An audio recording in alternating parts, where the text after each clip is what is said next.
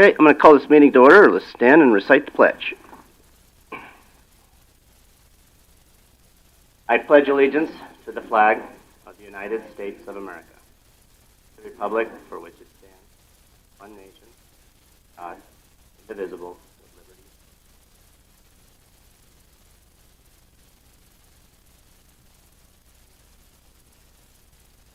Let's pray. Lord, thank you for this day. We ask that you would guide our path today, and more specifically, our thoughts, words, and actions. Then please be with us throughout the day to navigate whatever comes our way. Brief moment for your own intentions. Motion to approve the agenda. I'll make a motion to approve. Motion and second to approve the agenda. Any discussion to that motion? Hearing none, all those in favor say aye. Opposed, same sign. Motion carries. Morning, Doreen. You're all right. Opportunity for public comment. If there's something that you guys are going to speak on that's on the agenda, I'd ask that you would wait for that. I also ask that anybody here that's going to speak is going to sign in so you get your names correctly on the minute. We do have some introductions to make, too, real quick. I'll go with you.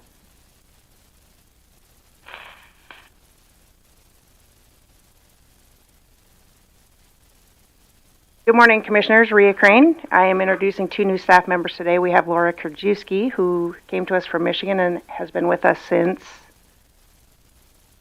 April. And we have Christina Sprick, who came from Platt, and she has been with us now for, I believe this is her 4th week. So they're here to give a little information about themselves and maybe a fun fact.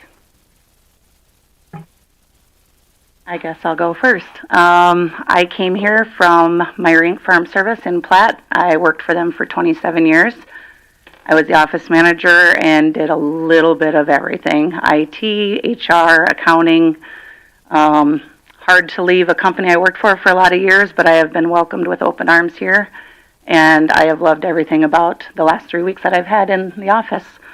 Fun fact about me is I am a mom of 4 kids.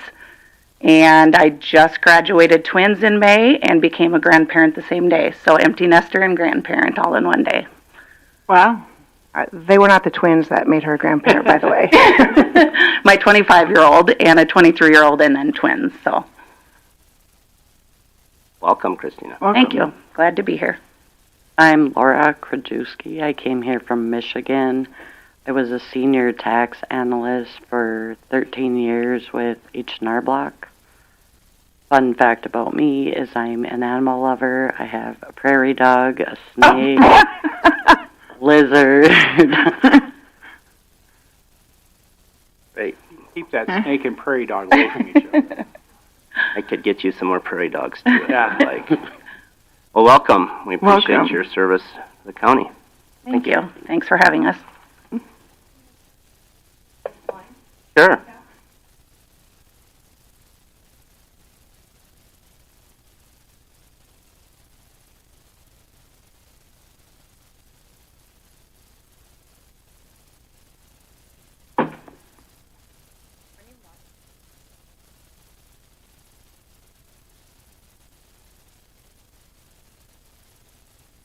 Will you turn on your mic, please, Robin? I thought it was on. Oh, my apologies. Robin Shrake, Meade County Treasurer. I'd like to introduce our new staff in our office, Andrea Gonzalez.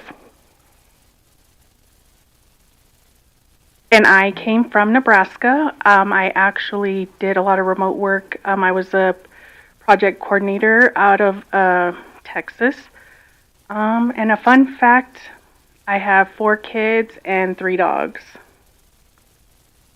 What are the easiest? Who behaves the best, the kids or the dogs? It depends on the day and the moment. Okay. Well, welcome, Andrea. Well, one thing about it, all of these ladies that have joined us have to have a great deal of organizational skills in order to work outside the house and take care of large families and animals.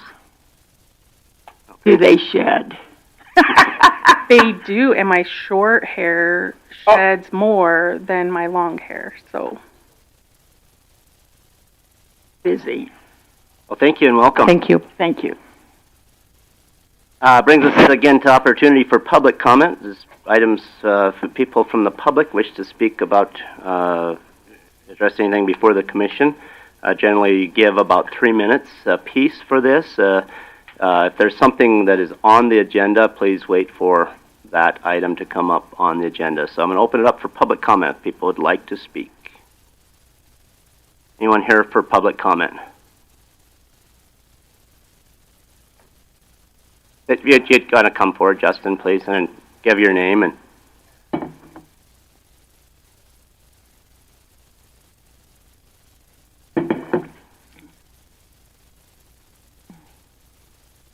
Justin Anders. I live 1139 Foothills Road in Sturgis here, just north of town. To comment on the roads. Bear Butte Road, just past Sly Hill, is terrible right now. It has been for probably the last month. Very rough, washboardy holes in it. I live on Foothills Road, and that road is, in places it's down to the dirt. It needs gravel on it. They were blading it this morning, but I don't know that it's really helping much. It's actually rougher, and maybe he's going back over it some more, but hopefully he is, and then we've heard from the county superintendent that there's supposedly short-staffed, lack of funding, and that's the reason that they're not maintaining the roads. And I guess they're not doing mag water this year on it either because of that. I've lived out there for 7 years now, and that's the first time, or this will be the first time that they're not going to do it, I guess.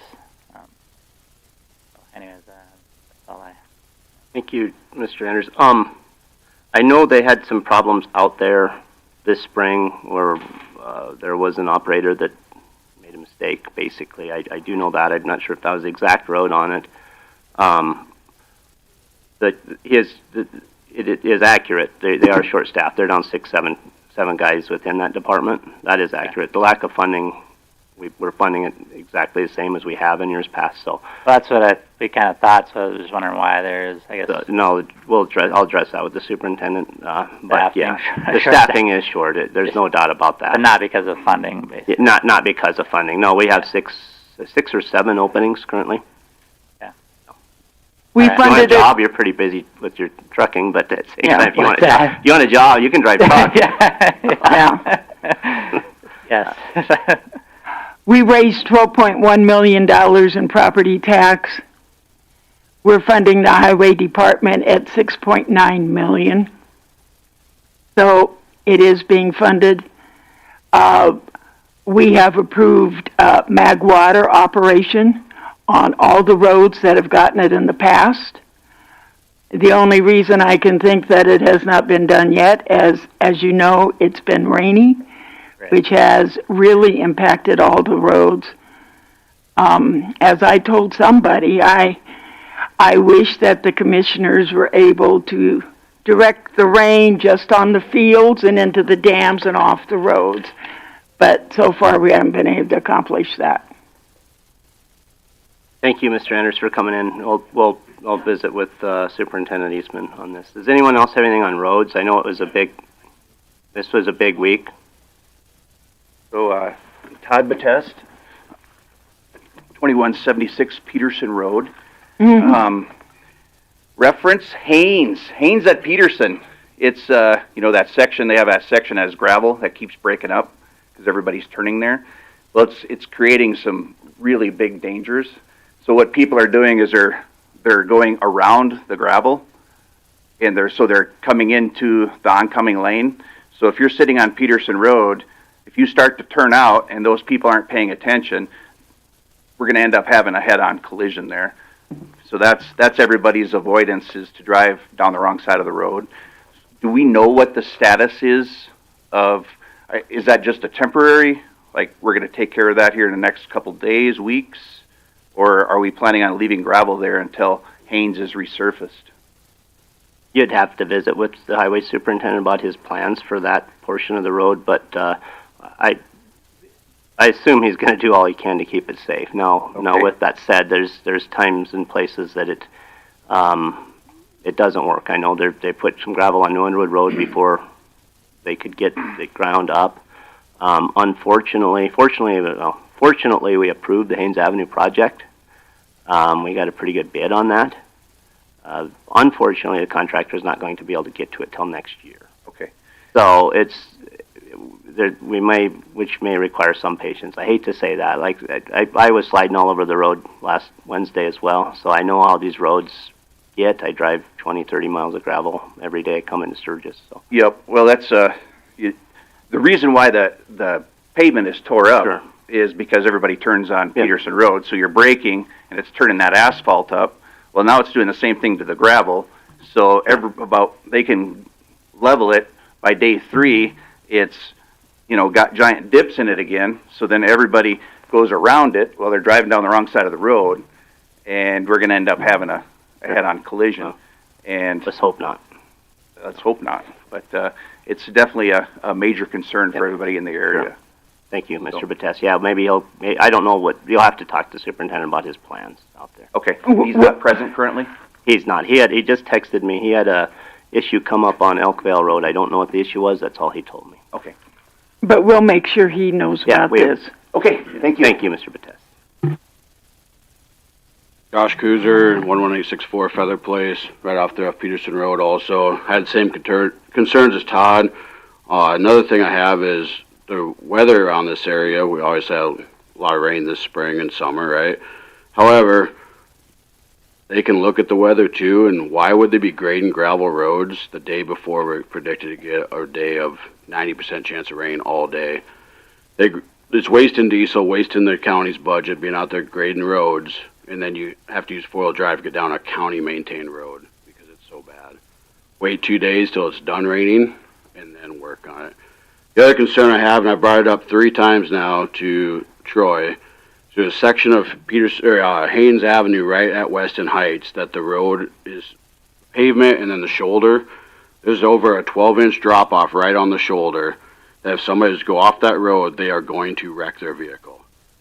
And he has not addressed it yet, which I have a concern with that. And with the rain we've been getting, I can guarantee you that road's starting to undermine on Haynes when we already have issues on Haynes. Why not go out and fix the problem?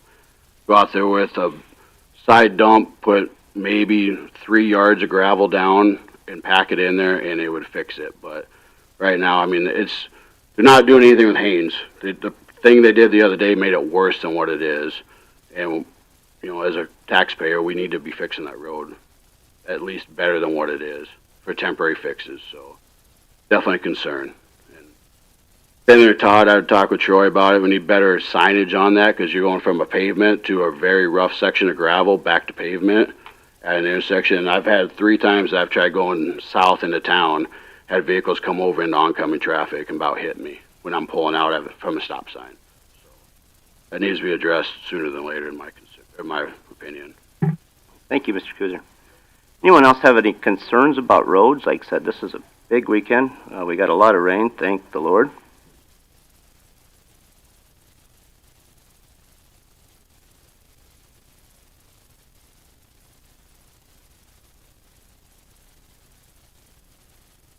There, is that better?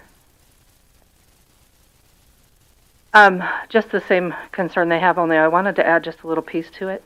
I was outside the other day, and I can hear, we're close enough that you can hear, and there was some motorcycles coming down the hill to that patch on the corner of Peterson and Haynes, and I heard the guy hit it, and he yelled, "Oh!" and the whole pack of them had pulled over because and it is going to wreck somebody. I think the signage would be a really great thing, letting somebody know that that is there, because we're going to have an influx of traffic on that road real soon. And I don't really want to hear of somebody getting killed out on our road on a motorcycle or any other vehicle. Thanks. Thank you, Ms. Marshall. Anyone else?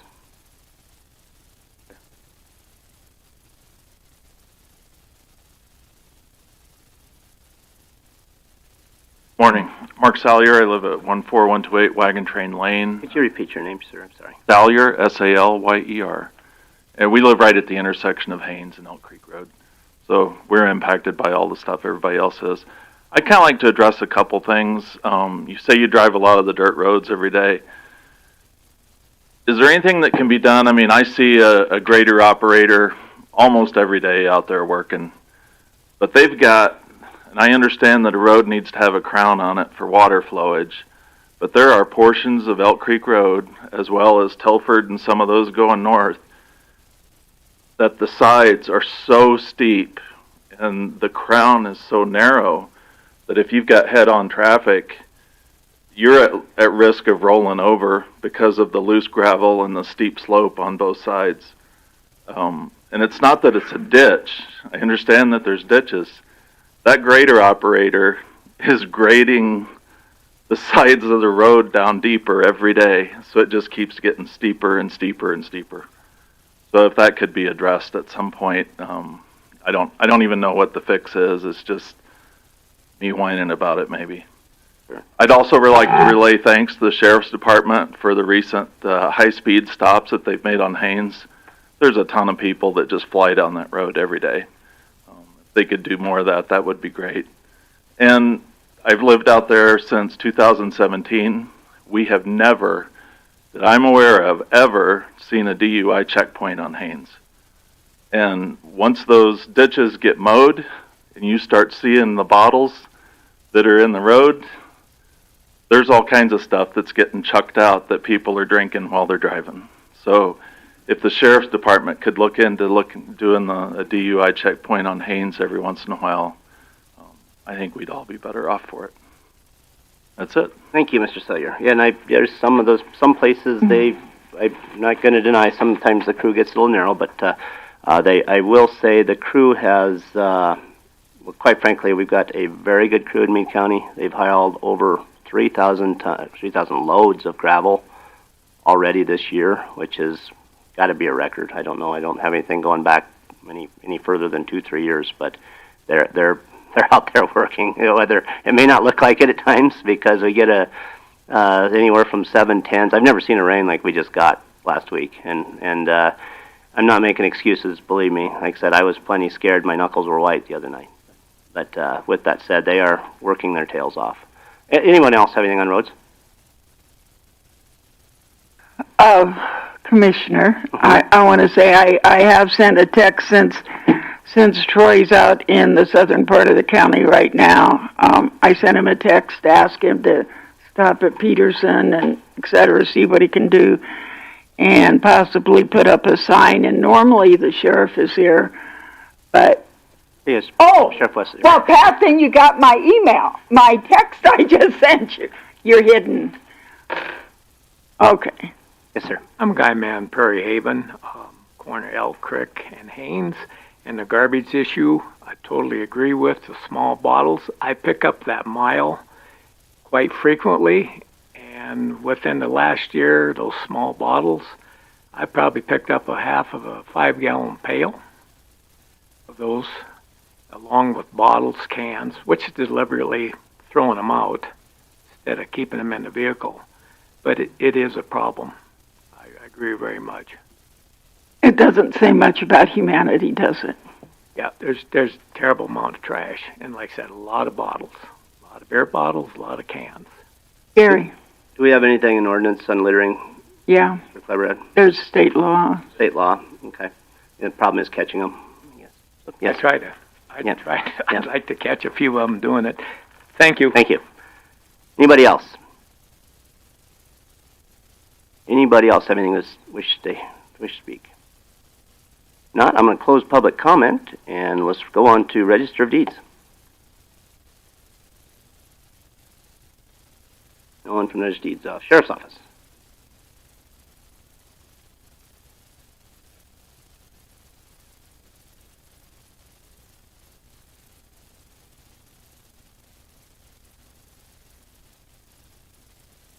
Morning, Commissioners. Sheriff Pat West. I was hiding in the back corner there. I didn't see you at all there.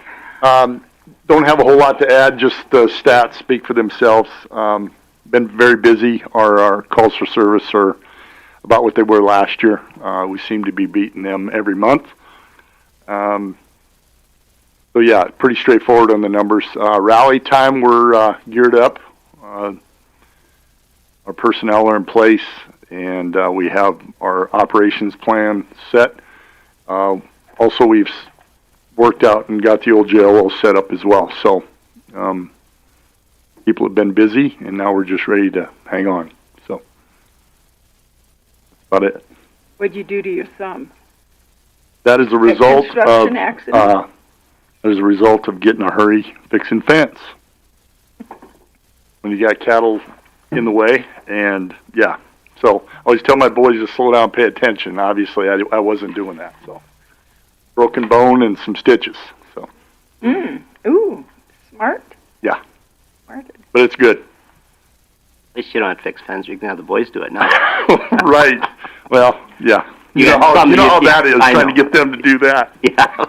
You'd have an excuse at least. Anything else for Sheriff West? Thank you, Sheriff. All right, thanks. State Attorney's Office, Treasurer's Office.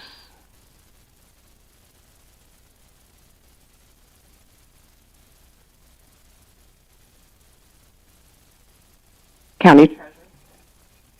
Good morning, Robin Shrike, Meade County Treasurer.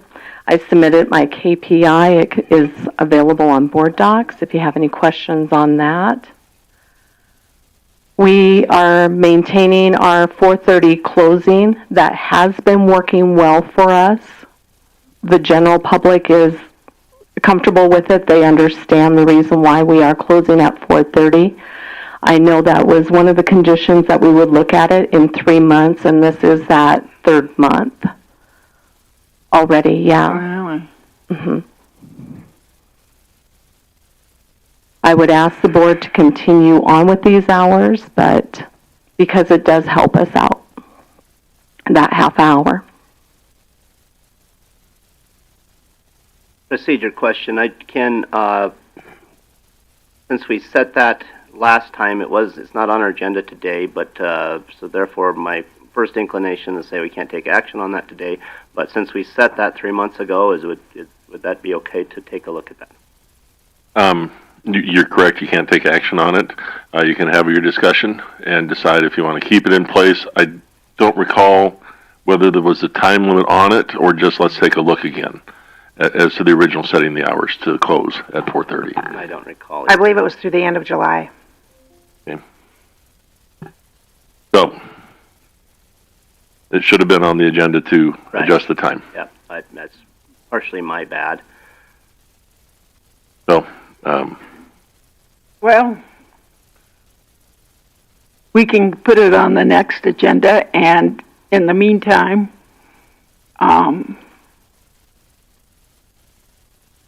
we can't not force the treasurer's office to stay open that last half hour if she decides, and she's an independently elected official. I don't know if we can tell her she can't close at 4:30. Actually, by statute, the commissioners set the hours for all offices except the sheriff and the state's attorney. Oh, well, isn't that great? Well, so much for that. I'm not going to tell you that it reverts back to a 5 o'clock because there's been no action. Going to the end of July, I would just say maintain your hours, and we'll take action on it the next. Yeah. That'd be my recommendation. That's not the commission's. That's my recommendation. Yeah, well, I mean, it's going to be the rally. My guess would be your traffic's going to go way down. I agree, yes. But the purpose of the 4:30 close is for you to kind of sort out this new state program, right? That, and to be able to balance. Every day we have to take our numbers and make sure that they're balancing because we have to correct it at that time. So if we don't do that until after 5, we're digging for it to fix it, and that can sometimes take upwards until 6 o'clock. So what? So sometimes now it's taken until 5:30, or what? No, right now we've been able to get out no later than, I would say, on 5 o'clock, quarter after 5, we're able to get out. We have had a couple of individuals that come in with several titles at 4:30, and it takes us a while to get those out-of-state titles, that kind of stuff, if there's somebody moving in. So is the new state program, is that all gotten figured out now? We're still having issues statewide of balancing and trying to get through our daily stuff. We have been having some issues still.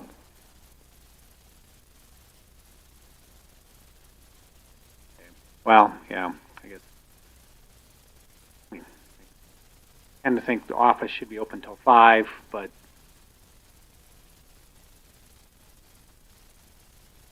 got to sort through some of this stuff. But I'm sure exactly. Before the old state program, your office was open till 5. Correct. That is correct. Yes. So, is there an end in sight that the state program is going to get figured out or not?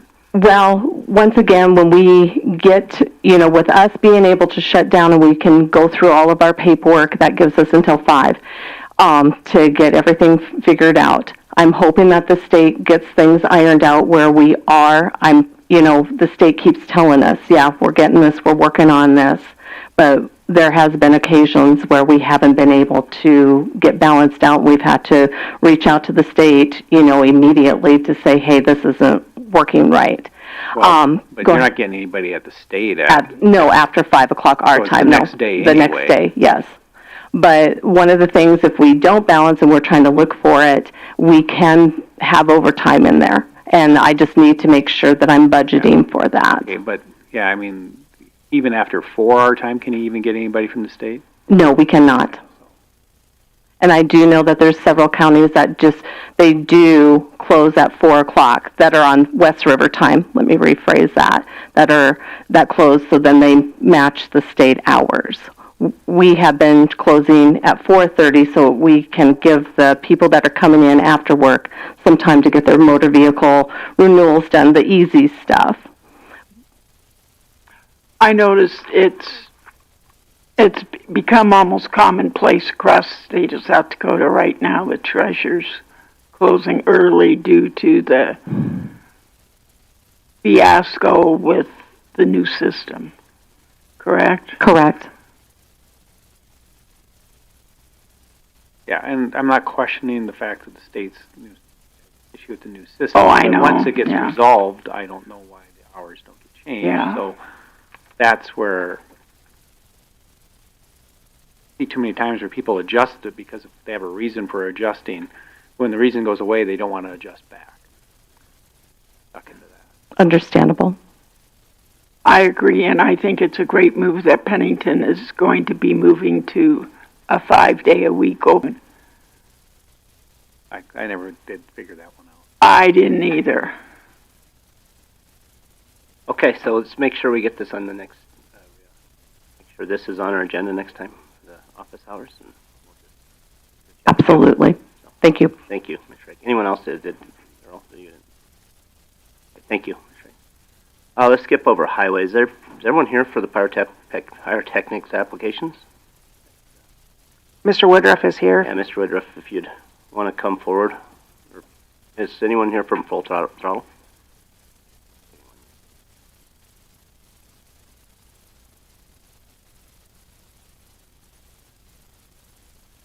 Morning, Mr. Woodruff. Rod, will you turn your mic on, please? Thank you. Okay. So we did receive a pyrotechnic application from Buffalo Chip for the Nickelback concert, which will be held on August 6th. And I'm sorry, I'm Maria Crane, Meade County Auditor. Mr. Woodruff did submit the necessary information, including the certificate of insurance. And he's just here to ask for your blessing to have the pyrotechnic show for that concert on August 6th.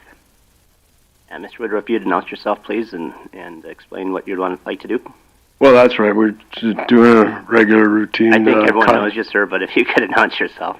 I'm sorry, what? Would you announce your name? Oh, I'm sorry. Rod Woodruff, yes, Buffalo Chip Campground.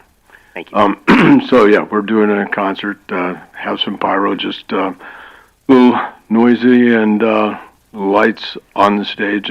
Everything's on the stage, no fireworks or anything like that. So, it's a routine thing that they do on virtually all their concerts on their tour. So, nothing different. And you will have fire suppression? We have our own fire units on staff, on hand, both in front of the stage and in the back of the stage, and there are fire extinguishers on the stage for folks if there's any issue. These are all professional people doing it that have done it hundreds of times. In this particular instance, Mr. Woodruff did ask Scott Lensergrav, the fire chief, for his approval, his review and approval, which he Mr. Lensgrave did offer a letter of support. See that Yeah. he has. Yeah. Thank you.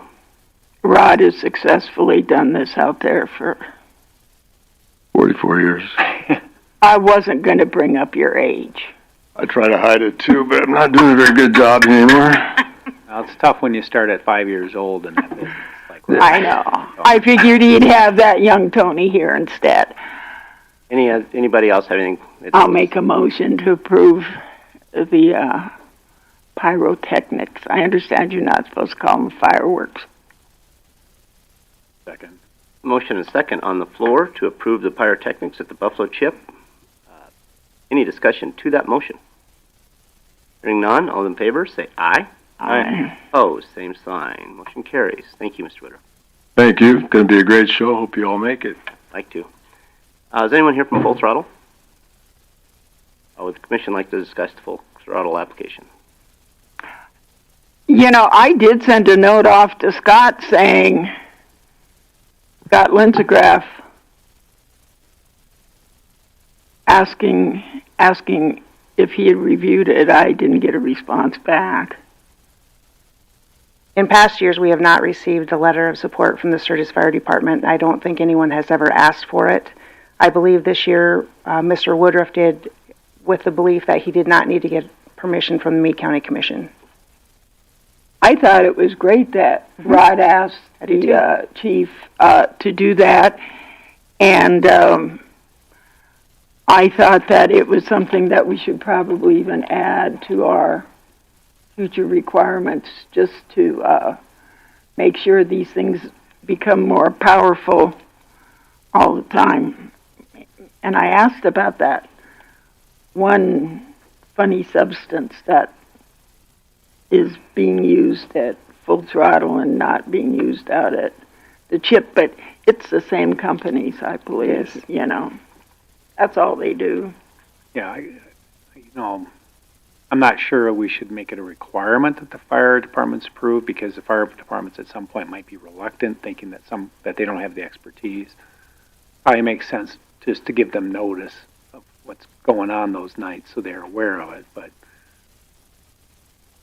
in future years, I can certainly reach out to the pyrotechnic company and ask them if they would like to converse with the fire chief and just keep that communication open. yeah, I mean, just inform them of what they're doing, and they can send the application just as a courtesy in case they want to provide comments. But requiring approval, I think, would be a step too far. Well, we also do not know what type of, Rod's got a fire truck and stuff out there. I don't know what. I believe Full Does Throttle Mike does? Yes, he has some fire suppression devices as well. Anything else from the commission? Yes, Rhea did Full Throttle say they were going to send somebody. They did not. Actually, Full Throttle's application came from Strictly FX, the company itself. Which wouldn't be uncommon that the contractor goes out and fills out the application. In the past, that is what has typically happened. I believe it was just a slight misunderstanding with Buffalo Chip this year. Yeah. It really doesn't look like they're doing anything different than what Chip's doing, and they've historically had at least one or two shows that do this. So, I guess I'm going to make a motion to approve it. I'll second. I did check with Rhea, and the office has been out there. It's a concrete floor with a steel structure, so it should be safe. We have a motion and a second on the floor to approve this pyrotechnics on August 5th. Any discussion to that motion? I would like to add that I agree. I don't know if we want to require the fire chief, but I think it's a really good idea. I also wish someone would be here I appreciate Mr. Woodruff coming in for the questions that we had. I'm a little reluctant. Maybe it's all the rain that we've had that I'm probably less apt to be reluctant to vote yes, but or I'd maybe if it was a drier year, I'd vote no. But I think that's maybe something discussion we have with these when they put these in next time. Is it might not be a bad idea to talk to the local fire chief. Anyway, motion second on the floor to approve this for August 5th. If there's no more discussion, all those in favor say aye. Aye. Opposed, same sign. Motion carries. Mr. Chair, can I ask the sheriff a question? Only because we're on full throttle. I've seen on Facebook there have been a lot of questions about what traffic control is going to be like after the big concerts get out at full throttle, and I know we've discussed exits, etc., out of the chip. Are there any special provisions going to be instituted coming out of the full throttle when the big concerts get out? Okay. Okay. Just for those listening online, the sheriff just said that there's nothing from the sheriff's office, and they have not reached out to the sheriff's office. That's a state highway there, though, right? Yes. Yeah. It has also been the scene of at least one, if not a couple, fatalities. It is. It's pretty hairy out there. Chaotic at that intersection there at times. Let's move down to communicated commission. Some updates for us from the Board of Minerals and Environment. Anyone have anything they'd wish to discuss on that?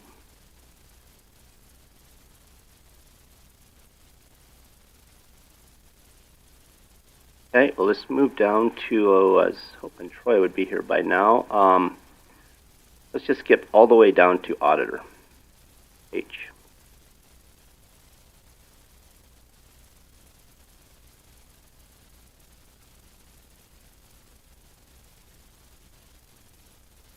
If the auditor's ready. Getting ready. Rhea Crane, Meade County Auditor, and I have provided the information from the month of June for the auditor's office. Everything seems to be on track as far as apportioning goes, court-appointed attorney fees, fines, liens, pretty standard. We did have the Wonderland Homes Road District election last Tuesday night. That road, as you will note later in the agenda, you will be approving the order of incorporation. It did pass.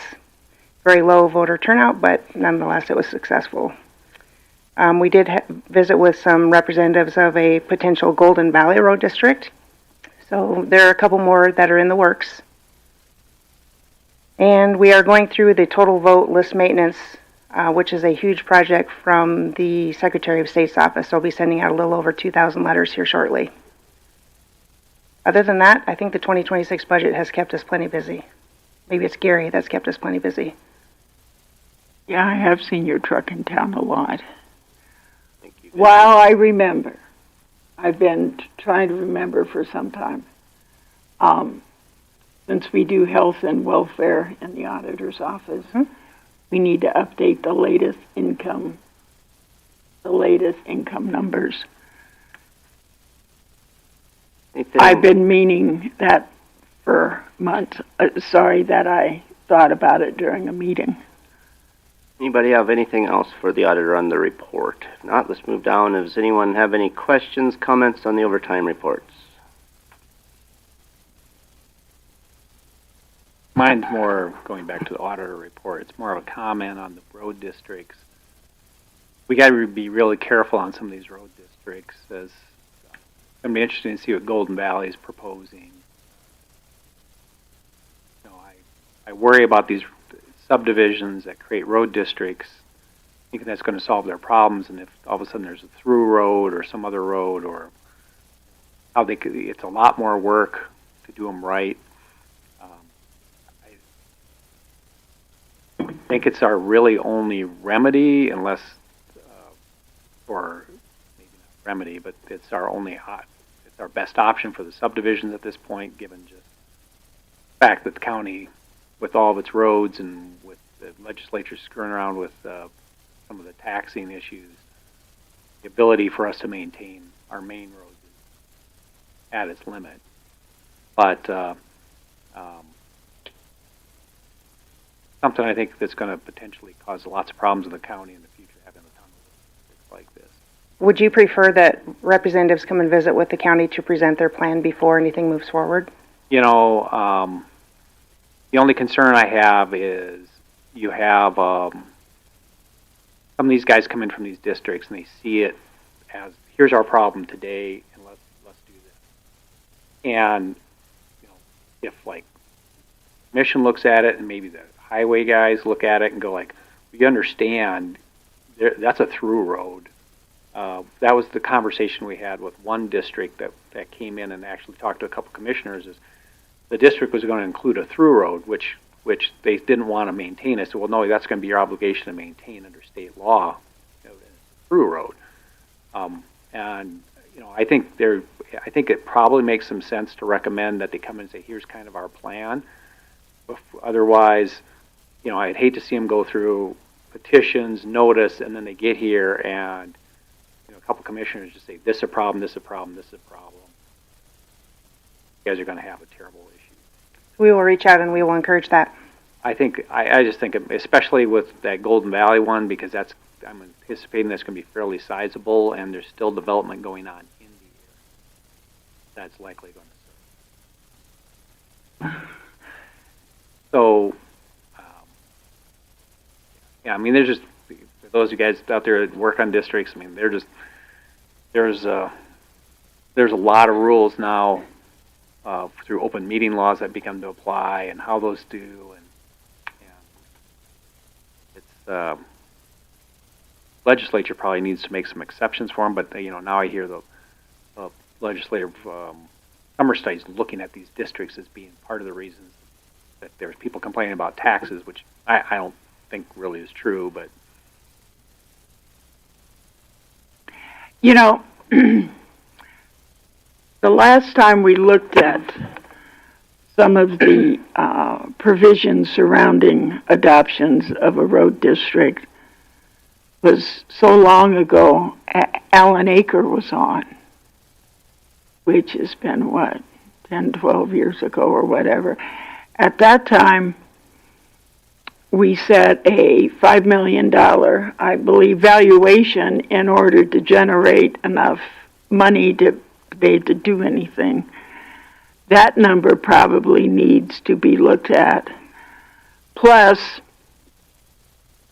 I was really kind of serious the other day when I thought it would be nice if somehow we could get together many of the homeowners in adjacent subdivisions all in one room and see if we could come up with some sort of a comprehensive plan to adjust roads rather than, you know, one here, one there, one everywhere, and see if we could help.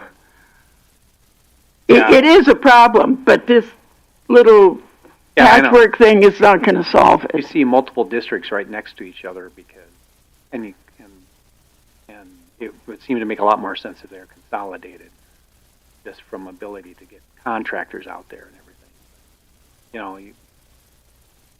You know, neighborhoods tend to be sometimes parochial in their approach. I have a question, Maria. At one time we were, are we still, somebody's forming a road district, or at one time people could come in and request that the county pay some of the costs for formation. Are we still doing that? We have not done that for years. Okay, I just wanted to make sure that we weren't doing that. I think that was a request of the commission several years ago that we did away with that. I seem to recall that we weren't, but I just, you know. As much as they would appreciate it, Yes. The commission did choose to do away with that some time ago. Yeah, You know, we have quite a few people out here in the audience. Do all of you live in the same subdivision? Would any of you ever be willing to come together, several subdivisions, to discuss roads within? You think we could maybe pull something off? I mean, you're the people that it concerns.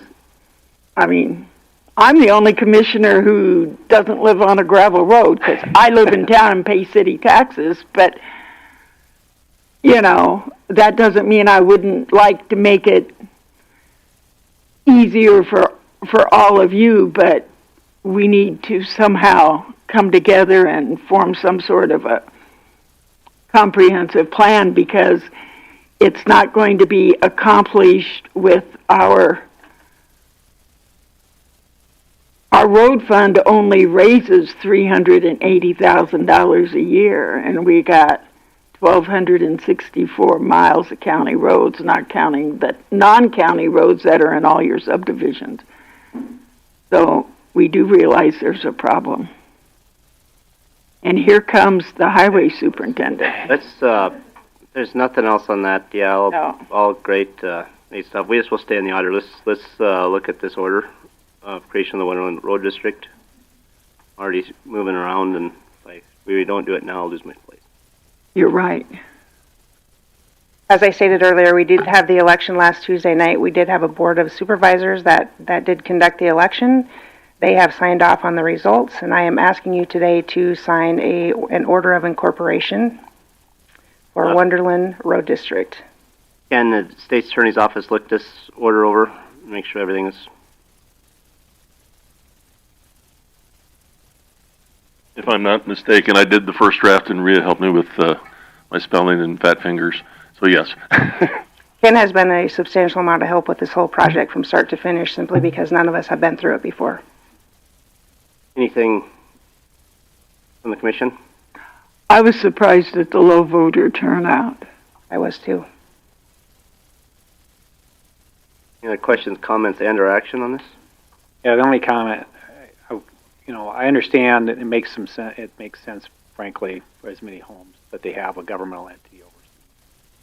I do believe that it's a bit short-sighted of Somerset to let a bunch of little governmental entities start surrounding it. Long term, I've seen in Rapid that's really become a problem with Rapid, as just growth forces it to expand, that you have these other governmental entities become parts of the cities. But I can speak from experience that the little road districts that are now in city limits, primarily Piedmont, have become a huge pain in the neck with Department of Revenue. Yeah, I mean, it gets to be really difficult. Nobody, look, everybody looks and they don't want the development, but the development's going to come, and what seems to make sense for the next 5 years, or that's all people are kind of looking at what's happening today, but looking long term, this will be problematic someday for the area. My concern, but they've done everything statutorily, so I'm going to support it and start now. Yeah, the final step is just whether the board is satisfied with the legality of the election. They have complied with all the other steps. Any other questions, comments, and/or action from the board? A motion to approve the order. Second. Motion and second to approve the order. Any discussion to that motion? I'd modify the order for approve the order and have the auditor send it to the Secretary of State once signed. Thank you. Motion and a second to approve, have the auditor send to the Secretary of State. Any discussion to that motion? I added the Secretary of State because that's a requirement to complete it. It has to be on file with the Secretary of State for these districts. So. Any other discussion to that motion? Hearing none, all those in favor say aye. Aye. Opposed, same sign. Motion carries. Okay, let's go up to highway. I think we can get through with highway. Is pretty close to 10 o'clock. Running a little bit over.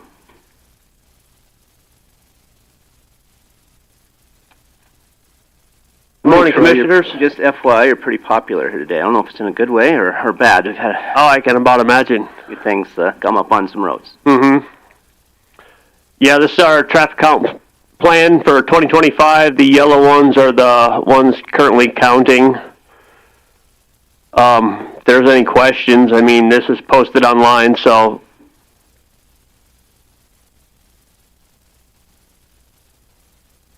obviously the blank ones are ones we're going to be doing, in the future here. Good. Any questions, comments on that? Okay, let's move down to the amendment to the five-year plan, bridge improvement grant program. Yeah, this is for a structure that's on Wilcox Road that needs to be replaced according to our consultant, Bose Engineering. The rating came up, high enough where it qualifies for preliminary engineering, so we'd had to add this or make this resolution to amend the five-year plan to add it on the list that we had previous. So I'll make a motion to pass a resolution for the plan amendment on the county plan on the bridges. Second. Motion is second on the floor to approve this amendment to the five-year plan. Any discussion to that motion?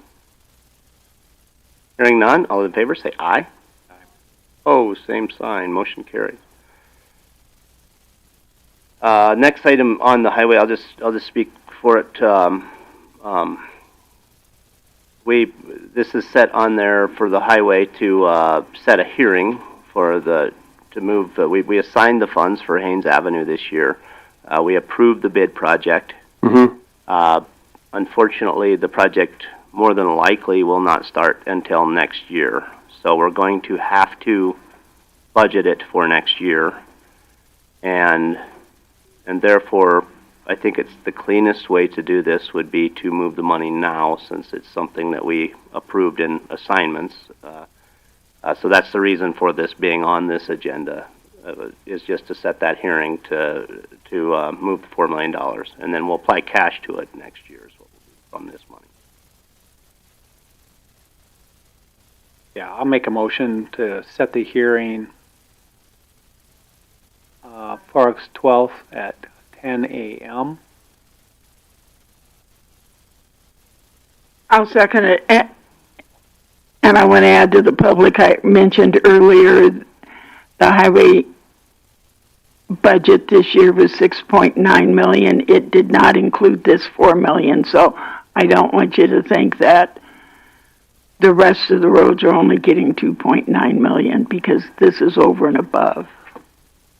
Yeah, it's a good point, Doreen. The other comment I'd make is I agree it makes sense since the contract was awarded this year, to get it in the budget. It'll be carried over until next year in the budget, so it won't get spent this year, but it's the proper place to have it, given the fact that the contract's already out there and there was an option that the contractor could have done it this year.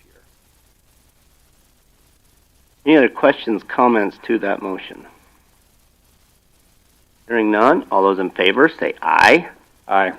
Oh, same sign. Motion carries. And it will still be in a interest-paying fund that will be accumulating revenue during that period of time. All our funds sit.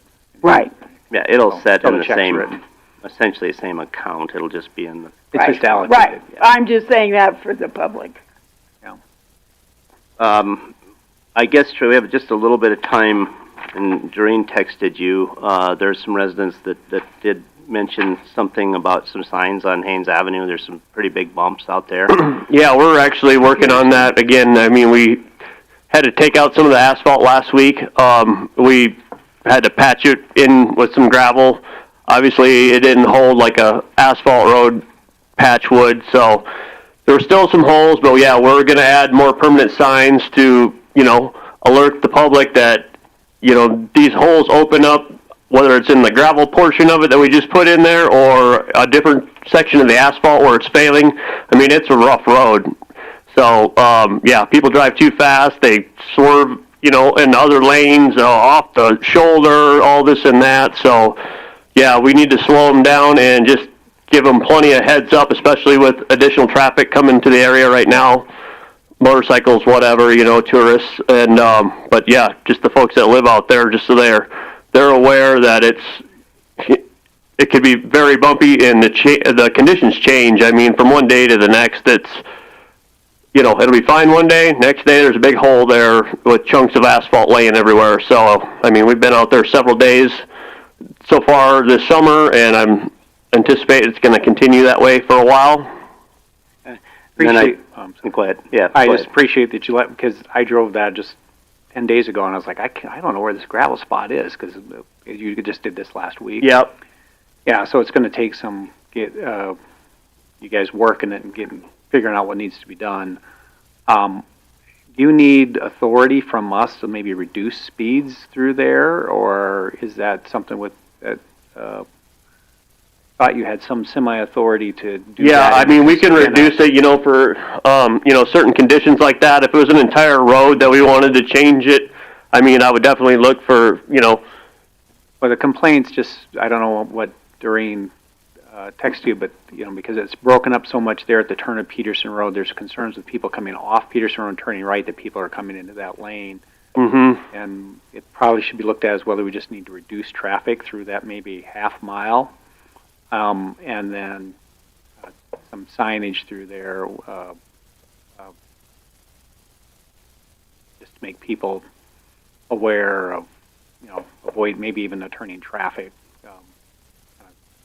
signage. But it is. I mean, people on those, tend to straddle the line sometimes because they're trying to get out of the ruts, and they get off even in spots where it hasn't broken up. But it's a bouncy ride. Yes, it definitely is. And, like you said, they get over to try to find the smooth spot, and there's intersection there.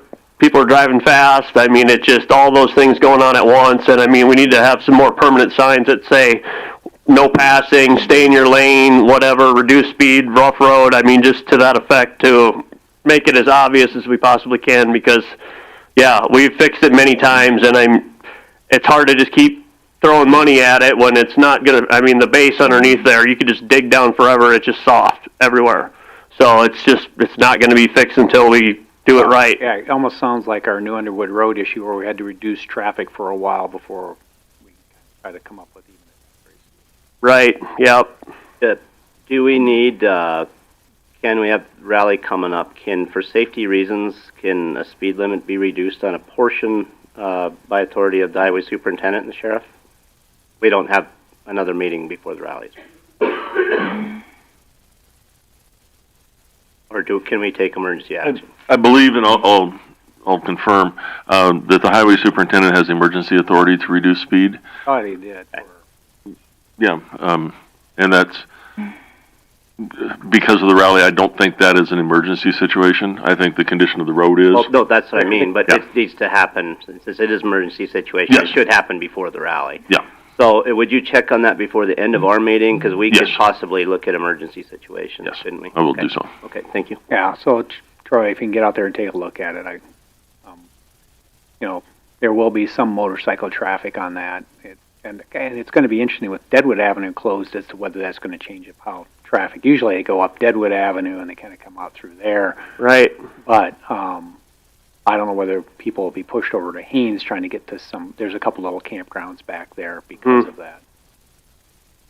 Yep, no, we'll keep an eye on it, and we're aware of the situation, and it needs, whatever we can do to slow them down and keep the road as smooth as possible during this. On a non-Haynes issue, I think all the commissioners know there's been a lot of road issues, especially after that long drizzly rain last week. Mm-hmm. As I told one person who called complaining to me, is we're almost better off for the roads if you get a downpour and it's done, than getting an inch during a full day of drizzle. We got a lot of clay in our gravel just because of the soil conditions around here, and that stuff just becomes slick.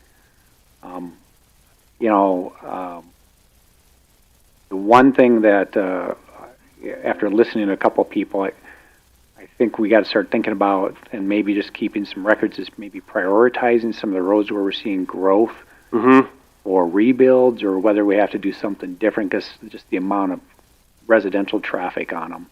Yeah. A little bit different from somebody who lives out kind of more on the gravel roads and semi-rancher versus places now that have are access points for 300-400 homes as to whether we need to start looking at some of those, like that Antelope Road. I know it's been a problematic road. Mm-hmm. Probably something we should talk to Box Elder about too, because that's kind of their growth pattern. But we just keep seeing growth out there, and that's an access road, and we're just going to have to deal with it. And it sounds like that one got really pretty ugly for a while. Yeah, any of these roads that, you know, have steep inclines and curves, whatever, and then southern side of the county, just a lot of traffic in general for a gravel road. But yeah, those ones that where water's allowed to run, it just, yeah, they're tough to keep in shape, and we put a lot of time and effort into them, and, you know, it's still hard to keep them held together during an event like that. I mean, it's almost been, you know, you could pretty much predict after what's going to happen each time we get one of these events, who's going to call and what they're going to say. I mean, and I'm aware of the situation, and thanks for pointing it out. But yeah, it's we need to do more. We got to figure out something better. Otherwise, it's just going to be the same old thing over and over again, and we can't just keep throwing gravel on it because it's not working. Yeah, and I think we're going to have to maybe, you know, a couple of those roads that we're just going to have to look to see if there's some answers. And I see it more from being on planning, where I can see where people are subdividing lots and building and where the demand is. And that's I mean, that one jumps out at me, you know, frankly, I could see in probably long term, not anytime soon, like Hilford Road's going to see more and more development on it just because of the proximity to Rapid. Mm-hmm. So we're just going to have to, or a tight budget, but that's some things we're going to have to look really hard at. Would encourage, I'm sure you guys get frustrated, like you said, same calls every time. You only got limited tools. Remember that people that are calling you don't understand the history, and generally it's an emotional aspect to them. Yeah. To try to just try not to let their emotions push yours up. Yep, no, I understand, and yeah, it can be frustrating, but at the same time, I understand where they're coming from too, and they get, you know, family or kids in the car and whatever, and I mean, it can get dangerous, and especially at the wrong time or whatever, you know, a couple hours with the sun comes out, it makes a big difference, but yeah, if you're caught at the wrong moment, it's definitely can be a dangerous situation, so especially with head-on traffic and heavy, you know, truck trailers, whatever, do more damage than others. So it's just, yeah, I mean, we're trying. We're doing things differently, you know, than when I showed up. Some of the biggest problem roads when I first started here, now we've got those under control, but then there's other ones now that we're dealing with those same issues. So yeah, it seems to be a lot less complaints about Fort Meade Way showed up, that we've kind of got that one figured out. Yeah, I mean, we figured out a solution to that, and it works, but that one's also a lot flatter than some of the others as well, where these ones with the hills, you know, Avalanche Road, Antelope Creek, those ones are still tricky. So we're working on it, and I mean, we got some decent operators out there that are on top of it, and some people say that, well, they're blading too much, some say not enough. So I'm like, trying to find a perfect balance is where we're at right now. Thanks, Troy. Yep, thank you. Thanks, Troy. Is there a lot of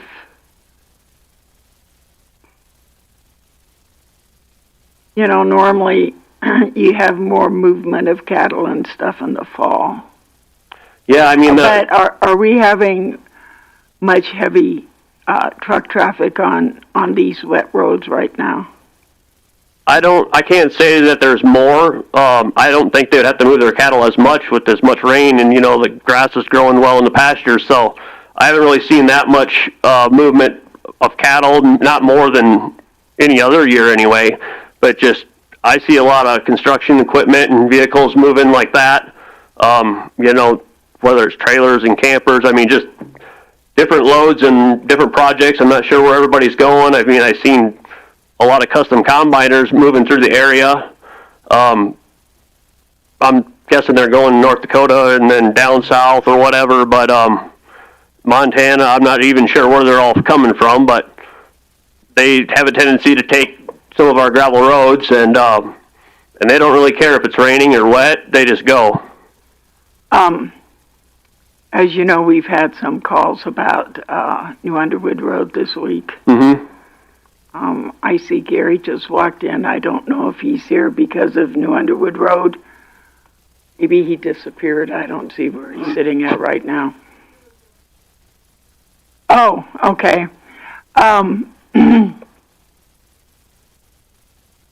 How would you say it handled all the rain and stuff right now?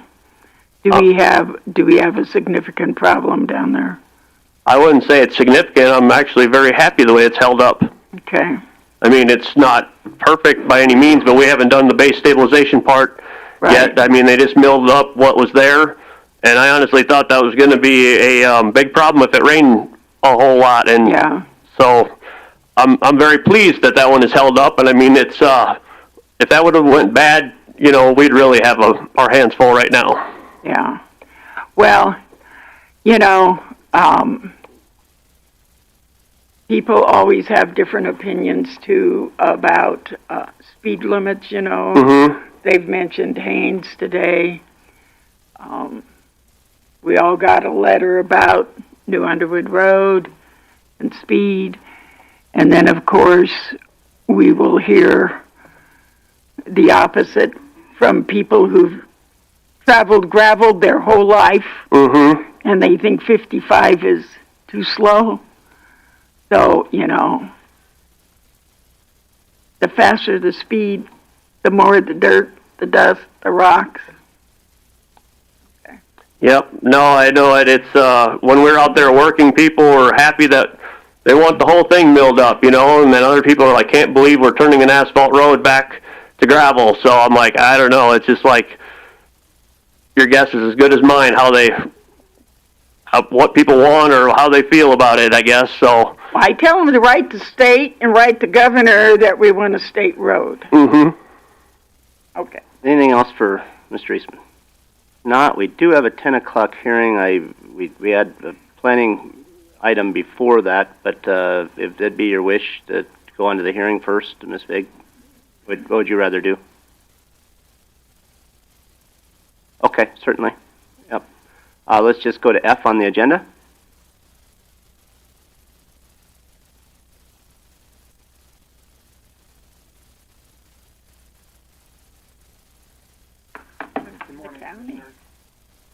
Morning. I'm going to give you kind of a brief summary to start. I don't want to take up the whole day on this, but I think by now you might have the proper documentation. I'm requesting a variance to deviate from the standard setback total of 58 feet to the structure, as seen on a site plan. And I'd be placed in the nearest corner of our home 40 feet from the property line, with the rear covered porch 33 feet, so it would be just outside of the right-of-way. This decision of mine is based on topographical constraints and soil composition. The further south I've excavated, the more ledge rock I've seemed to run into. I installed underground primary power from Cliff Drive back to the home site last summer, still finishing it up now. Talking to Troy at Rushmore Equipment, he's thinking I might have the most time on a rental jackhammer of anyone he's rented to. How are your shoulders? Luckily, it was an attachment for a mini excavator. Yeah. The preferred drain field location is within that 33-foot right-of-way. I chose this location based on several factors, including the percolation rates from a perk test, the natural slope away from the house to aid in flow and also backup prevention, and the distance from the proposed well location. I met with Earl out there last Monday. I appreciate the time he took out of his day to meet me on site.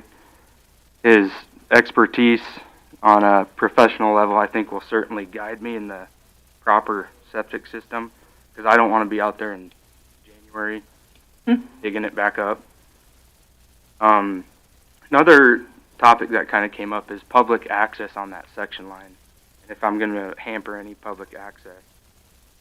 As a avid outdoorsman, I understand the variance can have an impact on public access, especially near Forest Service. Talking with Tanya, I was able to pull up the plat of the neighborhood, and there is a 40-foot public access easement just to the north of my property. That leads basically from Cliff Drive straight into the U.S. Forest Service property.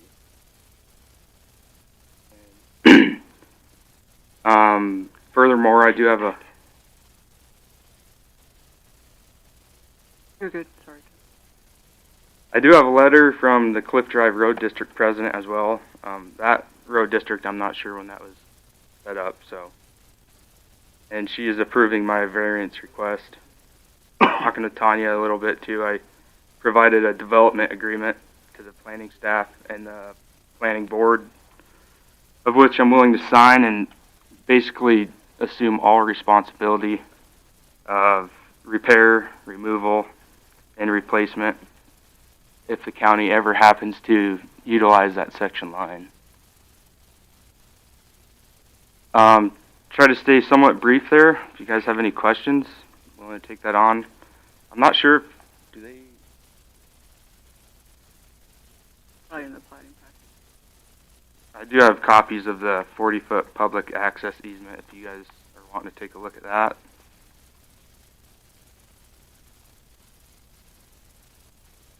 You are Mr. Tyler Pickett. Yes, sir. Sorry about that. I don't know if you mentioned it, if I just missed it.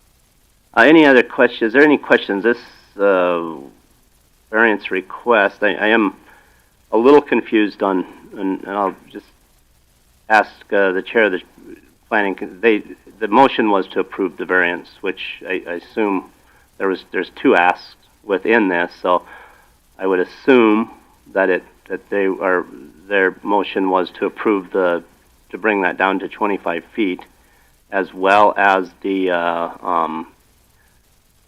drain field variance that he's requesting too. I guess I do prefer when there's specifics and motions for these numbers, and I think you do too, Mr. Wiesorek, Commissioner Wiesorek, but it just got missed this time.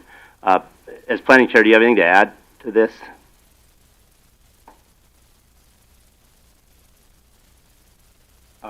My understanding, the motion was to approve both requested variances.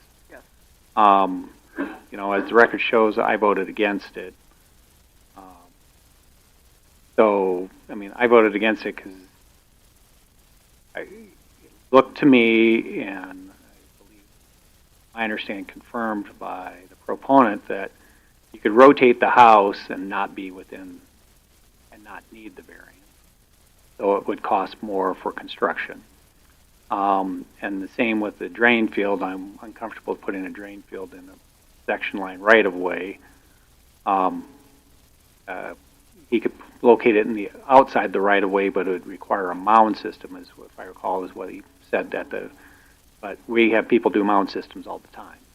And so when I look at the ordinance basically says variances are to make sure because you give variances when there are special circumstances or conditions affecting property such that strict application of the provisions of the ordinance would deprive the applicant of a reasonable use of his/her property. I think it's preferred design.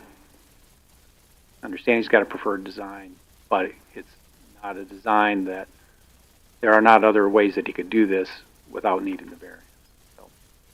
So that's why I voted no. Obviously, I did not carry the day. the board of the planning board majority decided that the variance was available to. So that gives you the kind of the history on it. I have comments if there's anything else he wants to add based on my comments, of course. Yeah, thanks, Talbot. I think Earl could also attest to it, as he was willing and able to meet me out on the site. It is a relatively small footprint to build up there. It's kind of where the house is situated now. It's kind of just a little plateau on pretty much all directions from the house. it just tapers downhill. So that's kind of my reasoning for where the house is located now, as well as the ledge rock. The further south from where this proposed house is now, the ledge rock I ran into is unbearable. Talking to some people about blasting, and A1 out of Deadwood, he would recommend drilling to 7 feet, and then that's way deeper than what I need to go for a 4-foot crawl space to install. So you can assume there's a lot of backfill that'd be needed there too. Tyler called me and he told me Earl was going out there, and I said, well, that's good because he's our soils man, and I will take his opinion on what he says about what it would take to get the house constructed and the septic thing and all that. And believe it or not, I'm kind of familiar with building on rock and blasting. Although my house is in town, I only learned after I was the third owner that the first owner, when attempting to build it on this hill in town, they couldn't get through it and they blasted it, and then they brought in a cat, and the cat let go and it knocked the house on the hill down below off its foundation. They had to replace that house. So I don't have a full basement. But what'd you think, Earl, when you went up there?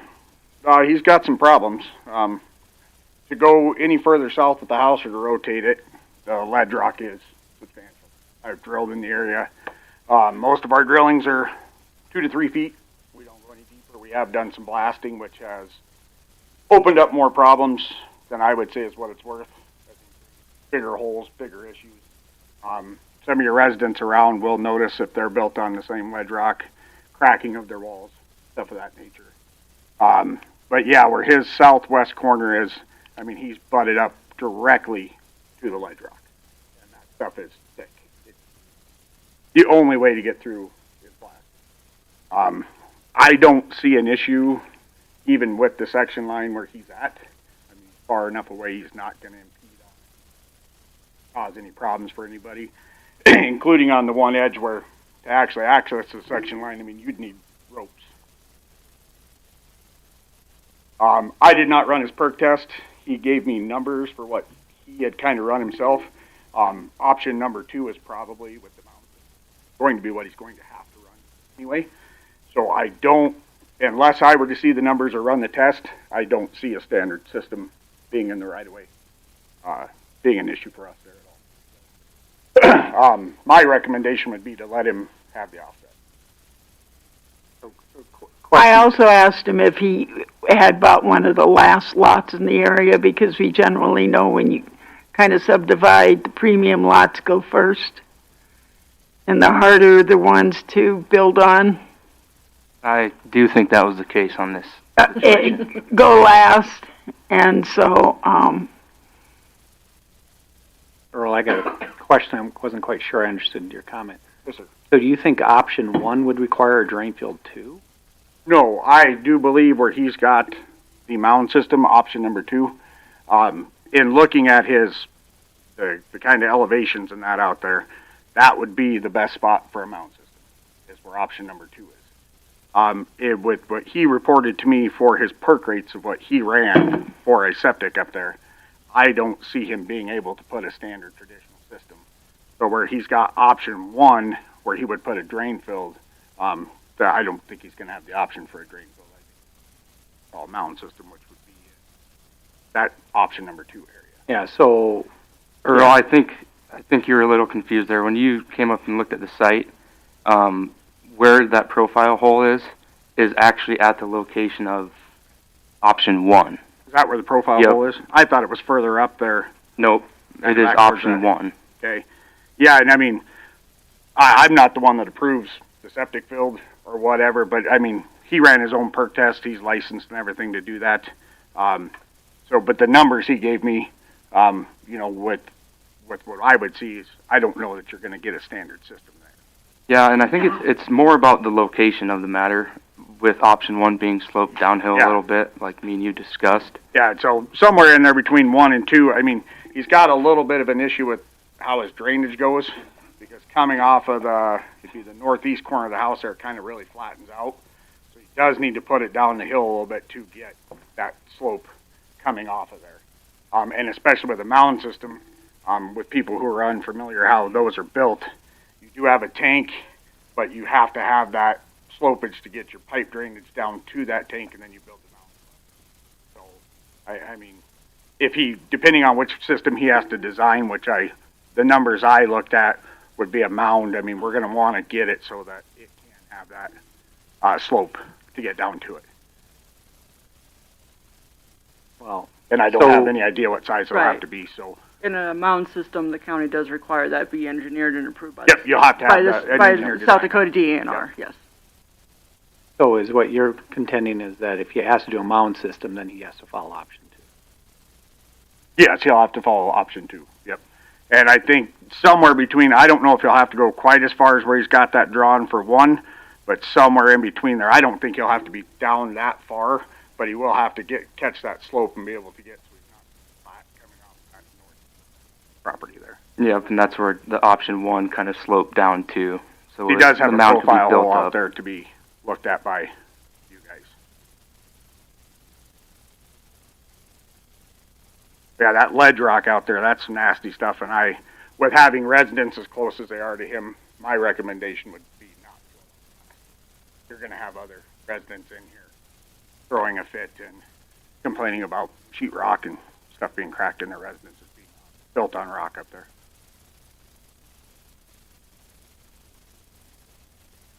Anything else from the commission?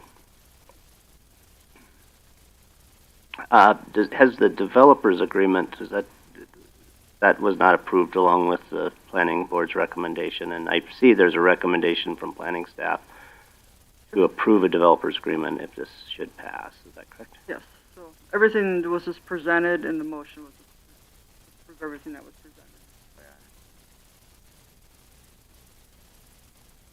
The reason why there's no distances and we were using the exhibit is because it's turned and had to come up with a defined distance.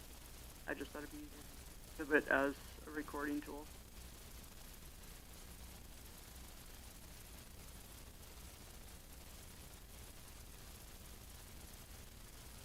Any other questions, comments?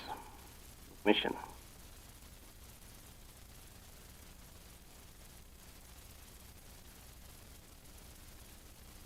I guess I too have some reservations about getting this close. This is pretty close, especially Forest Service on one side. That would, if a road should come through there, I don't know how they're going to build a road, but I hate to say never. That would require us to have 66 feet on the private property side, correct? Because he only has a 33-foot section line.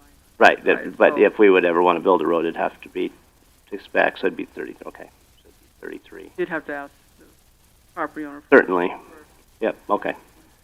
So there'd be 33 feet of that. So bringing it down to that 25 is, I do have some reservation with that. The drain field as well bothers me within that right of way, especially if we get into, especially in the agreement requires Mr. Pickett to move that. If that ever any right-of-way access ever becomes an issue. Right, but if he's willing to do just option 2, then the section line right-of-way of section 6 is no longer an issue.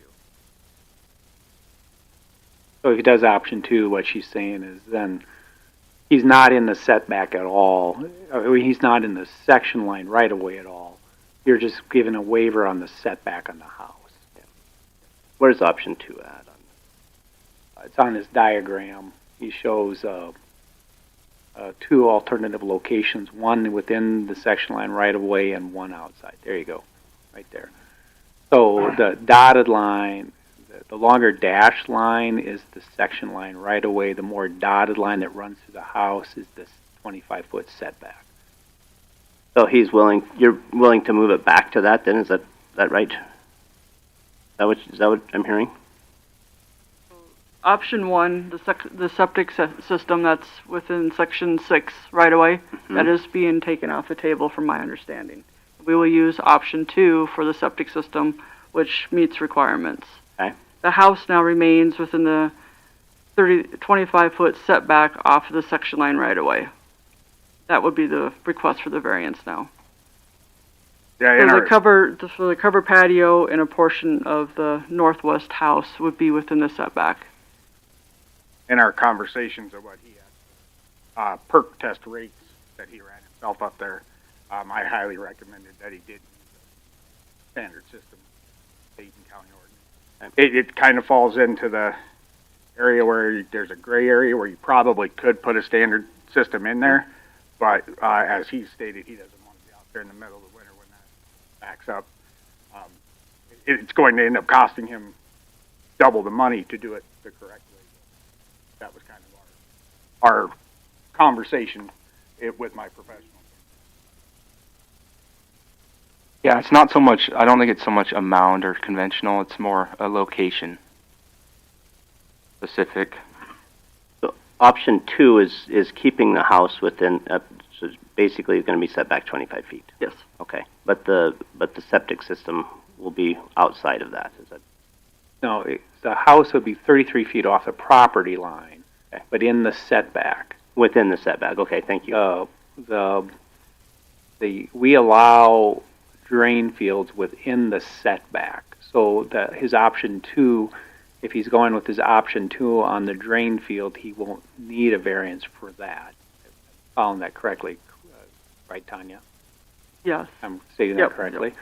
Yep. So then what I hear him saying is the only variance he's looking to get passed is the encroachment into the setback, essentially a waiver of the 25-foot setback.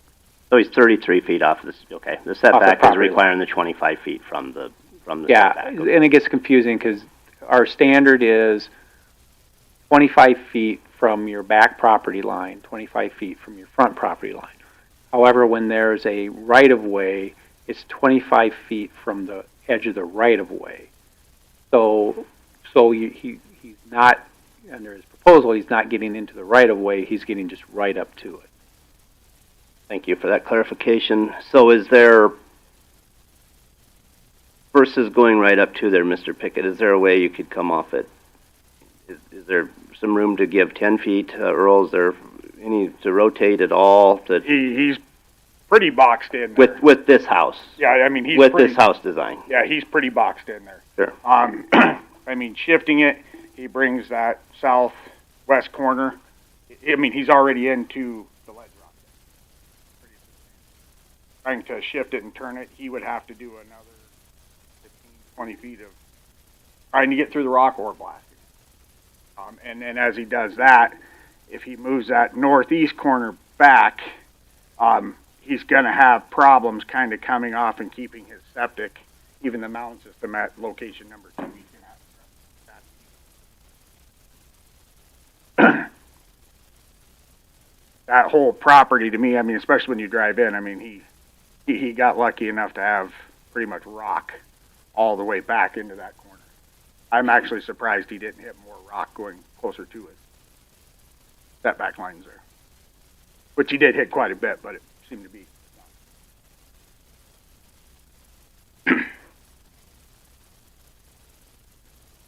Okay, any other questions, comments?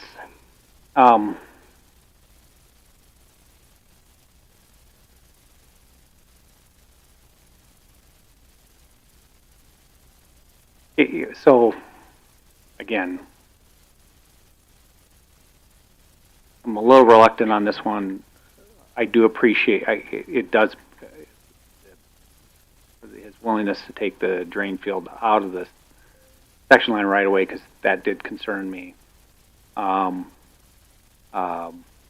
think he's tight in there. I would say, Mr. Chairman, you're never going to really get a road built there terrain-wise. I never want to say never, because who knows what it's going to be like 80 years from now. And sometimes I posed it down below. But I'm going to make a motion to approve the variance with the following conditions. That that no variance is granted for the drain field, and he'll use option 2. That the developer's agreement is entered into and added to the developer's agreement, the agreement to remove the covered patio if the section line's ever needed for access or utilities. Because that gives you, then he would be 7 foot off of that. But, you know, I don't know what utilities will look like 50 years from now. I mean, you know, I used to tell people that you're never going to get rid of cell phone towers because satellites are too hard to maintain. But then you all of a sudden you watch and all of a sudden your AT&T phone lets you text by satellite if you're outside of cell phone tower range. So maybe we'll all be on sat phones in 10 years. I just, you know, the odds of that happening in my lifetime, that somebody's going to need to put something up in that area, unlikely. You're a lot younger than me, so maybe.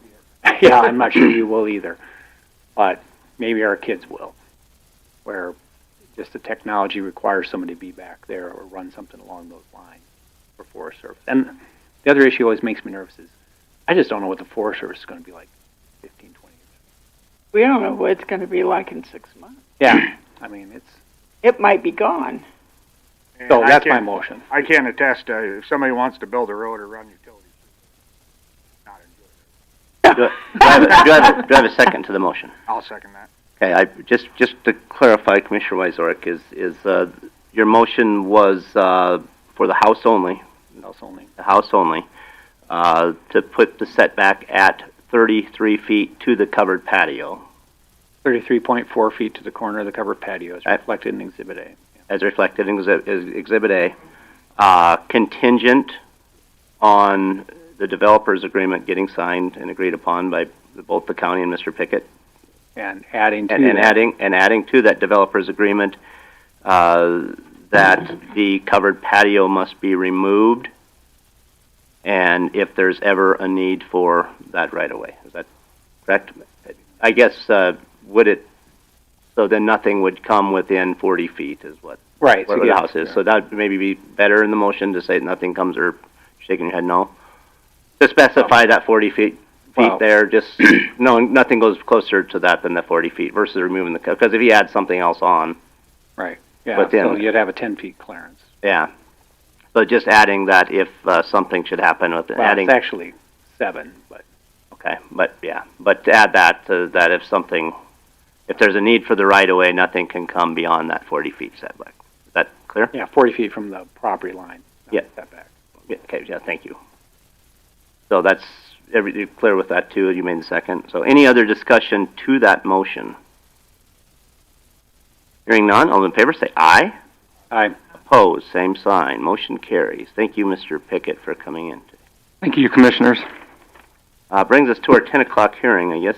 Mr. Chair, I'm adding Commissioner Liggett via Zoom. Wonderful. And the record should reflect that I'm recused from this matter as a commissioner. I'll go sit in the audience.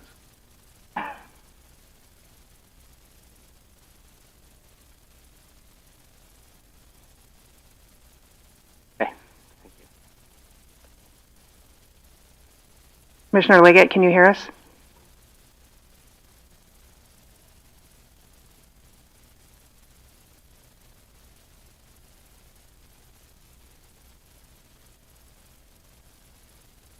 Commissioner Liggett, can you hear us?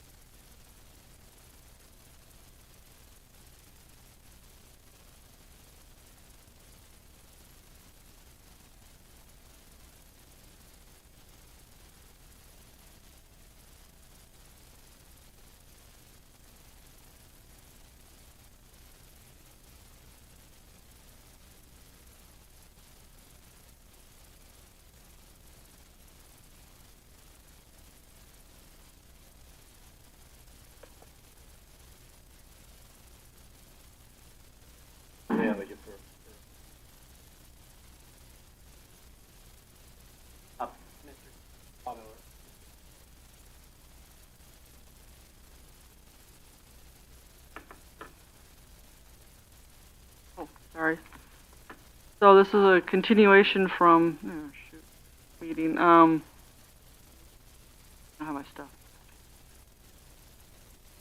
Oh, a continuation of the public hearing for Infinity Landing subdivision during the last commission meeting. It was mentioned that the developer come before the commission with a general developers agreement, which is G1, item G1 of the agenda, which we have reviewed with the developer and with the commissioners and came up with an agreement for that agreement.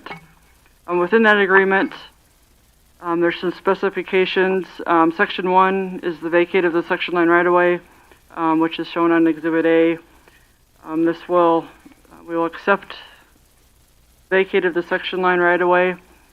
And then following this, following the developer's agreement, we'll enter the petition to vacate the section line. Could you move that microphone Sorry, closer, I thought please? I'd turn it on. I'm sorry. Okay. In Section 1, the developer is willing to undertake the construction of the road and the proposed right-of-way at the developer's sole cost. To ensure construction of the road if the developer petition is granted, developer shall dedicate a 66-foot public access easement as described in Section 3 to ensure that the public access is available until the new road is completed and approved by the county. Upon completion of that road and final approval of the county commission, the county will agree to termination.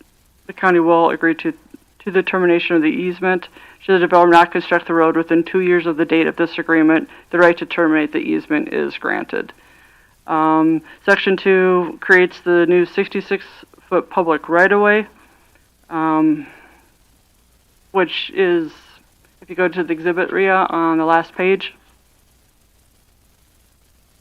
Exhibit A shows both the easement alignment, which is the section line that runs north and south, and then the proposed public right-of-way dedicated is the one that comes off the right-of-way, off the section line, and curves down to Husker Place or 220th.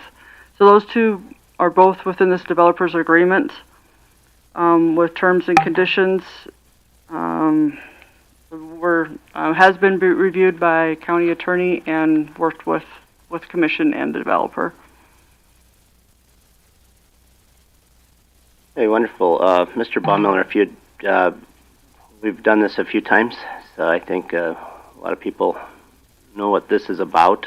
Ironically, we do have several things on this. As Ms. Vig just mentioned, the only thing that was called for the hearing was the vacation, but at the same time, we included everything that, the steps that will have to take place if the vacation is looked at, I guess, if you will. We've had this conversation. There's many concerns from residents as well as this commission on this piece of property and some of the things that you're looking at doing, and we've been pretty clear about that for this whole time. So if you'd like to describe briefly what you're looking at doing here, and I'll open it up to public comment after that.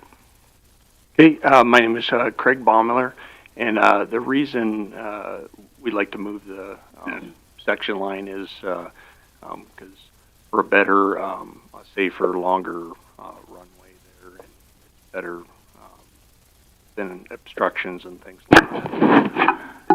And so that just kind of a really good spot for it to fit. And then, of course, you're going to get a road constructed out of that as well, which will be better for the area for fire services, ambulances, everything else. Just another access, to Elk Creek Road, and especially with Haynes Avenue, that's going to get tore up, and that might be another access people use, in the meantime, if it's constructed before that as well. So. Hey, thank you, Mr. Baumiller. I'm going to open this up. Does anyone from the public wish to speak to this?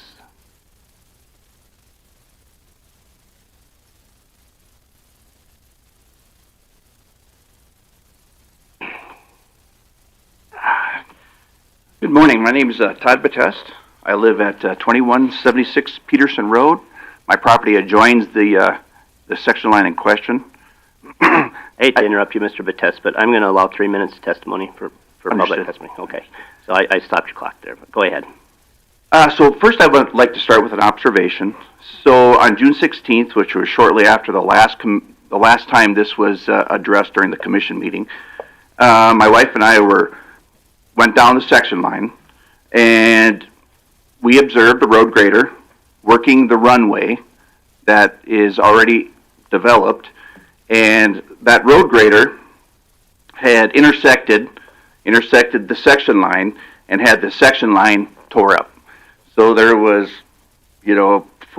2-foot chunks of dirt that were in the section line, and the road grader had its rippers down, so it was ripping the side of the runway, I'm guessing for drainage, but it made the section line impassable again. So again, Mr. Baumiller is aware that he is not authorized to damage this, it's unlawful to damage this section line until it's vacated, but he chose to do it anyway. A little upsetting, it gets into the willful disregard for the law, and really upsets everybody in the neighborhood because, again, I go back to my original point, a guy that will do things when people are looking illegally will certainly do things illegally when nobody is. So, again, I just want to reaffirm the fact that this project is going to be a life-changing for everybody in the neighborhood. This isn't a subdivision, something like that. This is an airfield that's going to handle aircraft, and it's going to impact everybody in the area. And then we don't even want to discuss the fact that if an airplane crashes in this area, the kind of damage that it potentially could do. That's all I have to add for this time. Thank you, Mr. Bateste. Thank you. Anybody else want to speak to this?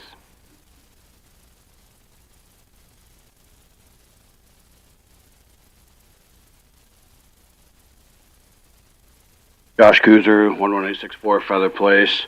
Clear up some facts that Mr. Baumel was talking there.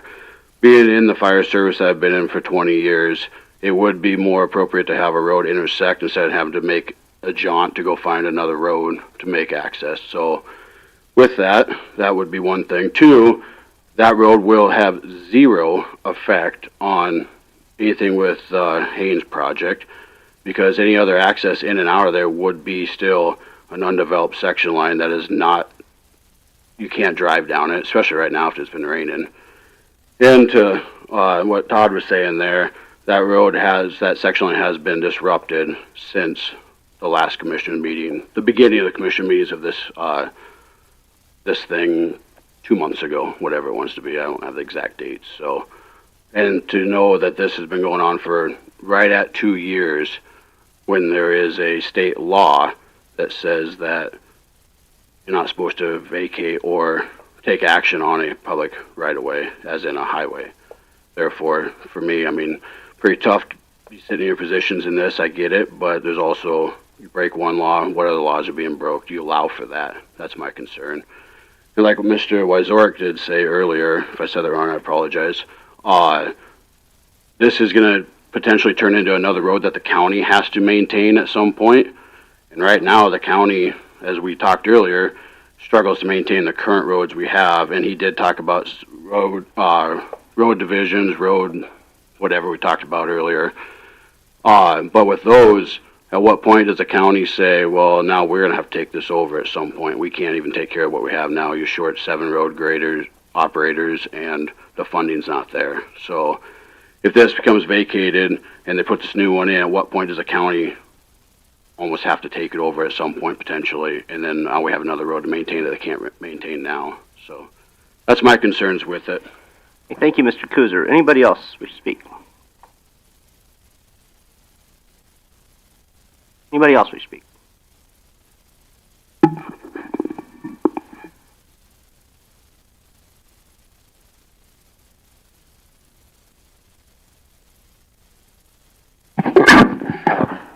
My name is Talbot Wyzorek. I've owned land adjacent to this with my brother and a LLC. I will just reiterate what I think I said up here last time is I think this needs to be done right. I think the developers agreement is a good step in getting there. Because of the way the agenda is set up, I don't know if the commission planned on opening all four up separately or looking for general comments, but I'll just make my comments as to them right now. The developers agreement calls for, under section 2, that the exhibit A is just a proposed. I am concerned as to whether full engineering and the design of that road and that the speed factor has been taken in proper consideration. I know that Commissioner Legal at one time had said that he had thought that the access point when it hits 220th probably needs to be further east. You do have on your agenda then to accept it as the dedication.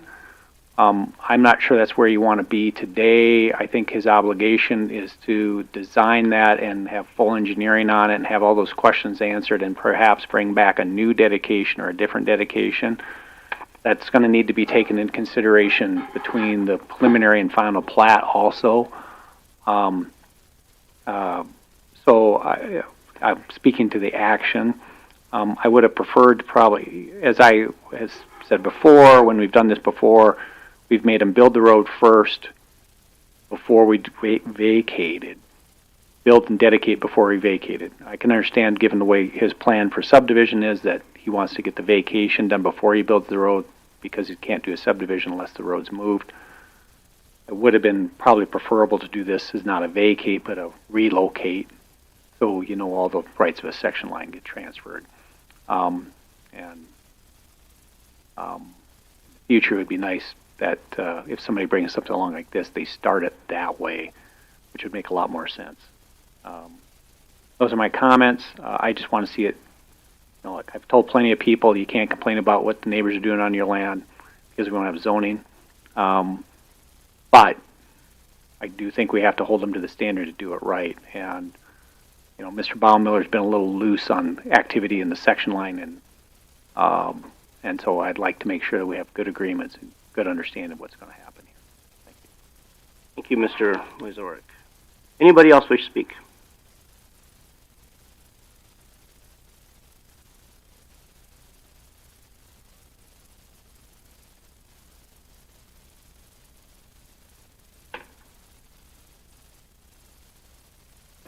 Troy Sivak. I live at 11148 Feather Place. I've been out in that area since 1986. But my big concern is how do you get by moving a section line and then not telling somebody next year they can't do it? So pretty soon you're going to have nothing but section lines with turns and everybody changing, and being at state highway, I don't know how the county can let it be done. That's all I have to say. Thank you, Mr. Seaman. Any other questions, or anyone else want to speak to this? Anybody else wish to speak to this? Not, I'm going to close public comment. Did we ever get Commissioner Liggett on? Yes, Commissioner Liggett is on. I'm going to close public testimony on this and open this up to the Commissioner's questions, comments, and or action. We will, Mr. Weiser, Citizen Wazorek asked how we're going to handle this. I was going to handle this one at a time. We're going to open it up. Developers agreement is going to be first. So right now, I'd prefer most of the conversation from the commissioners to be about the developers agreement. If that does not pass, our day short and sweet. I guess that's an encouragement from the commissioners. I guess I shouldn't have prefaced it that way, but that's all we'll have to do if that does not pass. If developers agreement is passed, we'll have to address the other issues, which are set in resolution, and they're pretty straightforward.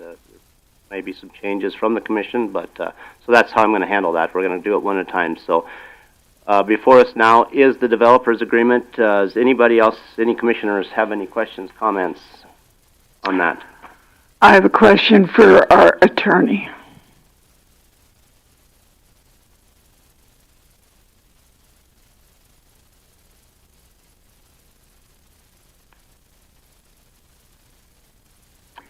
Under section 2, the first paragraph, or the first sentence. Which paragraph? I'm sorry. Section 2, first paragraph. Okay. Just this can be referred? Is that how I read this? Yes. So Any action of the commissioners can be referred.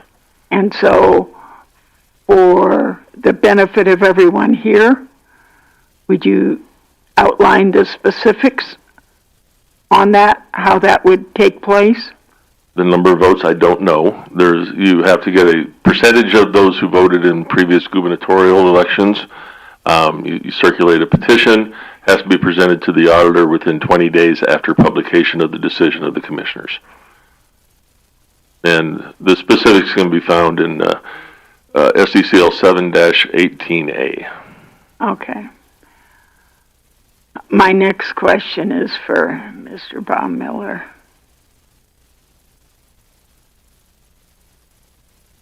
Have you really been on the section line again after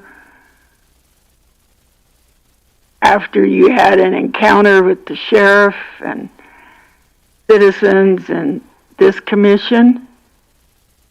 I have not done anything on the section line. Have employees or acquaintances or agents? There is the state was requiring us to plant that, so they're actually planting oats out there. So there's oats planted out there in the ditches around that area. On the section line? Not on the section line.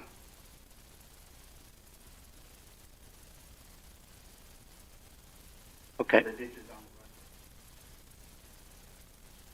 Yeah, there's the dirt areas. The state came out and they wanted all that stuff planted, so he's been working on that. Was that for erosion control? Yes, ma'am.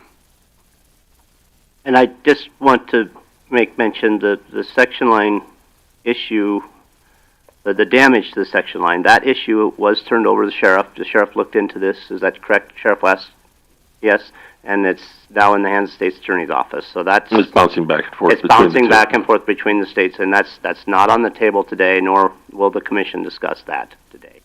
That is in the hands of the state's attorney and the sheriff. So there's nothing we can do about that. I'm not saying we could do anything about it, but since it was brought up by the audience, I understand. That's what I want to remind the audience that that's not on our agenda today. I want to remind them that is between the state's attorney and the sheriff's office. Any other questions, comments from the commission?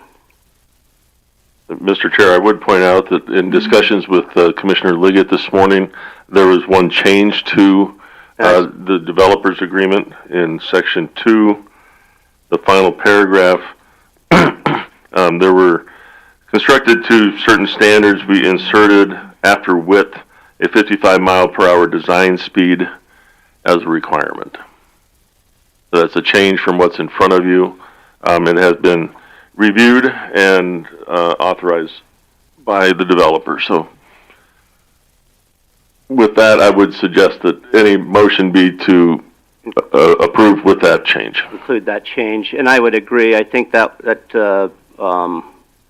was addressed by a member of the citizens, something about speed as well, and that was my concern. I do want some of this to be clear as far as how the road is going to be designed.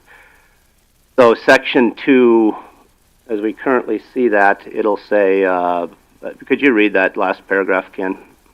Yes, developer shall, at its own expense, construct the new roadway to meet all current Meade County roadway design standards, including but not limited to width, 55 mile per hour design speed, surfacing, drainage, and signature requirements.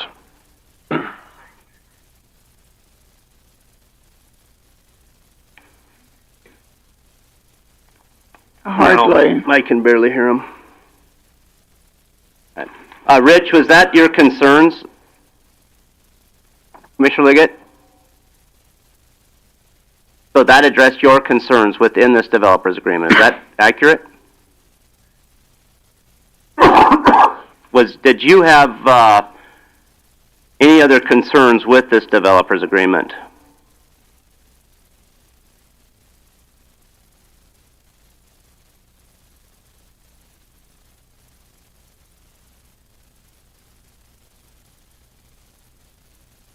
That for me anyway.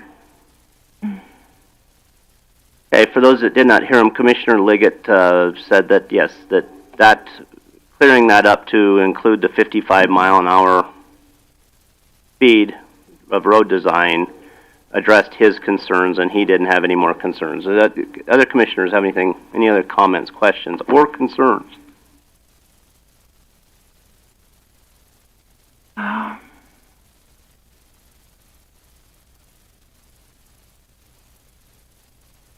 Do we have some action on this item?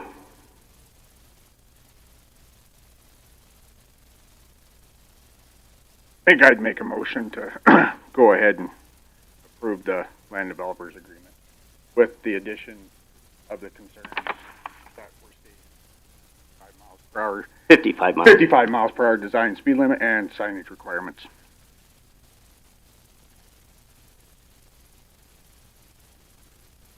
I have a second? I'll second Gary if you can hear me. I can hear you. So Commissioner Severin made the motion, seconded by Commissioner Liggett. Any discussion to that motion?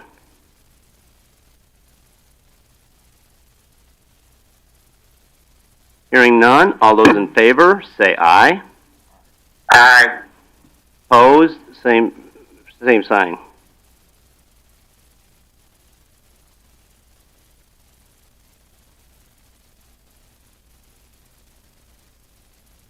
Yes. Yes, you're opposing, correct? Motion will carry. Chair is going to vote yes.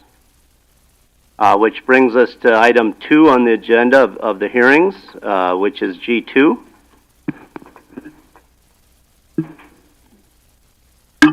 Which is continuance, brings us to the vacation of the section line.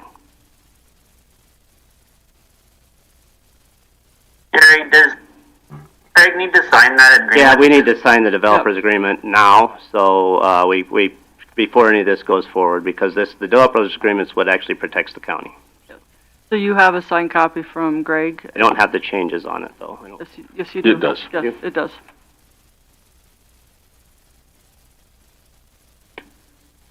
One that says sign here, that is the correct one.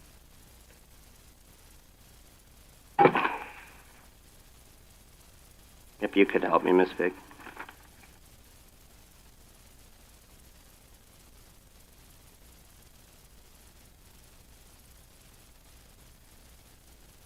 Is he in a wind tunnel? Oh.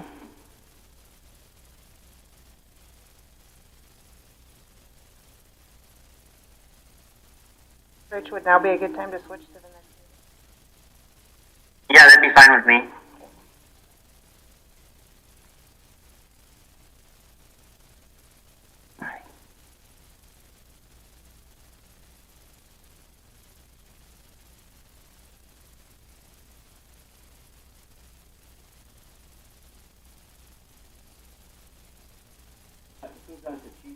Developers agreement has been agreed upon and signed by the Meade County and Mr. Baumiller.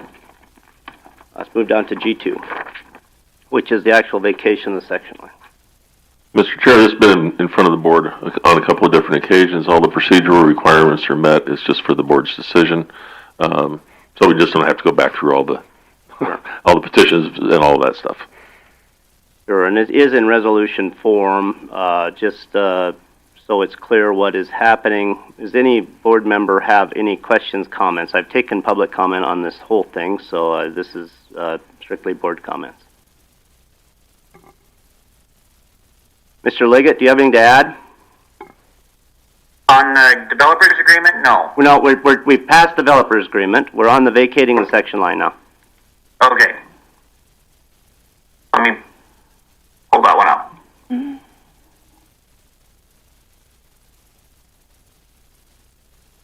Is that on resolution 2025-24? 22. 22. No, on 22 I do not have any additional comments. I have some questions. Okay. Go ahead.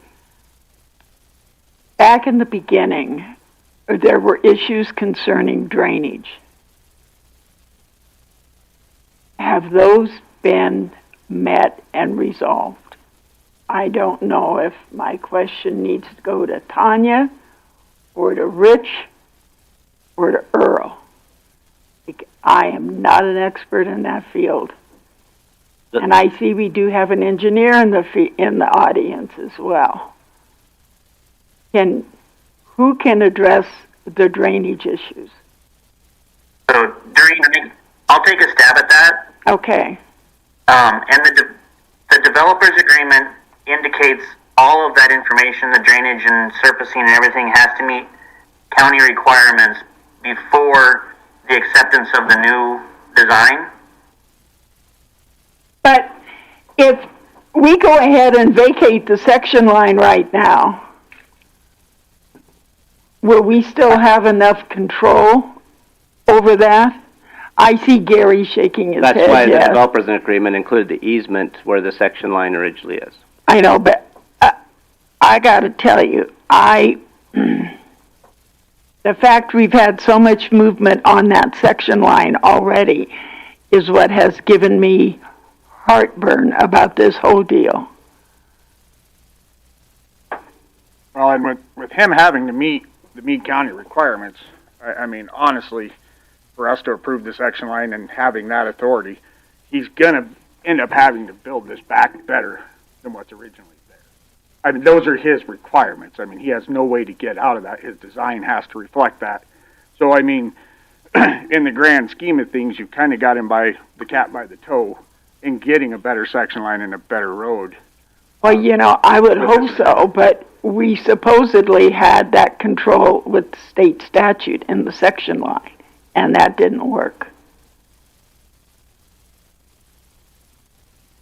I mean, in my opinion, it's kind of hard to, I get where you're coming from, but on the back side of it, to me, it's kind of hard to hold him accountable for somebody else's mistakes as well. He's trying to do it. We're trying to hold him to it. And I get the past and the history in that, but it's, in my opinion, it's kind of hard to hold him, you know, that over him in this instance. Well, he was the owner of the property. No, I know. I get that, but. Any other questions, comments from the commission on this?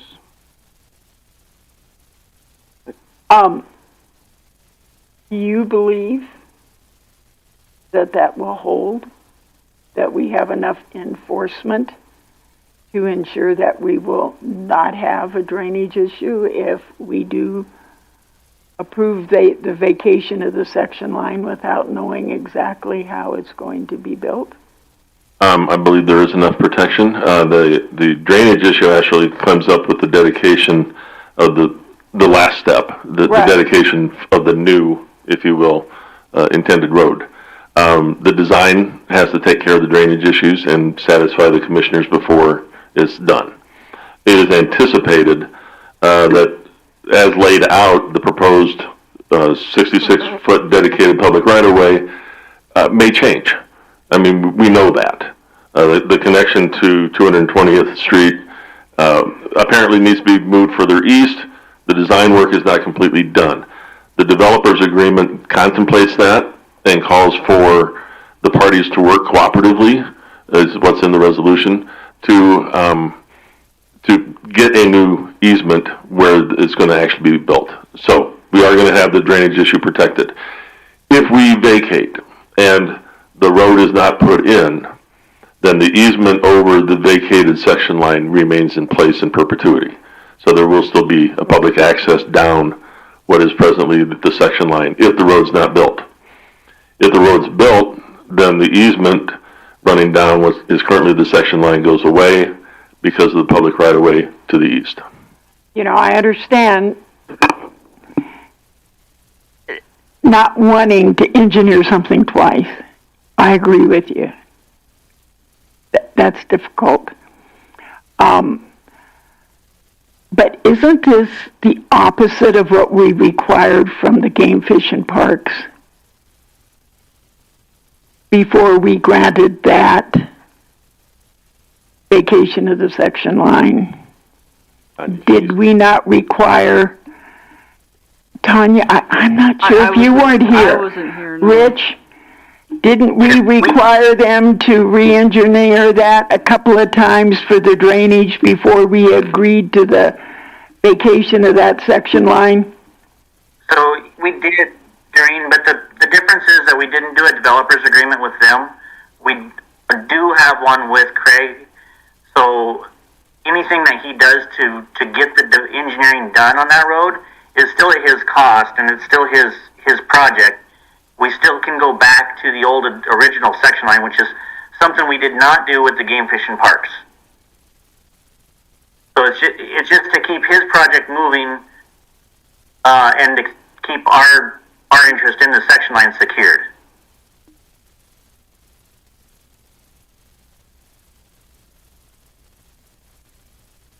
You know, this is a whole new era for Meade County.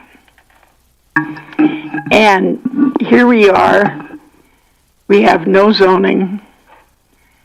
We are continually inundated in the last year or two with issues that would have been much easier to resolve had we had zoning. I don't want us to be a backward county. I want us to move forward. I understand why neighbors may not like having a housing development with airplane hangars. At the same token, every time I drive to Spearfish, the busiest business of all seems to be Walmart, which is definitely within a stone's throw of a airport that certainly has a lot more flights than I assume Mr. Baumiller will ever have. I did like seeing the results of the lead study. I'm also young enough to remember we all had lead in our cars, and our cars all ran better when we all had our muscle cars. And lead was in all of our gasoline, I believe, and I think I turned out okay. There's a couple of other people in here that might be old enough to remember that. I'm not sure who. Talbot's kind of smiling. Maybe he had some lead too. I hate situations like this. We have somebody who believes there's a need, and there probably is. There may be. Who knows? You know. Any other questions, comments on Resolution 2025-22? And/or action?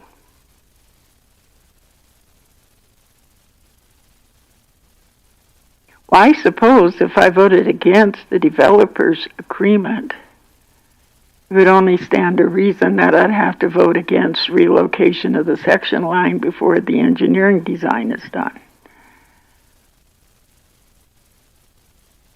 I just don't know how strong any developer's agreement has ever been. It just seems like there's always a way around them. Any questions, comments, and/or action?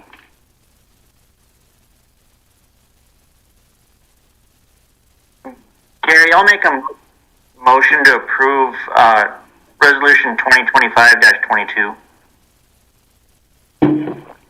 I'll second.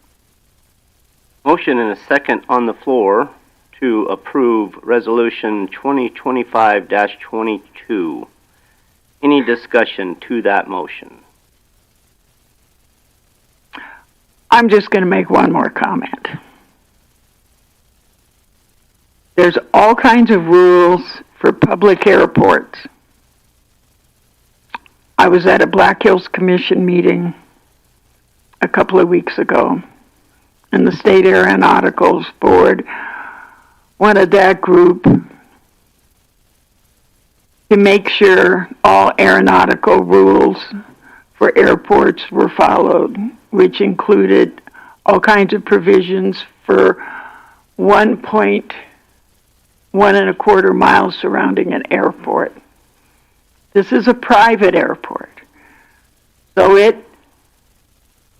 does not meet that threshold of a public airport. But we have public airports that might not have as many flights. I'm still not sure if we need to have a zone around this land. I wish the aeronautics needs to, since these kind of developments are becoming more common, I think they need to put together some rules and regulations for those, so that those of us in this condition or this situation are assured that we are not supporting something that could be hazardous to others. Any other questions, comments to the motion at hand, which is to approve Resolution 2025-22? I'll be supporting this motion. I believe we have enough in place. If this road is not engineered correctly to not only the county specs, but as well as adding that 55 miles an hour is big, because that's going to increase the engineering that has to go with to the road. I think you'd agree, Mr. Matt, that it puts a little more on your plate. If that road is not approved, then the commission simply denies it. If it's not designed and built, or actually engineered and built to the specs that we require, it just becomes null and void, and we all of a sudden have two easements across this property, so it does put some more restrictions on it. But I will support that for that reason. Any more discussion to that motion? Hearing none, all those in favor say aye. Aye. Opposed, same sign. No. Motion carries with Commissioner Creed dissenting. It brings us to G3, which is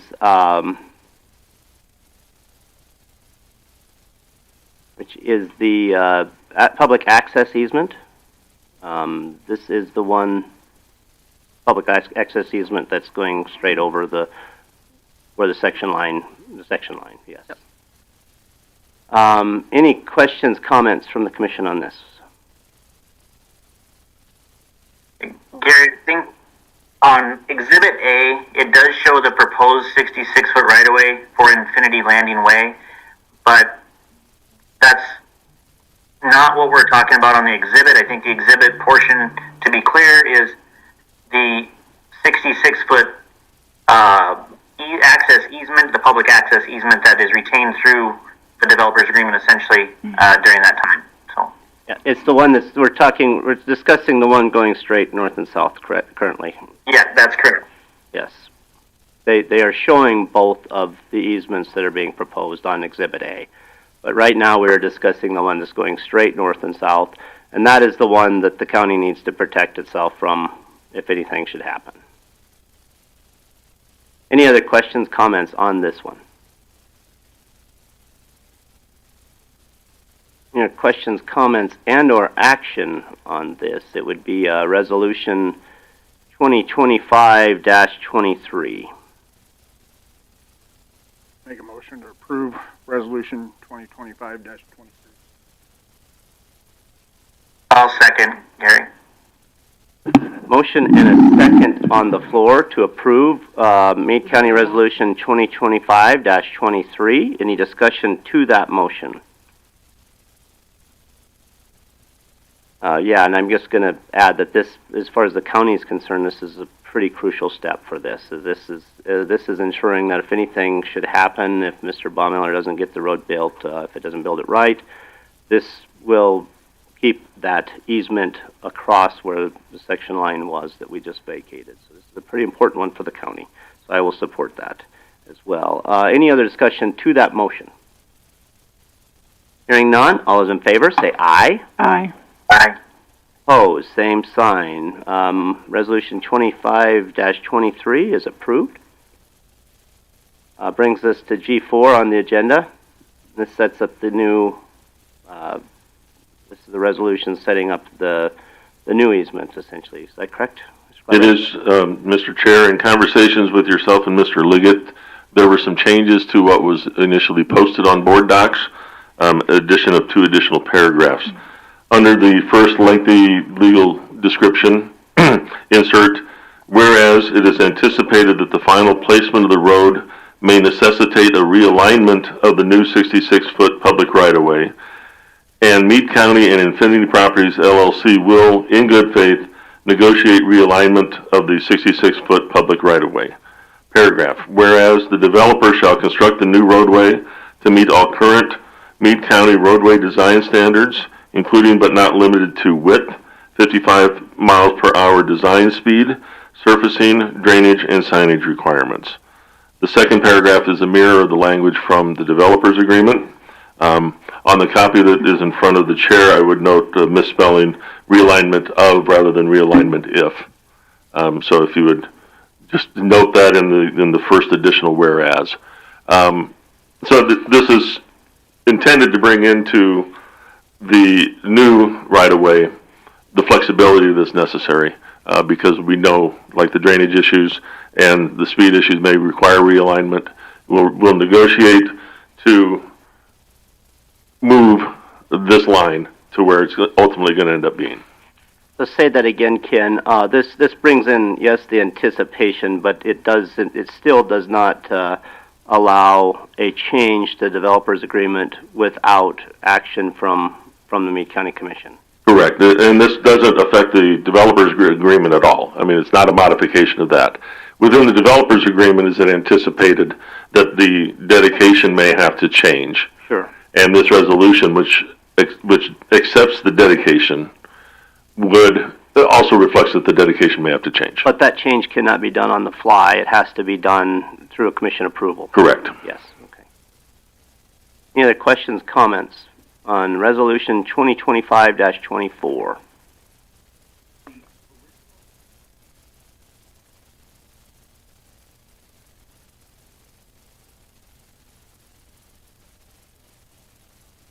Okay. The public access easement. That we have a public access easement now, which was our last resolution that we just passed.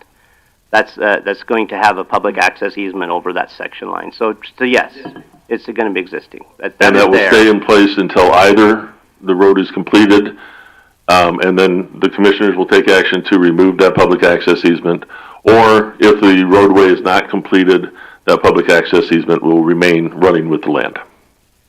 So it's going to, yes. That's what this says. It's staying with the land. That public access easement where the section line was is staying with the land. We've agreed within the developer's agreement that if the road is built into all the specifications, then that can come built. It's got to be built, correct, Mr. Correct. So then that road, that easement comes off of that at that time. If the road does not get built or 2 years comes up, then that easement's there. So obviously, like any easement, the commission can take action to remove easements. But I mean, correct, Ken? Public easements, yes. But that's within this agreement that is going to stand. We want it to stay there unless he can prove he can build a better situation. Looking out for my neighbors that Sure. if they're traveling that Okay. section line on Yep. TV or whatever. Sure. Yep. Okay. And we're going to move on with the commission discussion, but that's good place to come up, Mr. Yes. Any other comments from the commission on 2025-24? I think those. Go ahead, Rich. Sorry, my only question on that is now therefore be resolved. The last line says shown on Exhibit A. The verbiage in the words on the whereas sections override what's shown on Exhibit A. Is that correct, Ken? One more time, the verbiage on the last overrides A? Yeah, so Gary, on the last paragraph, it says Exhibit A, as shown on Exhibit A, which I think we all kind of agree Exhibit A may be incorrect based on the horizontal curve data. But the whereas things that we've added to that to that resolution would override what's shown on Exhibit A. Is that correct? What we have added is if the Exhibit A position has to change, the county and the developer will work in good faith to accomplish that change and record it. Okay, thank you. So this will stay in place unless or until we have to make changes. So if there's a change, then Mr. Baumiller is going to have to come back. Correct. Essentially. So as of now, this passing will give Mr. Baumiller permission to design and build this at this exact location as it stands on Exhibit A. Correct. And if the design requirements necessitate moving or adjusting this path, this easement, then he has to come back for that. Okay. That's the way I understood. Is that how are you there understanding that as well, Rich? Okay. That's how I understand it. I just wanted to be clear in the meeting. That's how it was being portrayed. Yep. Okay. I got to tell you, I'm confused. Okay. So, does item number 4 basically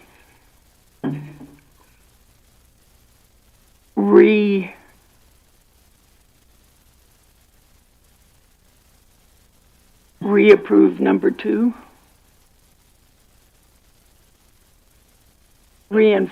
Okay. I'm sorry. It really is a multi-step process. Number 1, we developed a plan. That's the developer's agreement. Then 2, vacated the section line. 3, remained the rights to use the section line through the public access easement. Right. And then 4, gives Mr. Baumiller the go-ahead to create this easement that he can work within. If he has to work someplace else, he has to come back once he's done his engineering study. And as Tanya pointed out, or Rich maybe, the difference between this and the game fish and parks is the developer's agreement. Is it airtight? There's always fights to be had, potentially fights to be had. This is as best we could do to accomplish the protection of the county. Mr. Baumiller's in agreement to get this moving forward, and that's where we're at. So it is a complicated step. This is the last piece of it, and it's a flexible piece by necessity. We just understand that this Exhibit A will be replaced with something different once all the engineering is done, and we'll know before construction is done. Will we know before construction is started? Mr. Matt, could you come forward? I think it might be helpful to have you. And I would suspect, Mr. Matt, that things are going to come up, especially with the drainage in this area.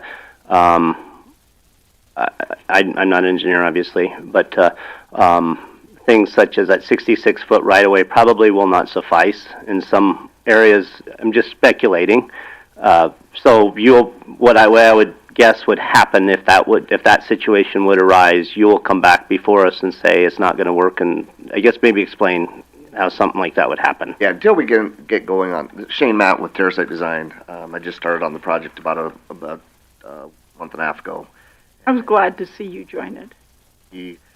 Basically, I just want to be clear, and that was the discussion I had with Tanya, is we haven't done any detailed design on that roadway.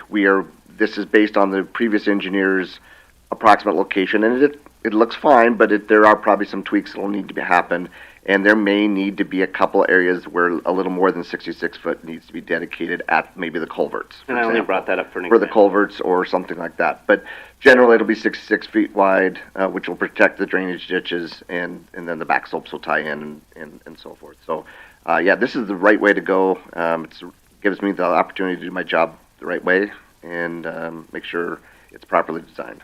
So it gives me the flexibility. So, and the reason I gave that example is what will happen in a situation if that arises is you guys will come back and you'll say 66 feet is not going to suffice here. We're going to need 80 or whatever the number should be.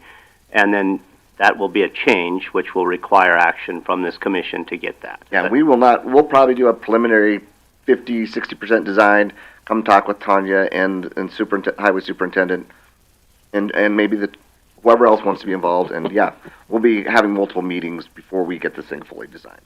Because we're not going to proceed too far down the road and they go, no, we want to move this over here, or we want to tie it in here on Husker Place, so whatever. So yes, we'll be having multiple meetings with them. And Commissioner Creed, the developer's agreement does call for The final alignment shall be determined based on engineering plans developed by developer and approved by Meade County Commission. So the movement of this easement is ultimately in the hands of the commission again. Again, so we'll probably be back to see you guys to prove the plans before we even start constructing it.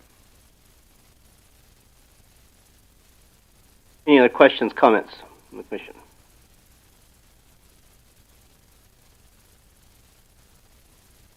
Questions, comments, and/or action? Make a motion to approve resolution 2025-24.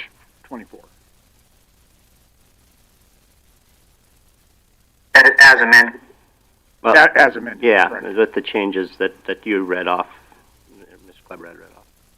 Was that a second, Rich? I'll second, Gary. Motion and a second on the floor to approve resolution 2025-24. Any discussion to that motion? Hearing none, all those in favor say aye. Aye. Opposed, same sign. Motion carries. With that concludes our hearing today. And one quick note, Gary, I'd like to thank Tanya and Ken for their help on this. There was a lot of moving parts, and it's really challenging to kind of guide things that we haven't done before. And then, obviously some of the challenges with our zoning and the upcoming challenges with the project that the developer's going to have. But Tanya's done a fantastic job, and Ken was super helpful with getting this laid out so we could put it together today. I will concur. They've spent a lot of hours, both of them have, on this, and it's taken a good deal of time. The developers agreement is something new that we haven't done before, so it's which I think could make some things easier in the future too if we start incorporating some developers agreements. In the same vein, Mr. Chair, I'd like to thank the auditor for getting down this resolution system. By numbering them, it helps us get through the process today, and it'll help us find them later. It is hoped. I would So agree. good change. It's been a lot of work on this. So thank you guys. Let's take a short break here.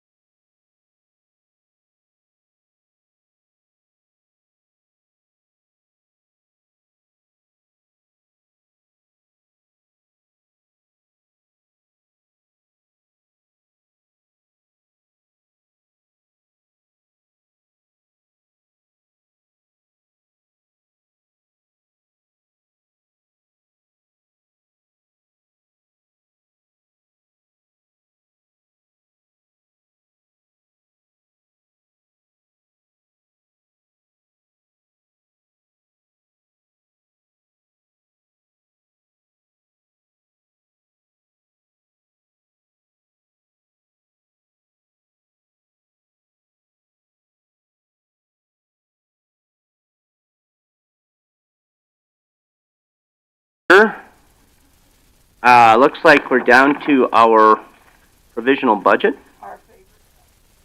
Oh, it's always fun. We discussed a lot of the provisional budget the last time.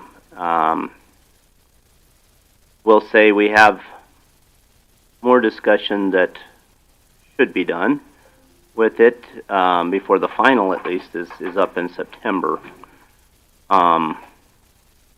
I don't know what. Just going to open the floor up to the commission and see what direction you guys want to go here. The provisional budget has to be passed by the end of this month. So, barring any special meeting, we would have to pass a provisional budget at least today.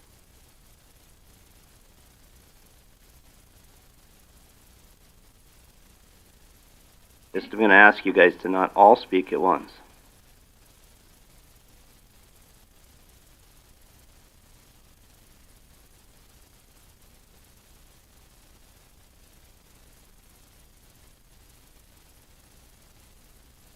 I've seen from it, it seems to be kind of running in line with previous years. You have some, I guess, modifications there, but there is some consistency. I guess I don't know. The auditor's office got us a new spreadsheet yesterday. Christina worked. She's really good with spreadsheets, and she got us a new one yesterday that showed where the assignments were taking out, because assignments, in my opinion, has really kind of messed the appearance of our budget up. I know you'd have to go to that new spreadsheet to see what I'm talking about. Buildings is a big example of that, where the assignments messed it up. What concerns me is there's some of these projects that more than likely are going to need the roofs. I mean, that was huge.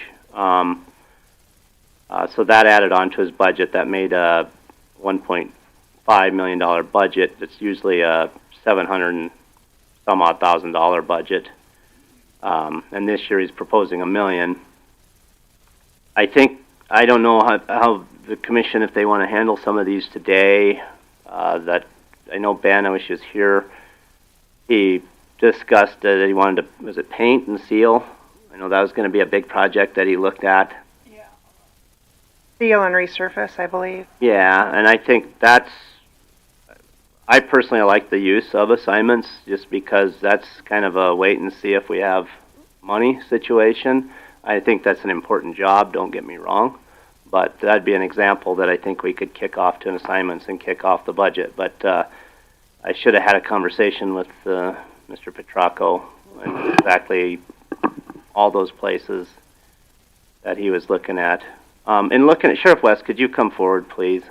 You're the only well, no, there's Troy, so I guess I could have put him on the spot too. Now you do have some questions for Troy as well. Yeah, I hate to be the computer nerd here, but no, I got it to work now. Thank you for being here, Sheriff West. So the software, question on software on communications, 911.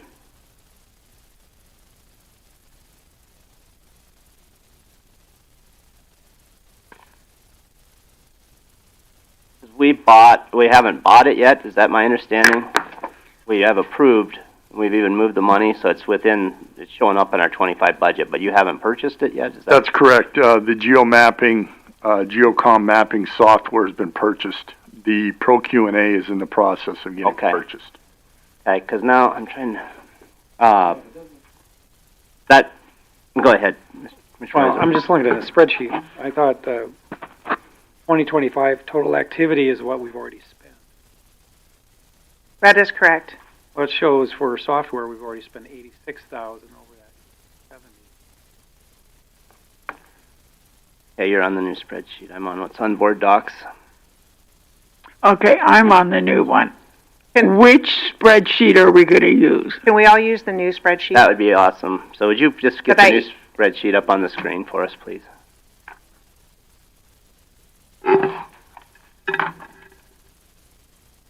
Well, okay.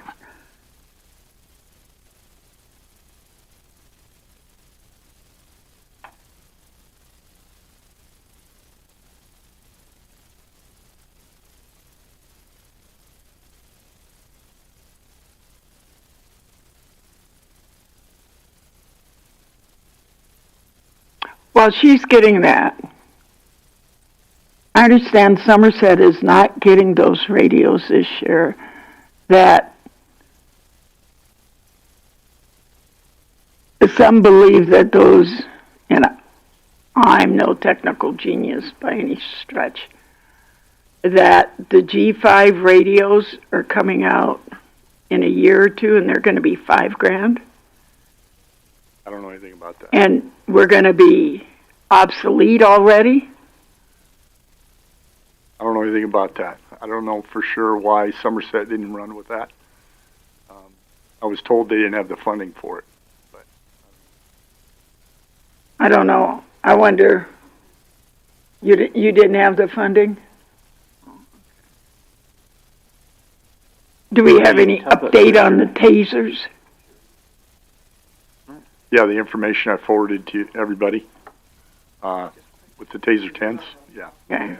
I mean, nothing since then. Nothing since then. So, Talbot, I'm going to put on the screen what has been spent in.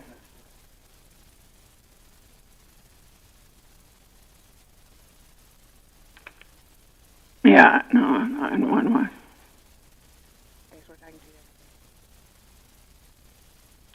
Say, when you do the realignment on the 911 funds,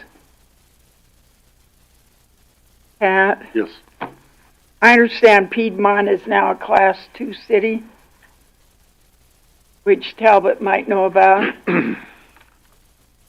They should be charged too. Well, we are receiving the 911 surcharge. I know. From that. Now, whether or not Here. we're looking at working a contract with them, I've been open for that for last couple of years. So. I think, as a commissioner, I'm getting a lot of heat from the other cities that are paying and Piedmont isn't.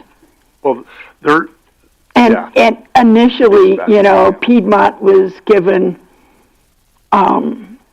a little latitude because they were new, but now they're a Class 2 city.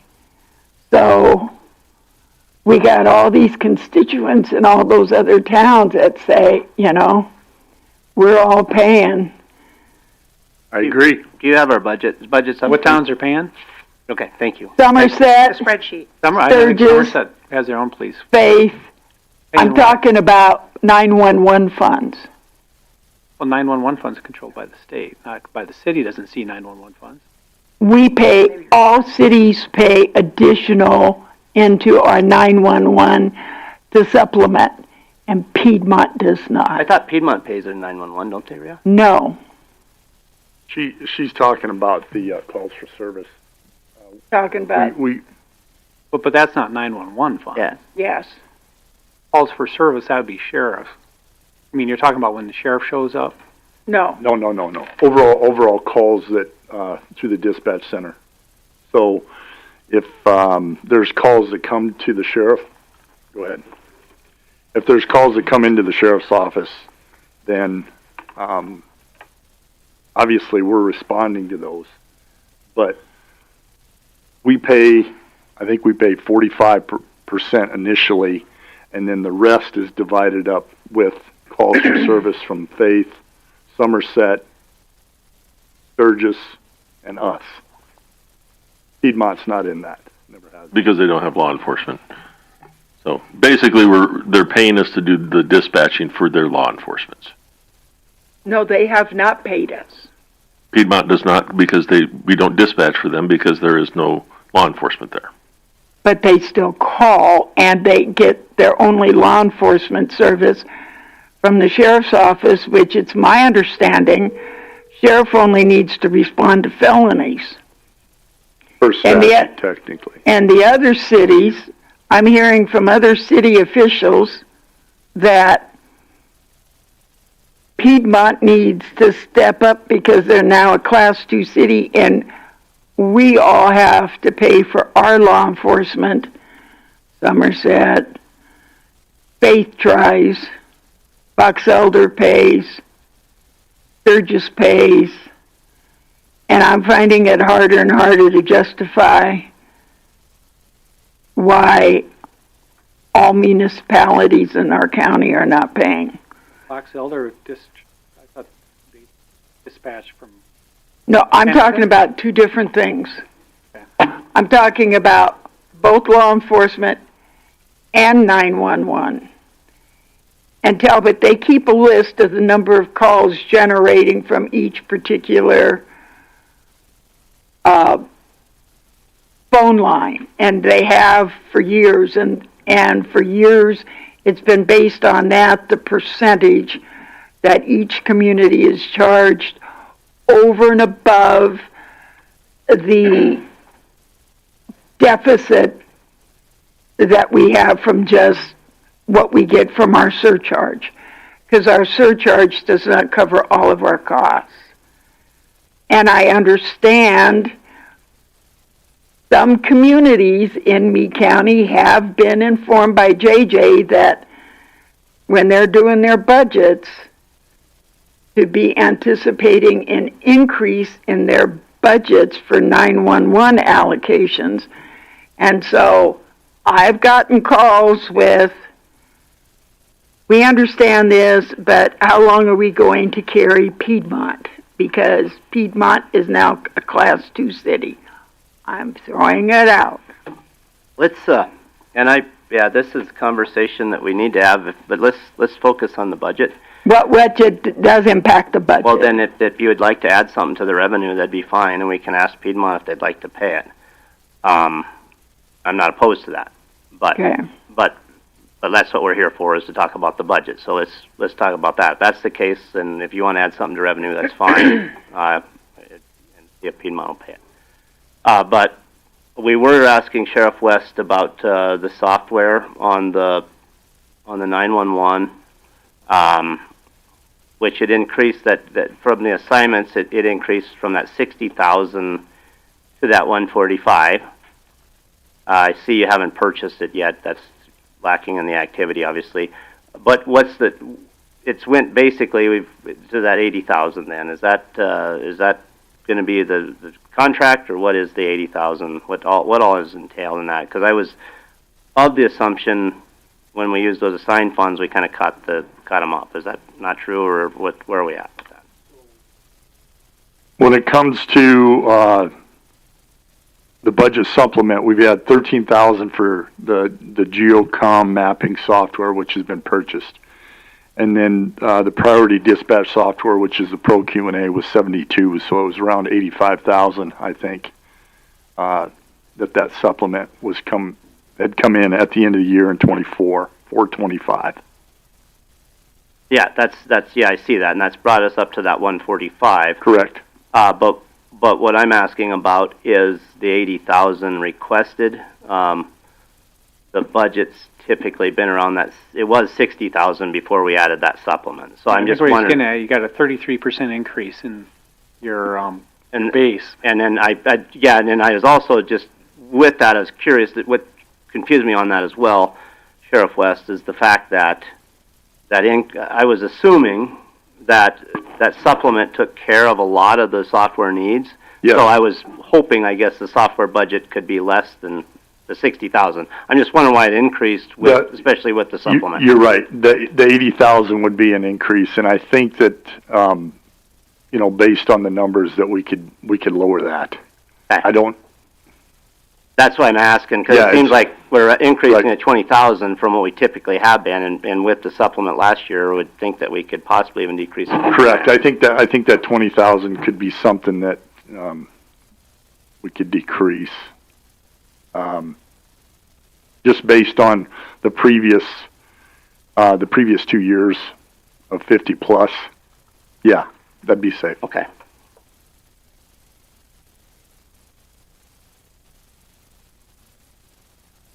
Okay, and then. So, did we just make a change there? Yeah, I think you need a formal motion. No, because we haven't put it in front of us. This is just adjusting the numbers, right? We could take if people disagree. What I would like to handle it is what I've done this in the past with other boards. Is it would go through these, and if people disagree with that number, then we could take a vote. But it would be the official vote is the budget. So therefore, the only mode of action will be at the end when we take a, but if this is agreeable to everyone, we'll just move that down to 60,000. Yeah, I think that makes sense. Move it back to that base, correct to that base, and then if we miss some kind of relicensure issue that jumped up or something, we can always clean it up. That works for me. The reason I ask, maybe I just need to make myself clear, is that Don and I are trying to run two different things here, so we can just keep up with you as you're going, so we can give you better means of finance at the end of the day. Sure. Yep. What two things are you running? We're running Encode on one side, a spreadsheet on the other, then we have to go back and put it into the appropriations and the means of finance sheet. Yep. So if you can Simplistic. But we'll take a little break after Okay. we get through the spreadsheet. After we get through the spreadsheet, we can figure the means. So if we change that line item, which is line item 213, 235, 426, 030 to 60,000 from 80. And then let's go up to your software, or no, excuse me, the machine equipment. For dispatch, right? Nope, I'm up into sheriff. Okay. Sheriff. Let me see if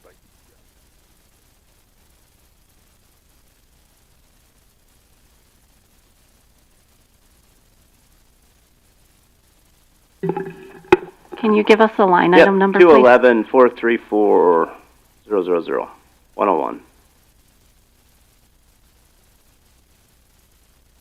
So that Highlighted think- second from the top on your spreadsheet from yesterday. Find it. So that we increased that budget due to the radios. That's where the radios came out of. No. So why is that assigned then? Yeah, where did that assigned funds come from then? That's your equipment line. Right. The radios, I'm not sure where we put that. It has the to radios. be. It has 'cause to be just there. It's started. 120,000. It's Oh, 122. I don't see that. Where are you at here? The second one from the bottom, the highlight there, Sheriff, it says Sheriff's machinery Okay. equipment. Okay, gotcha. Because that's 120,000. We were at yeah. 245, which was the vehicles. That was your budgeted amount, was it Right. 245? The additional under the sheriff machine and equipment was the two admin cars that we were. No, requesting. So I'm lost on this. Yeah, slow up here. I'm talking about the 25, the 365,000. Oh, Original budget. I don't have that on The original here. budget, Okay. yeah, just bear with me here. I see Original what you're budget saying. passes 245, it went to 365. I'm following that. Yep, So that would have had been to have been correct. the radios. Yes. Okay, so I was when looking you at mine, bumped it to wasn't 335, that is the admin vehicles that you were requesting. Right. Yeah, and then the 120 is the radios. Right. So I think we take that back to the 245, and we haven't committed to the admin cards. We're going to have to discuss that. But I don't want to put it in thinking those have been approved at this point. I guess, yeah, and I know it's something you've been wanting for some time. This would be something I would prefer to take a look at the end of the year and say if we have some money available that we could assign something to. That's the way I'd prefer to handle that. Understand. Yeah, because that number's gone. From 2023 to 2025 original, that was a $95,000 increase, which was 66% over 23 from 23 to 25 already. That's a pretty good growth factor already in that. So, and I know at one point, it all blurs together. We went through at one point. I thought we did I know we did a fleet or a machinery kind of fleet analysis of transportation. I think maybe under your predecessor, I thought we did a fleet analysis and set up a rotation on replacing cars. Actually, I sent one in immediately right away on that. First year, maybe we did that. And we showed 3 cars, 4 cars, 5 cars, and how it laid out. Yeah, but the admin portion was never added into that. So we did the minimum of the 3 patrol vehicles. Well, and I know there's this whole thing with take-home vehicles, and that's something I'm kind of really shaky on as to whether I understand the benefit in certain circumstances, but I'm not. there's also a balance between what we can afford to do too. You know, I'm not against public safety, but public safety includes being able to keep the roads up, and public safety also, you know, and part of our public mandate is to make sure that, you know, real property is properly recorded, that we properly collect the taxes, and there's a lot going on. You've got a tough job because there's just you're covering a lot of area, but I'm not sure I understand how the policy with everybody, how the deputies taking their cars home applies. Right. And, you know, you've got the hot seat issue where people are using the same vehicle nonstop. Response times, there's a lot of different factors, and, you know, we can discuss further with that. But right, yeah, I mean, I to me, get there it. could be a difference if you got a deputy up in the Faith area, living in the Faith area that covers that area. Sure, makes sense to have it parked at his place. A couple deputies living in a couple miles of Sturgis, maybe it doesn't make sense for them to cars home because of time issues. How many deputies live in town? You know.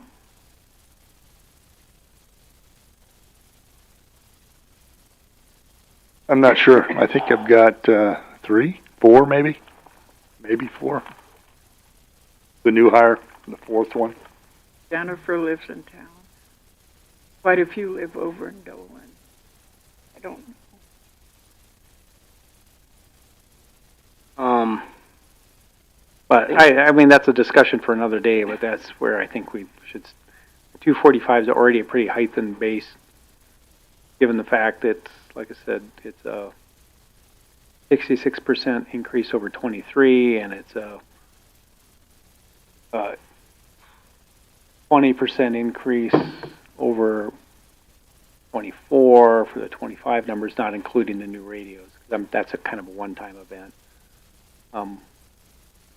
I think keeping at the 245 is.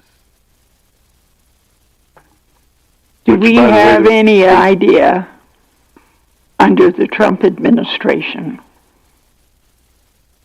how available grants are going to be? Have they dried up? Or are they going to, you know, he seems to be pretty pro-LE. You think we're going to find any more? I mean, JJ's always on the hunt, I think. Yeah, he's been on top of that. Obviously, some of the grants have dried up, but we're hoping to get more. We do have some highway safety coming back. We're out of highway safety right now, but we have some coming for highway enforcement plus DUI enforcement. So, but that's not above and beyond. That's just covering the overtime for it. So, as far as equipment, anything like that, I don't see anything in soon, but I'm hoping. Okay, and then your software, is that mainly just the contracts? It's 55,000. Item 101, 211, 426, 030. Third from the top up there, Pat.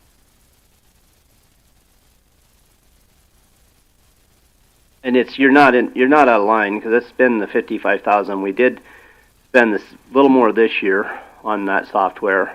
Right. We zeroed the budget out originally, and then we added the 70,000. Right. Yep. So 55 is because of the Central Squares, a lot of the licensing, things like that. So that would go in line with. That's mainly what comes out of that 55,000. Right. Yeah, I know. I'm not saying it's out of line. I was just asking since we spent spent more. In line. Yeah, since we spent more on last year, that was mainly to get you guys tablets and stuff. Is that correct? Correct. And then your camera taser contract. It sounds like that may be the only option we can go with. Is that accurate? Yeah. After doing the research on it, that's the only thing that's available. Outside of turning the whole thing upside down, which would be more expensive. Okay. Yeah, no, like I said, I know that was one of your bigger increases, but listening to you guys, and you did a good job explaining that. Jail, I don't see anything. The jail, a lot of that is just mainly things that we have a jail we have to do. Right, and a lot of that's, fluctuates due to the population, things like that. I do believe that we need to discuss the jail contract in executive session today.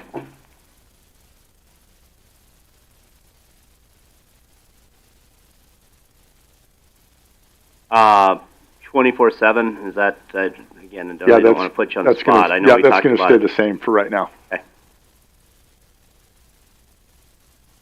Okay, I think that answers most of my questions, I guess, for now.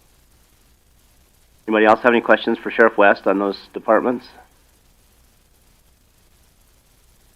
Not, you can get off the hot seat. We do need to discuss that. Commissioner, you're going to be around later? Yeah, I'll be around. Should I just shoot you a text or something? Yeah, I'll come right over. Okay, thanks, Sheriff West. Troy, you're the only other one here. You guys are, I don't know if you guys are smart or what by staying here, yeah. Well, I guess we can cut out theirs. So, yeah, yes, I'll come forward, Troy. Do you have a question or two on your...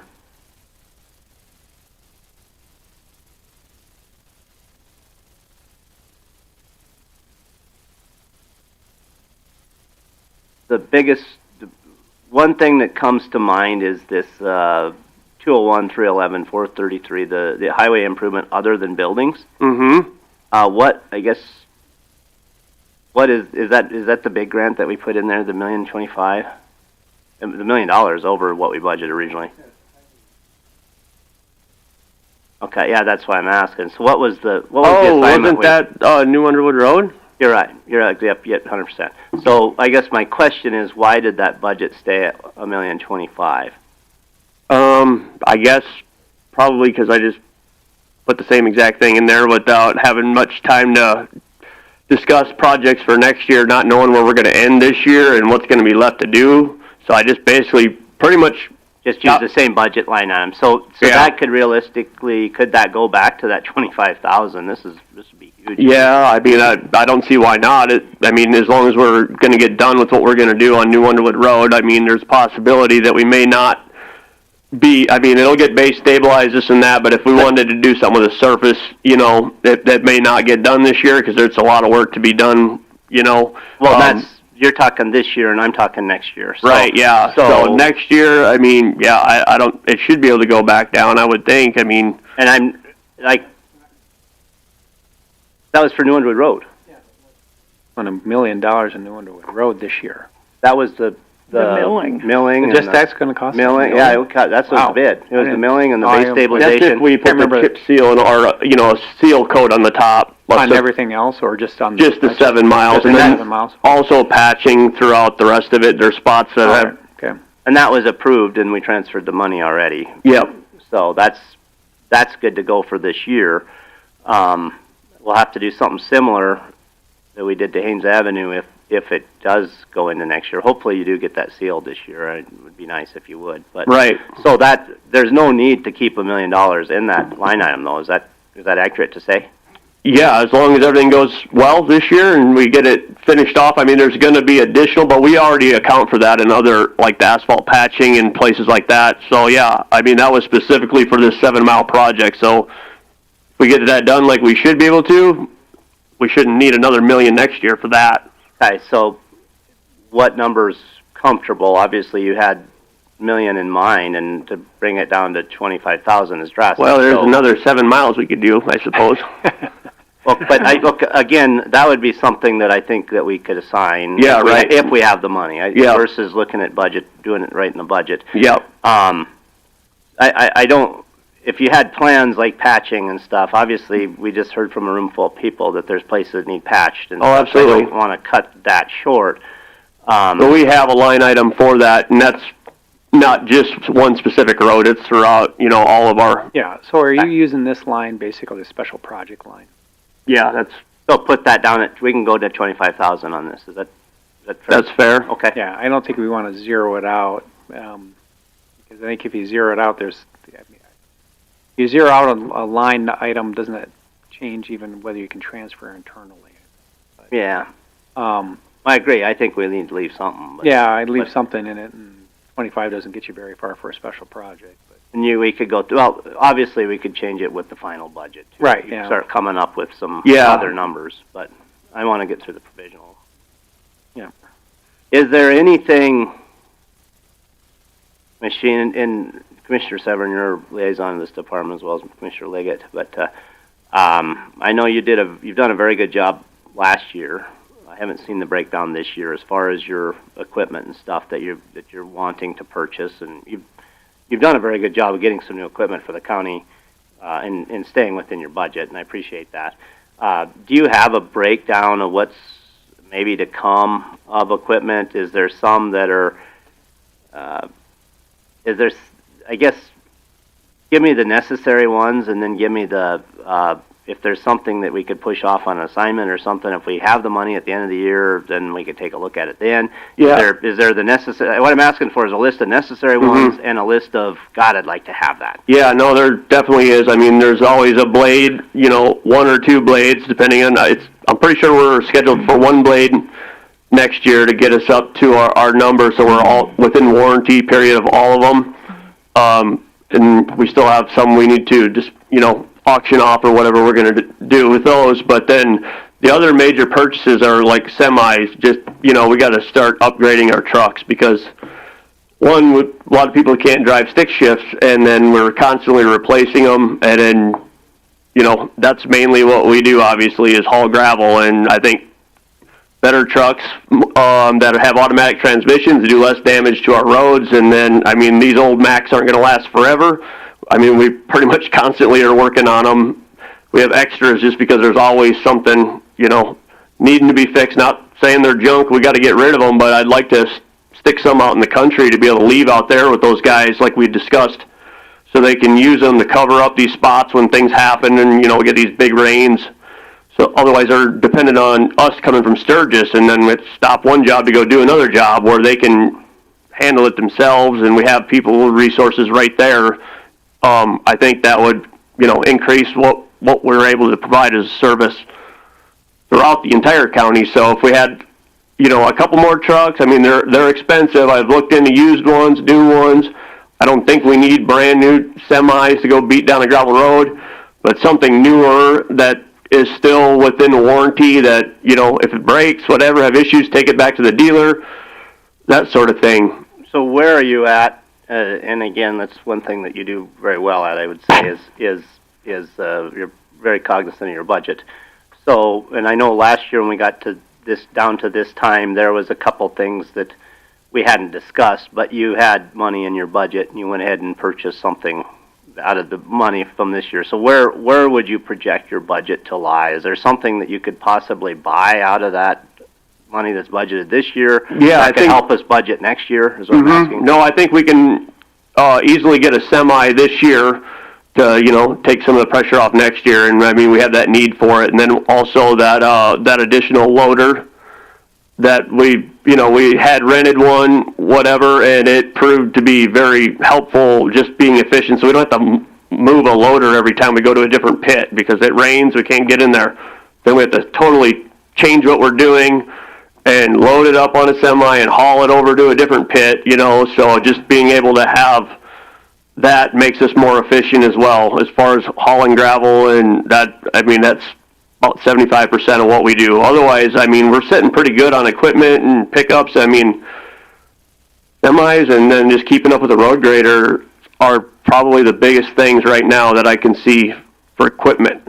So is that 1.1, is that a number that we have to stay with, or have you put much thought into it? Is there something that we could, like I said, possibly push? Obviously, the motor graders are necessary. We usually go 2 a year on that. Yeah, it's either one or two, back and forth. I have to double check. I'm pretty sure we need one for next year was what Rich and I had discussed. And then, but otherwise, yeah, I think we said 2 semis, but then I looked at the prices of them, and I don't think I need new, but to be able to buy them, otherwise we got to put it out to bid. It's Sourcewell sometimes works with used equipment, but I'm not having much luck with that either. So, and we can definitely put it out to bid, but it just kind of never know what you're going to get there for a used truck on bids. So we probably ought to leave that 1.1, I guess. Yeah, because they're like 300,000 new. Okay. I guess we can look at maybe when it gets closer to final, maybe we can get something out of this year's budget and help us next year.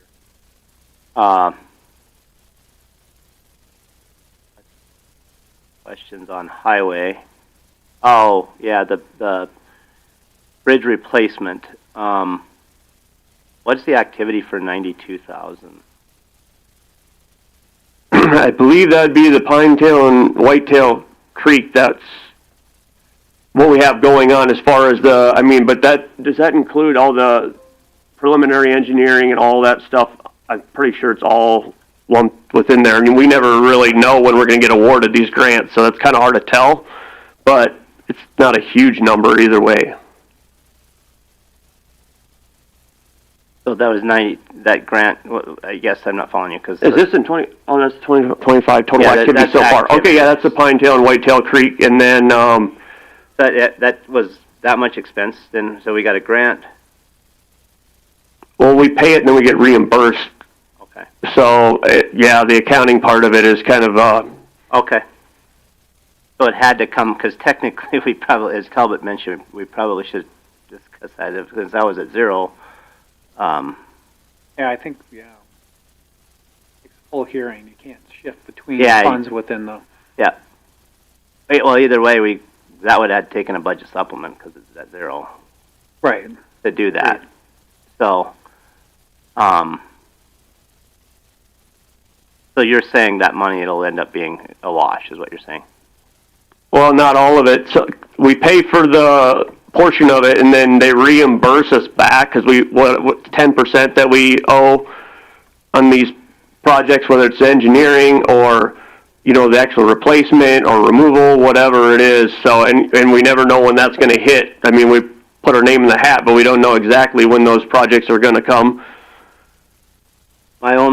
And then the only other thing with that, on that line item, I guess we'll have to figure out how to technically handle that.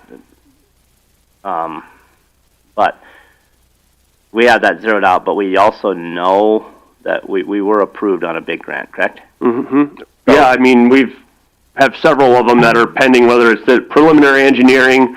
We had a removal one done this year, which was 100% paid, actually, on that Brem Road one that was awarded years ago. So we will, but last year we did not know that for sure if we would have costs coming out of that. Right. And we had done that several times. So I was comfortable taking that line item to zero until I see 92,000 in there, but I was comfortable taking that line item to zero and then assigning that fund. Mm-hmm. But since we do know, it'd be a little irresponsible to put it at zero. So we should probably put some money into that at 100,000 or whatever, 200,000 or whatever you would project that cost is. I can look at what we have that's most likely gonna, you know, pretty good chance of being awarded and just give us a ballpark figure of what it could be. So that way at least we have something accounted for. Yeah, so we, like I said, we probably better have something in it this year since we do, because we know we'll have a cost in that.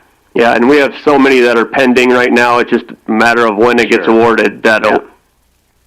Yeah, because there's so many years we budget 250,000 or 300,000 and we don't have any activity. So I just say, like, but this year if we know we'll have. So if you could figure that out, because we'll have if you figure each bridge is like generally our share is $100,000 or something, just keep that $100,000 in there. Yeah. So if you get one, then if you get two, you still it's because you already have money in it. It's easier to transfer. So let's just, I would suggest just putting $100,000 Yeah, I into agree. this account for next year, or into this line item, unless there's any objection. Gravel crushing, now that looks good. Have a gravel purchase on here. That highway land one that you got zeroed out, was that 60? Was that have to do with a condemnation or something else? Or with that Elk Creek realignment? No, this was for the location of Elk Creek and Brem Road, that possible new location for like shop or Oh, store. actually by... Yeah. Oh, okay. And we have that money in assignments. We assigned that money. think most of my questions. Anybody else have anything else? Well, thanks, Troy. I guess let's go back up to the top.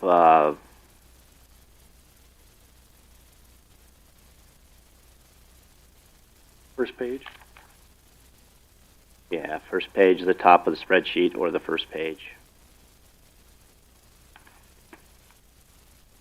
And if anyone has a department they'd like to stop at.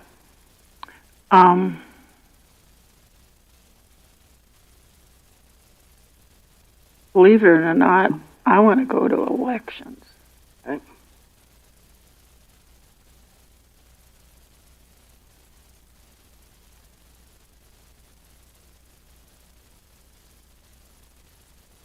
And the reason I want to go to elections is again because of the dear legislature. Since they combined all the school districts and all the municipal with the primary election, how are we going to itemize and segregate, or can we charge those entities for our election services, and how much is that going to add to all of our balloting, since city wards are different than county precincts,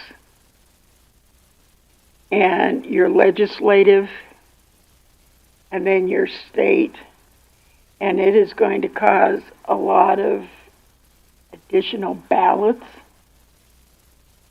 that are going to have to be separated, et cetera, et cetera.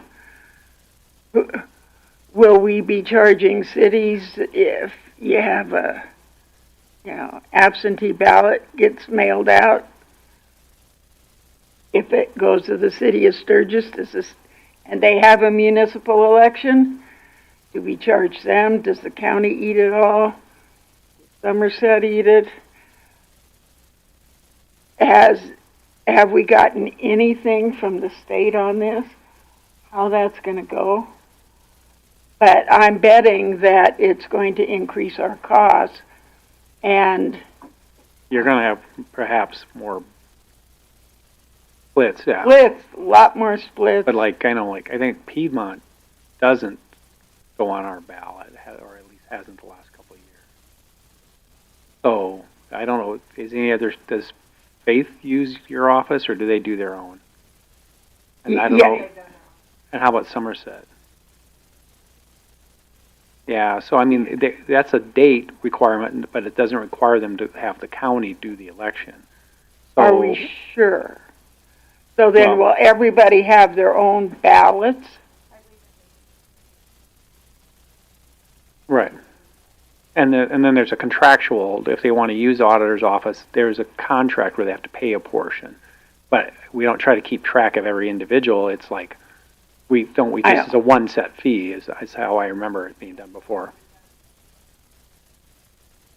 Yeah, which makes, rather than trying to keep track of every absentee ballot going out. What I'm saying is I think we're going to have to talk to our cities and our I don't school know. And see how I know that be prepared for what's going to be coming. Yeah, so I guess the question is, which cities before were not on the primary date and that are on now that maybe they would? But none of them were on the primary date before. Piedmont was. Oh, Piedmont. Well. Yeah, I'm just saying, I know Piedmont was. I don't know about the other ones. Surprises me Somerset wasn't. I thought they were. Was Somerset? They weren't on the primary. They were in April. So cities in it's April, going to makes more sense to have them all in the one day. Just a matter of, I suppose, asking the cities probably early on if they're going to be interested in trying to have it run through the auditor's office and figure that out. And maybe that's worth asking the cities so they can start thinking about it. That haven't had that date before, because I know Piedmont went through that a couple times with the county and then went on their own.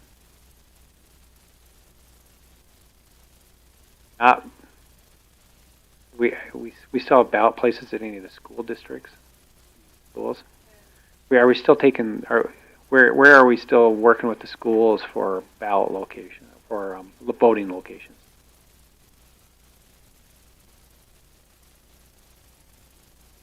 No, I mean, are we going into school? Where are our ballot locations for elections at schools still? And we have some, so a lot of churches. I know we moved to churches. The school was trying to get away from hosting elections, but I wonder if that's going to change now that.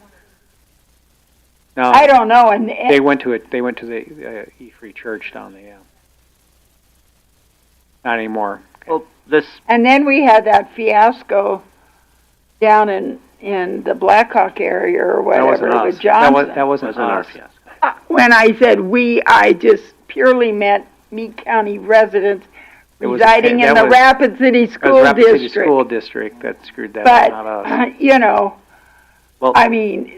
So, but I mean, I guess we're going to Doreen's point is whether the budgeting needs to be higher. With the election, I don't think it necessarily does because that's where I'm going with it. And the only, if you could refresh my memory, Don and Rhea, we based this number off of it's comparable to a presidential election, which obviously gets us it's almost triple what most primary elections get for a budget.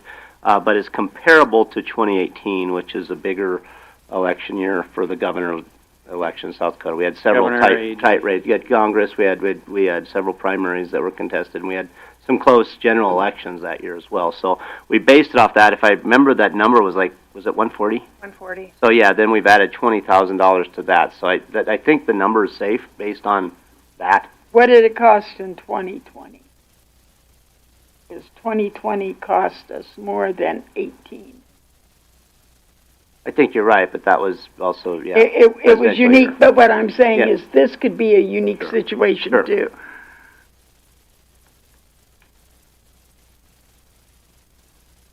2020 had a lot of absentee ballots. I can bring a report real quick.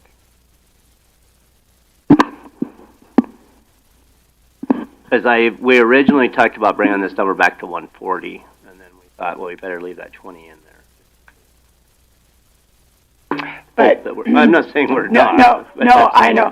I'm just saying our biggest thing is going to be the expense of printing all those ballots, those split ballots. If we take the cities, that assumes the cities will then use us. But you have to. It would have to be included in the expense. I didn't know if the bill had any provision in there that we couldn't charge them. No, we can charge them. Huh? We can charge them. In the new law too?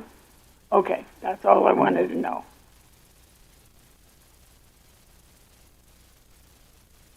Hold on, I'm getting there.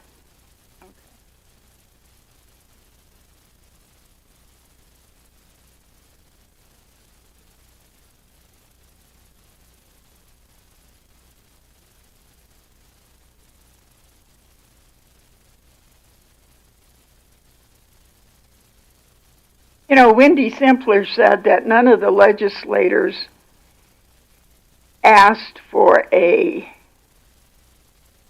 lesson on how property is assessed. I wonder if any of the legislators asked for how elections are conducted before they pass this. Oh, welcome back. You had an exciting week. Well. Yeah, it's like living in Mitchell again for me, Makes me homesick. Not quite so many mosquitoes. Humidity is horrible. And it's July in South Dakota. Well, in July in most of the state in South Dakota, this humidity is normal. Well, you see, that just confirms that you moved to God's country. Some would say God-forsaken, but what's the 2020 number? In 2020, we budgeted $146,000 and change, and we used $73,000. And Oh. SIP, yeah, and it was one. Oh, that's right, the state picked up extra funds. They probably did because of COVID. Yeah. And if you want to Okay. change, but I think the 160 is safe. Okay. It gives us some cushion. You comfortable with that, Commissioner Creed? Yeah. Okay. Everyone else? Let's move down. Judicial, anything? Auditor? Luck on cutting judicial. Anything in the auditor? Anything in treasurer? State's attorney? Made a joke earlier. Do you want to bring that up now, Commissioner Craig?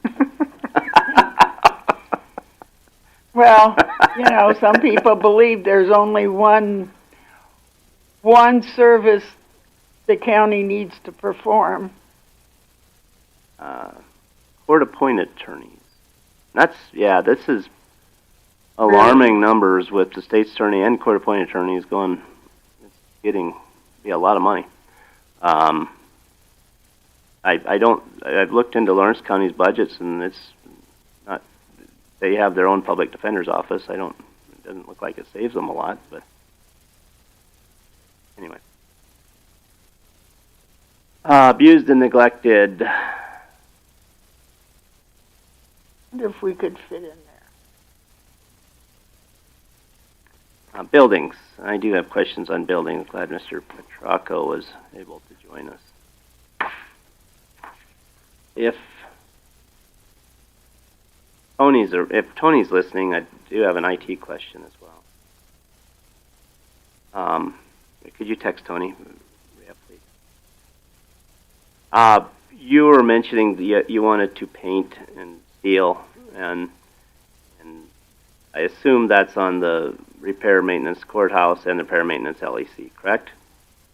Should be just on the LEC. Okay, sorry. Yep, I was looking at two different line items on just the LEC. So that's why it's up to the 190 versus what would you need without all that, without the ceiling and stuff. I'm not saying it. To me, that's something that we could possibly, or what would. There was maybe a bare bones to that. Is there a ceiling but not painting? I think we should do the whole project, or at least look at doing the whole project. I'm just wondering if it's not something that we could assign and say, what do we have for money at the end of the year versus trying to budget it right now? Yeah. I think that would be fine too. It's just that building's in bad need of a resurfacing job. It's more than just paint. Sure, yeah, and I understand. It's something that should be done. Yeah. How much was that? How much was that? Was that account that? So that portion was right at just under 125,000 for that project. And then I had an additional 20,000 added to that line item as well for 3 additional heat pump units. So how much was normally that's a $45,000 line item without any additional projects or assignments. Oh, okay. Heat pumps. That's probably more along the really necessary items. Yeah, I mean when those die, we can't really rebuild them anymore because we can't get the refrigerant. So that's why we've been trying to upgrade them as they. If they die. Yeah. But the way it's been going, I've been having 3 or more pretty much every year for the last 2 years. So that's all that's in that line item is the heat pumps and the ceiling and the painting. Is that correct? Are you looking at the 2025 budget? Or I'm looking at the 26. Yeah, the 190, I think is what he's looking Yeah, the 190. under the building repair maintenance LE. the 197? Oh, the 190. Okay. Yeah, the budget for the next year. So that would be 45 plus the 125 plus 20. Yep. Okay.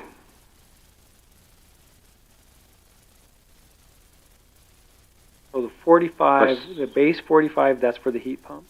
No. That's just for the standard maintenance. That's what's in the budget. What's been in the budget every For year. what? Just for maintenance. For general maintenance. General yes. maintenance.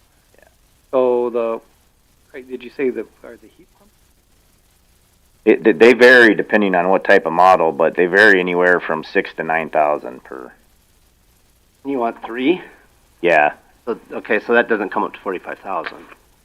The what? You said 45,000. 45 is what I spend yearly in That's there, just just as on base. other Okay. routine maintenance type stuff. Yeah. Okay. And so the heat pumps, that's your 20 number. Right.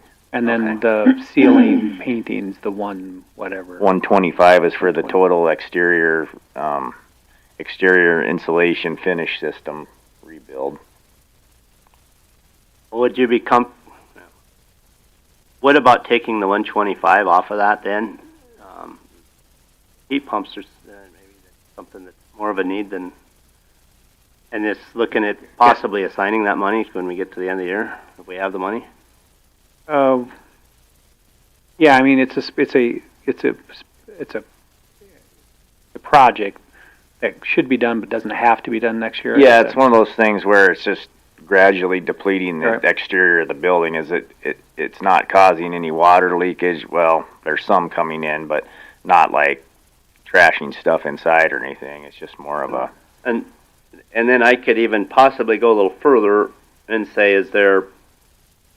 You're wanting to replace 3 heat pumps. Could we do the same thing with 1 or 2 and possibly get you a budget for 1 or?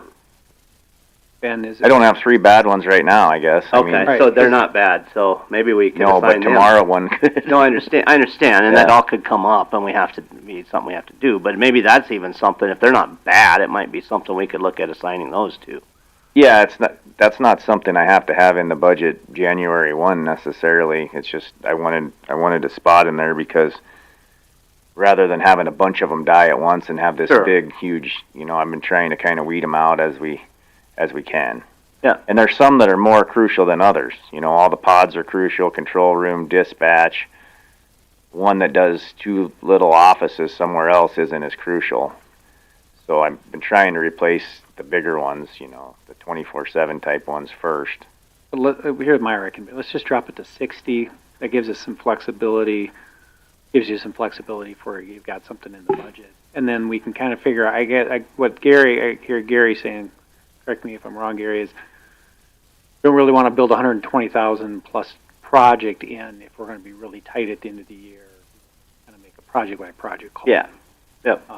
I'd like you to have some flexibility. If like I said, those heat pumps, when it's 20 below in January, I mean, we're going to say they're really crucial. But encourage people to behave because they don't want to go to jail. Yeah, good point. But with that said, so I do want to give you some flexibility to be able to maybe purchase one. But at the same time, if we could look at that ceiling, if we got the money when it gets. Sounds like the 15 would certainly get him 1 and maybe 2, depending on what kind of unit. Mm-hmm. Yeah. So. Okay. And then we'll take a look at the ceiling and maybe even assigning. We could even assign one, but not use the assignment.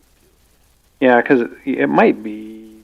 I'm just looking at the way you guys budget it, and it's. I'm not sure I've ever really noticed it before. Is whether it makes some sense at some point to have a separate equipment replacement line as opposed to maintenance. Within the law center? Yeah, maybe that's a better way to do that. Because I was just looking to see, because you do have a building machine equipment, and we could put that number, and you're going from 20 to 60 there. And maybe that's a better place for those numbers if you're just kind of having an overall equipment machine improvement. Yeah, I've always used that line item more for like snow removal equipment or floor scrubbing machines or stuff that's not unique to one building. Yeah, not really building equipment, more maintenance equipment is what we've in the past used that line item for. Yeah. And then now, all these costs, you do then separate out and give the auditor's office a breakdown, so 20% is charged to the city. Yeah, we would for projects like that, yes. And the heat pump thing, it depends on where those are at. If they're in where the PD's using them in their offices, then I think they're responsible, the city is, for a portion. But like in the jail and other areas, I don't think that's in their contract to pay any of that. Only if it pertains to their. I would double check because the city's gotten really all inclusive on what they want to charge the county. I'm just saying that's how the contract's written up. I know. Okay. It's for HVAC equipment if it pertains to their area. They're responsible for a portion of it. I would think if it pertains to their area, they'd be responsible for all of it. Oh, and it might be more than 20% on that. I can't remember. It might be 50-50 on that stuff. I'd have to look at it. So we're clear, we're gonna move that line item from 190 to 60,000. Did you guys get that done? I guess, you had kind of a big ask down at the bottom, and this is another one that you wanted to pick up to understand the need, the want, I should say. Bless you. I'm also, bless you. That's also something I'd like to kick off the budget and possibly take a look at the end of the year. That, me personally, would like to take a look at the end of the year and see where we're at.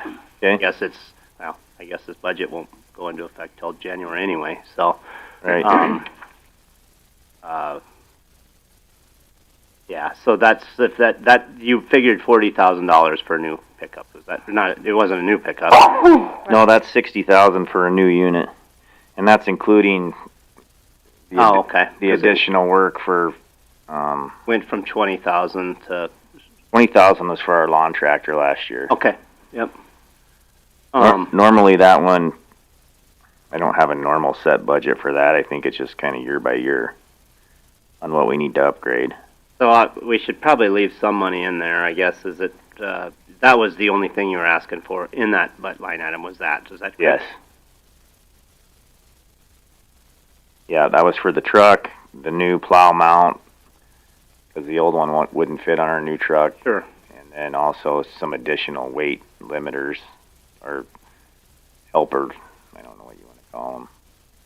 Well, for the front end. Yeah, I guess, and I don't know what the feeling is the rest of the commission, but I mean, for now, I'd like to bring that down to like 20,000. I know that's, you don't have anything in mind for that 20,000, but at the same time, it'd be a start anyway, and we could. And anyone else have any ideas? Thoughts? Needs a truck. Maybe you can bring it down a bit, but I don't want you to. Doesn't make any sense to take it to 0 or even 30 because you're not going to be able to buy a truck for 30. Well, I'm hoping to assign that out if we have the money at the end of the year too. But it sounds like I might not be, as you said earlier, carrying the day on this one. So if the commission wants to leave it at 60, I'm fine with that. I mean, there's not a base in there, so I mean, if he's got an argument for it, that's what I need, and that's what the cost is. If we want to shave some of it back, fine with that. But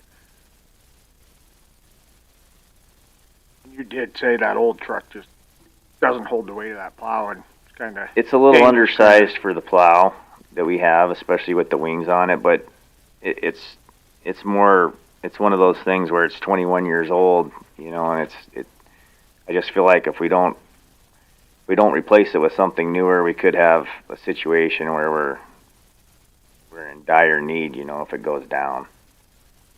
It's getting enough age on it that I'm just always worried about that, not having a snow plow around, you know. That's my opinion for you is you're not asking for much but that, so.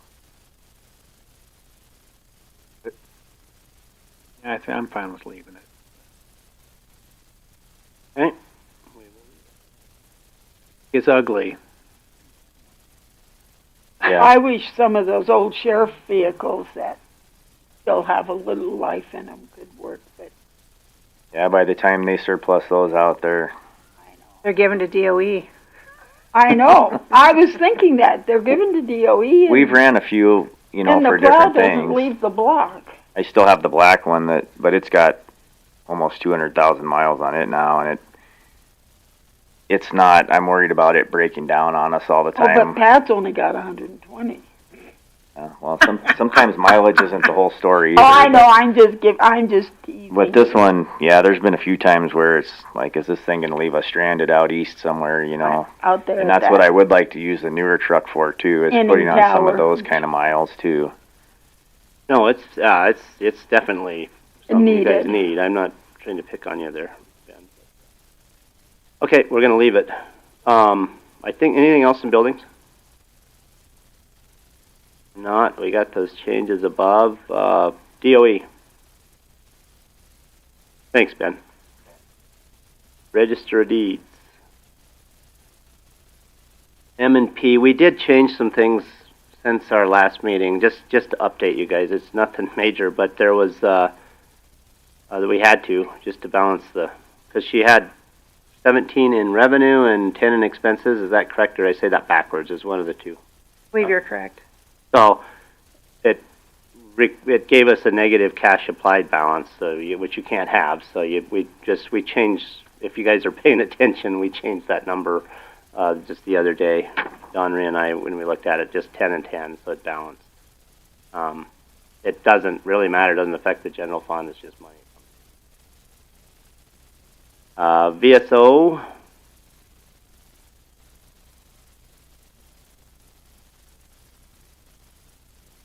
Predatory state and animal. Did look up the statute again, Doreen.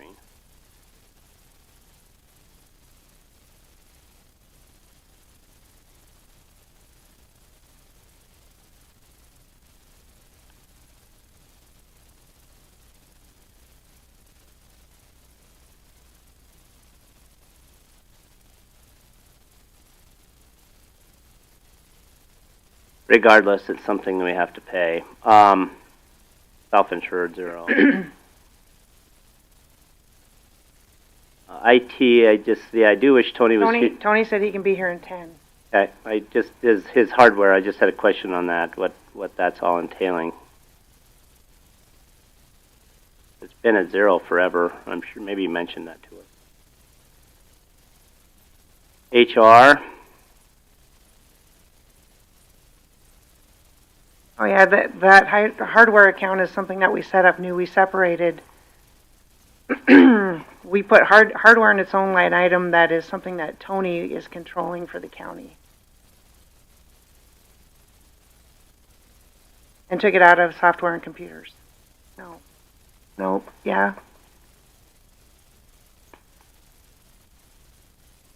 Sheriff, we discussed.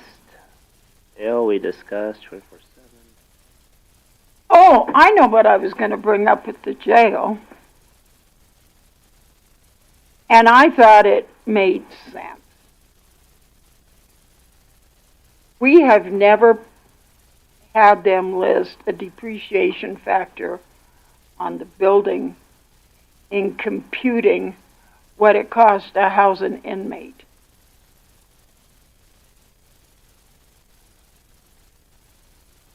I can tell I got no. Oh, we're listening. So you want to put like some kind of capital well on it? I'm thinking it is costing more and more and more to house inmates. That's not a cash item. Budget unless it's. No, but it's a source of revenue, and it just occurred to me while we mentioned jail and the fact that I was reading, if Aaron was still here, Montana factors that in when they figure their inmate costs. I mean, for your charging. For what you're charging outside. And I thought, gee, that makes perfect sense.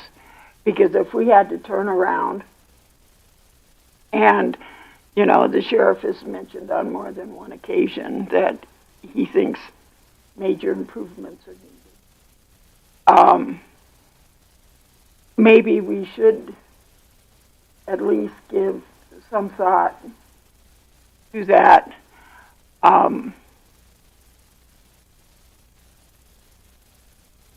Because I find it hard to believe that our cost for housing the inmates has not really gone up significantly. But our cost for running the jail and all of our salaries and everything else has gone up significantly. I mean, just look at the $120,000 we're going to do to, recover and the roof and all that stuff.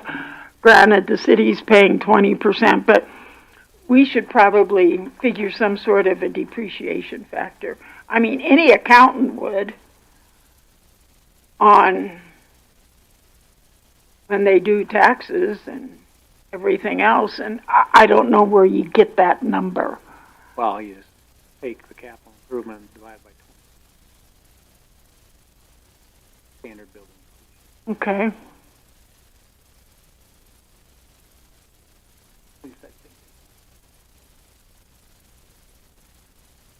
But, I mean, that goes to the formula, and I don't know what goes into the formula and what Well, whether so there's far on a, the formula, return. we've never included anything other than meals and food and, Yeah, direct so much overhead for and clothing, And I don't even know if all the overtime costs and everything are figured into there.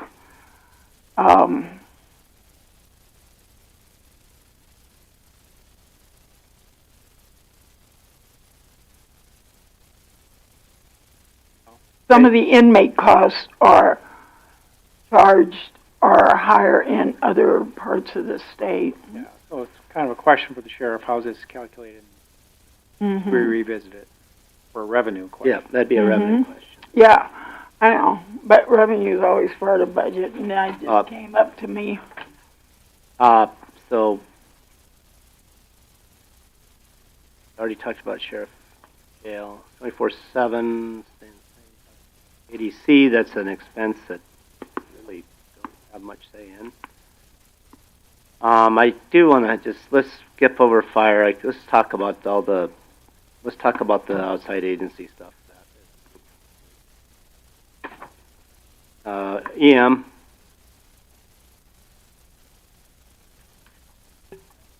Highway we talked about. Anything else on here that anyone wants to talk about before we look at outside agency? The only issue, more of a revenue side, is I want to revisit the discretionary formula. County, we talked about doing it in August. I just want to make sure. But after I talked to Gary about it, he wanted to make sure Rich was here. Brought that up in a meeting. But my immediate thought on that, Talbot, and correct me where I'm misthinking, is that that's not going to have an immediate impact because everybody that is in currently will be grandfathered. It could have an immediate impact if you did away with discretionary altogether and went even away from the 20, 40, 60, 80. If you took it away completely, it would have an immediate impact for wages or for taxes collected. Yeah, it could. I mean, it's not going to impact. I'm just bringing it up as an aside. I'm not. It doesn't have anything to do with the budget. Wouldn't necessarily have anything to do with the budget or the revenue, but you want to bring it up. I'm not trying to. I'm just bringing it up much along the way as what we charge for. We're planning on putting that on next meeting's agenda. Yeah. I asked that we could wait till we had a full commission to discuss that. Yeah. Well, it's also a topic that's being discussed by the legislators. Yeah. Yeah, I was actually surprised those numbers you sent out. I'm trying to figure out. And some of that might be, I don't know, I mean, do we have any of the cities that are doing internal discretionary formula? They have some of Is Sturgis doing them? Because I don't think Box Elder is. The only thing Piedmont's not. The only thing that they have done additionally is allow apartment buildings in Sturgis. Multifamily. That's the only thing. There's only two things they can. That must be where that big number's coming from because No other entity has adopted discretionary formula for apartment buildings for multifamily. I mean, because that number is. I was shocked at how big that number was. Tony, would you come forward, please? Question I had for you on. You didn't have to run that fast. He always runs. If I can find your. Oh, yeah, the hardware. You probably explained this to us last meeting, but what all is that entailing in the budget? Hardware. $123,000. So, the hardware line, Tony Combs, Meade County IT. The hardware line item was added quite recently to try help separate out purchases so that we could better track items that were purchased within the software budget or pro services. For example, the switch replacement and our storage locations. So that line item was added by the auditor's office to include that in there, and so I added in any hardware purchases for better tracking into that. So the 123 right now is all the hardware that I'm needing except for, and do you want what's in there right now or what I'm excluding right now because I'm still waiting on quotes? Yeah, just give me what all that's what you're buying with that, or what you're planning on buying with the 123. Okay, so we talked about our move from our Office 365 to Government Cloud. That's part of that. We have some servers coming end of life 2016 that need to be budgeted for.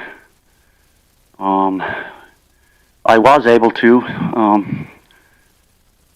So we have 3 servers right now that are currently 2016 coming end of life, and I was able to get one of those guys from the IT department not to be purchased again hardware-wise, so I'm after saving, because you don't know that yet, but probably $25,000-$30,000 by reusing the new hardware that we recently purchased. And rather than creating or purchasing a physical server, we're just going to spin up a VM to replace that. So no physical hardware required, just licensing. And what I'm trying to do today with some of the other department heads is look at, and they're your departments, and I don't understand much about hardware and stuff like that, so bear with me. I mean, what's some of the needs, what's some of the wants? I'm not, like we did this year, we assigned some funds. If there's more, if some of these items belong more in the want category, I'd almost rather say, hey, let's look and see at the end of the year if we have the money. Definitely. Kick that can down the road. So that's what I'm asking you as the department head. Yep. Which one of these are needs? Which ones are wants? So which ones should we budget? Which ones could we say, hey, let's take a look at it? Okay. Well, January 1. Yeah, we're definitely going to have to budget for the server. The end-of-life servers. One is the JIS file server, which is Rhea and Tanya, and I have started discussions with those guys about that. How much is that one then? So I don't have any quotes because we don't know how we're going to move forward with it, how it's going to impact with the new treasurer's tax for the INCO 10 setup. So I'm still trying to get definitive answers for that. What would be it? You have any rough idea? A server, anywhere from 15 to 30, depending on the server requirements. Okay. The second one would be the Doc Pro server. I've spoken with Lana. Apparently she has funds set aside for that, so that won't be coming out of the IT budget. And then the third one, the most important one, obviously, is the INCO 10 server that's coming end of life. So what I'm trying to do is I'm trying to coordinate the end of life with the upgrade for the treasurer's office. So we're not buying licensing and having to do technical services 2 times. So those 3 items, what's? So those 3 items are definitely needed. Do you got a dollar figure on the other 2? You said 15 to 30. Yeah, 15 to 30 is a rough estimate for server replacement, depending on the server specs, obviously. But again, the other 2 same. Pardon? Ballpark, same place, 15 to 30 on each one. Yeah. One of my servers that I just replaced. Never mind. You just want to talk about what we're needing. So, for definite stuff that we need this year is those 3 servers replacements. But like I said, 2 of those are different departments potentially, budget-wise. So those are coming out of your budget versus well, we're still trying to decipher how that's going to happen. I think the discussion with Rhea was that the IT department should take the lead on that and just get the assigned funds or the budget. So these aren't in the other department's budgets then? Not yet. Okay. So then your other things like your want list. Yeah, so another thing that I've been working on for, probably about a year now is our move to Government Cloud for our email. That's a big thing to help me move forward for other items. So again, it goes back to licensing. Without the licensing on the Government Cloud, I'm not able to implement some of the security features that we're being mandated to do from the 3-letter agencies. And so, it kind of is a knock-on effect on that. And I've been trying to whittle that down as best I can. I mean, right now, I got a quote. I actually just got a quote yesterday for the setup for it. The migration itself. The total migration setup is looking in around $30,000 for that. That would be something that I would hope to be able to complete in 26. The IDP appliance, we've just re-upped the server maintenance contract for that for 1 more year, That is our backup appliance for the county, so all the servers gets backed up to a centralized location, and that is coming in the life here. But that's one of those things that I can kind of baby through, if need be, for an assignment, if that's better suited. And then obviously then the last but not least, the video camera surveillance system for the county. Our 4 servers are coming end of life too, but again, they don't see the internet, so I can kind of baby them along. But what's happening is we're getting, we have cameras and hardware that are needing replaced or dying. The new cameras obviously don't work with the old system, so go figure, right? So we need upgrades for that to get going. So that would be a big expenditure for probably a assigned project potentially. Where would you place those cameras? So all the cameras that are currently in the county is what we're talking about replacing. How many cameras altogether do we have? I believe 114 and 4 servers backing up those. And so how long is that video stuff kept? We are, depending on the camera, depending on the department, we have storage capabilities for just over a year and a half, approximately. Now again, depending on the resolution of the camera and the needs of the department, that's... This isn't getting us very far with the dollar-wise, but if we would, it sounds like your biggest needs are the servers. Correct. If we would budget on the high end, 30,000 a piece, which would be 90,000 for that total line item, and then see that would ensure us getting those servers. Correct. Correct. And then. And like I said, there's potential for me removing one of those from the list and virtualizing it. Sure, and then possibly you could pick up some of this other stuff with that if they come in that low end, obviously. Right. But, and then we could see where we're at the end of the year and maybe got some better idea on these numbers when we get closer to the annual budget. Right. And maybe the end of the year and push off to some assignments. That'd be my recommendation. Bring that down 90,000. I know that's only going to gain us 30,000, but I guess every bit's something. Any other thoughts? Got the look of you don't know if you agree with that, Talbot. No, I mean it's just difficult. I mean, because what we're doing right now is just kind of setting a base budget. Yeah, leaving it open for some adjustments in case we're short. Yeah. I'm trying to also whittle down. Whittle down here, so if the budget comes up and we're. Yeah. Well, we started off with, 2.5 over, so got to whittle something. One thing, and we just got to be careful how some of those budget numbers fall, that we don't lose our base. Well, this base started at 0, so. Yeah, I'm talking about the base of what we trend down in your budget. It sets a new floor, for the tax purposes. Good point. I don't think we have to worry about getting Probably that not. low. Anyway, that'd be my suggestions. We put that at 90, and then see where it comes when we get close to the annual budget. And like I said, it's only 30,000, so I could leave it 123 too. Anyone else have any suggestions, or if not? I would assume, like when you mentioned 114 cameras and everything, you would never be replacing. You wouldn't even have the time to replace all of them in 1 year, right? Oh, well. Well, I mean, I don't know. Yeah. I mean, it definitely can be done. It's just a matter of coordinating with the facilities department and the IT department.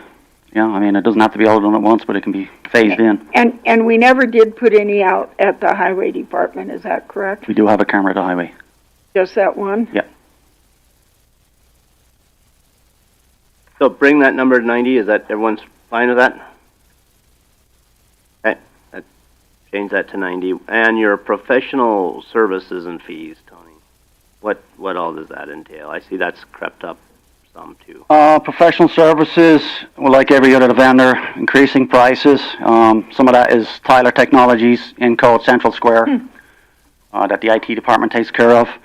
Some of the other stuff is some extra software or new software, new to this year, next year, that was purchased this year that was not budgeted for.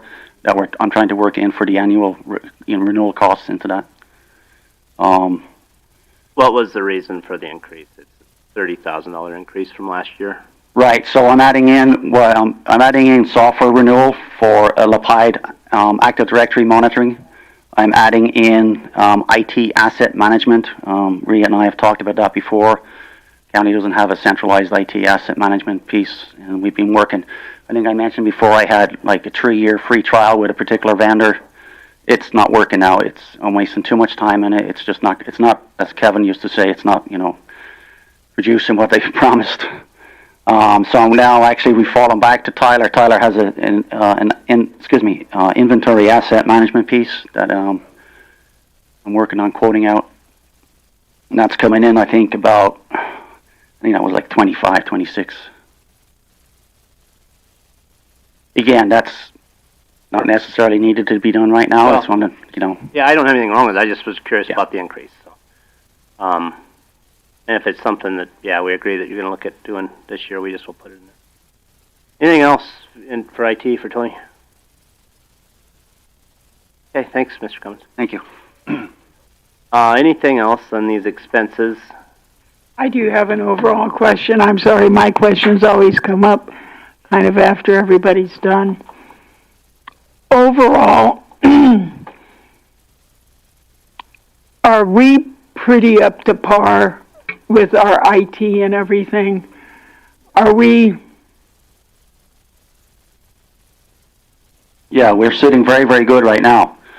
Our core hardware, our core switches, firewalls, we got redundancy there. We got all that big project that we got taken care of end of December that we had the assignment purchased for. And that's actually helping us out now moving forward with server replacement, going back to what I just mentioned about not necessarily needing a hardware physical server. We can virtualize now with that equipment that we have. And with the computers that we've replaced in offices and everything, we should be holding good for 3 years? Yes, 2 years? I mean, most departments here, we got updated last year to Windows 11 on all our software, and any software that couldn't be upgraded from 10 to 11, the hardware was replaced. So as far as I know, every department that has a computer line item budget should not require any computer replacements, barring failures, obviously. Okay. In the next couple of years. And talk about failures, this Black Hills Power and all these, we've had some this last weekend. I was out 4 hours at my house. I don't know if we were out up here. Yeah, we're having some last 2 weeks, 3 weeks. It's hurting our hardware. You're also in charge of all the cell phones. How many cell phones altogether do we have? I believe I emailed you that couple. You did, and I forget. The number is failing me right now. I'd have to look it up. Now, are they all on the 2-year replacement program? Correct. Would we save any money if we went to the 3-year replacement? So the 2-year replacement, and it's usually done after about a year and a half. It's just when you come up to the 2-year, you're eligible for a free upgrade. Yeah. 99 cents is what they charge anyway. They're only charging you 99. Correct, for the hardware upgrade. And usually the hardware upgrade is just dependent on not necessarily the phone is getting old, it's just the battery life. Okay. That's why we usually try to upgrade every 2 years. And like I said, it's because you see, if you have a private contract with them, even through that first responder or whatever, it's hundreds of dollars to replace it, not 99 cents. Yeah, the county gets a great deal with the AT&T. Yeah. Okay. Sure. Okay, thank you. Anyone else have anything else? Anything else in this rest of this budget? I do want to just look at. Could you show us our outside agency funding?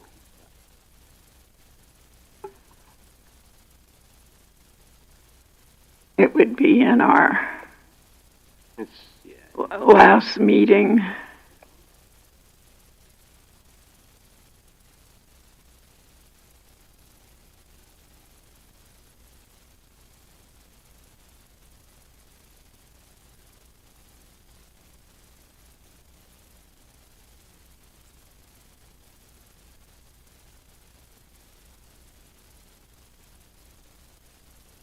it's under our July 8th meeting.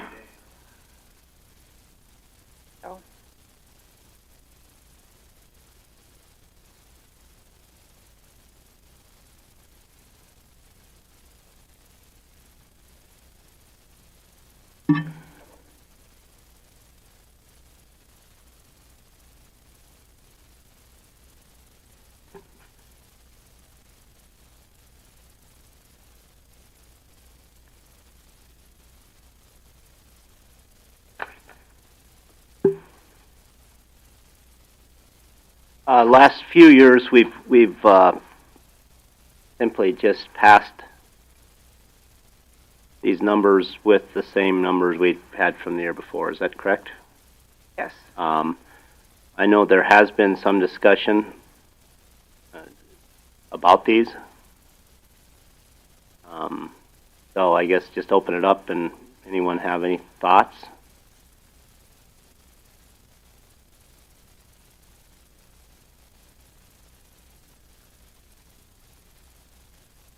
What's the total?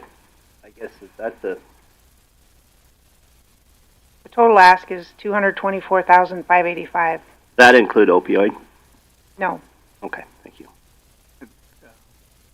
Does include the libraries, which were in the budget that we were So just this talking is about. in addition to the tax money that we collect for the libraries. We're guaranteeing this. Whatever Is the it- levy doesn't bring in, we add Supplement. to it. We supplement.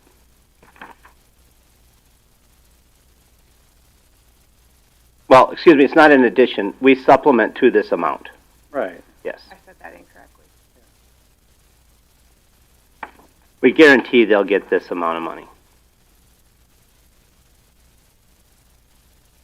Yeah, I just thought that those amounts of money were in the budget. It is. It's in the budget. I just wanted to bring it. Some of it is. For instance, the conservation district is. SEDC library, is.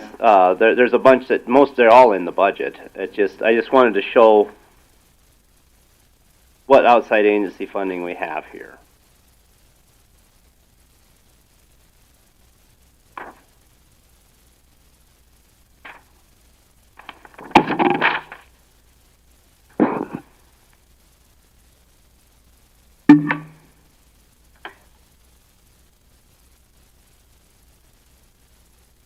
So yeah, if we go back to the spreadsheet that we just.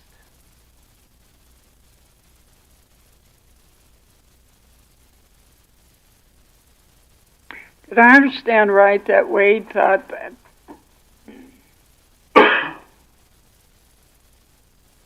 with the building and everything, county budget dollar-wise could be lowered? I don't know as if Wade ever said that here.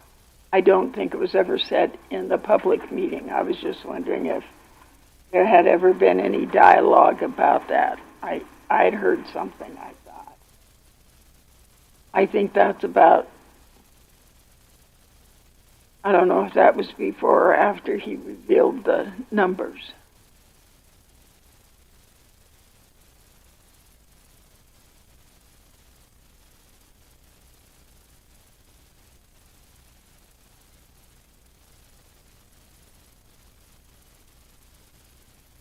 Ambulance one at the top, is that Faith Ambulance? 5,000. Yes. Total ask again is 225. What was the dollar amount that we funded last year? 150,200.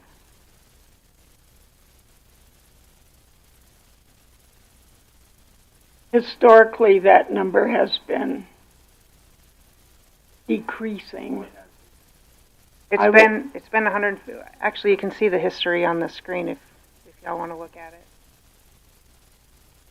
It goes, but that only goes back how many years? Back to 2018. Okay. I think if you even look at some prior years, I think it was much higher because we did some radical cuts. a few years prior to that. So what's the wish of the commission?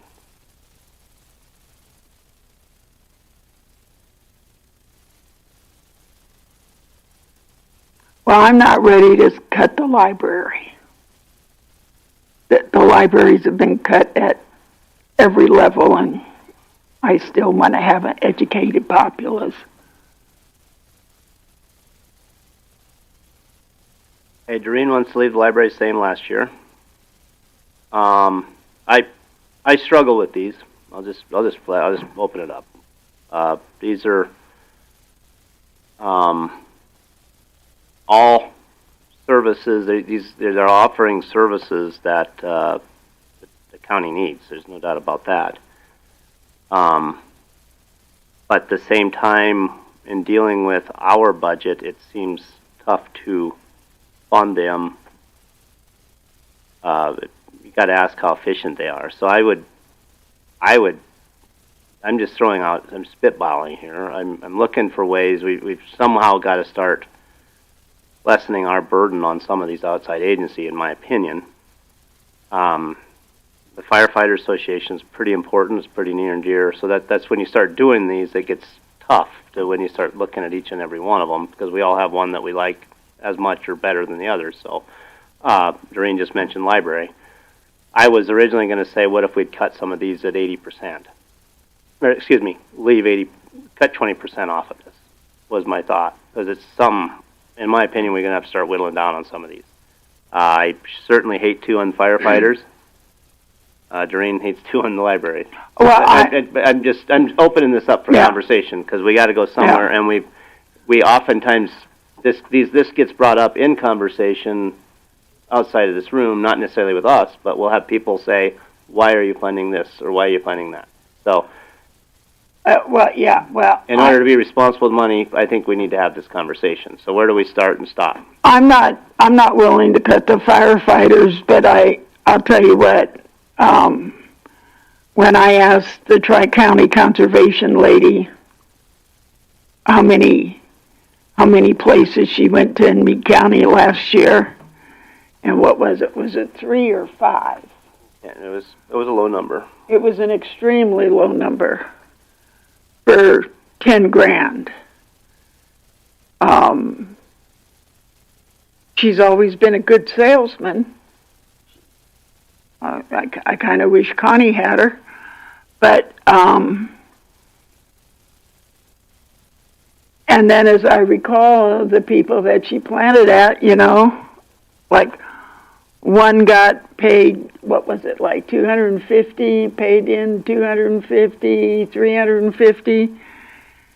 I don't know if as a Meade County taxpayer I want to pay somebody to have 500 trees planted at their house for free or whatever, in essence. And we pick up all the extra. And a couple of things we have not discussed is we've got a couple of contracts that are going to be pretty hard to swallow as presented that we're going to have to discuss in exec session. Yep. Well, let's get through. I know, but what I'm saying is we're not flush. No, I understand. That's why I want to talk about these. Is exactly what you just said. So what? Again, seems like it's the easy route to say, let's just fund them same place we did last year. That's what we typically do. Or even my route is easy too. We just take it 80%. But maybe there's some we should pick. I personally would like to try to figure out a way. I tried last year and didn't work to try to get Faith Edding Ambulance something. I understand the need that they could form a tax district as well, but they are servicing a big area. But here I'm a little unfairly saying we need to start picking some of these apart, but I'm adding one too, so I understand that. So what direction do we want to go? Well, and you see, to a degree, it is kind of unfair because everybody else has to pay for an ambulance. No, I see your point. Yeah. But I also understand their situation. I know, and that's what I would I'm also- saying by unfair right. is I'm saying we should cut on some of these, Right. and I'm saying we need to add. So that's I'm being hypocritical. I would also like to be the only city in the state that didn't have a mill levy. But Or do we want to just leave it the same for the provisional and see what we can get done at the annual?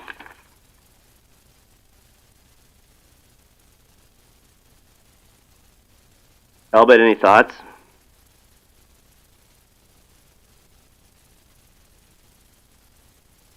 Earl? I'm leaning towards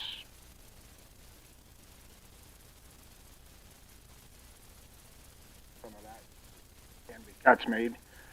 There are some services on there I'm in definite agreement that I think money could be spent better elsewhere. And the libraries, the firefighters, stuff like that. That's a little better money spent.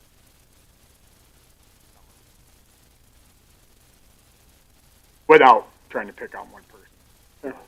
But I think that's something that maybe we do need to sit down and kind of go through line item together. Not having that argument. It has to be in the open. Well, you know what I mean. I mean, just presenting it in having a better justification for why we would cut one versus the other. it might be easier to just say a 1% across the board cut or something. Well, that's why I came up with my 80.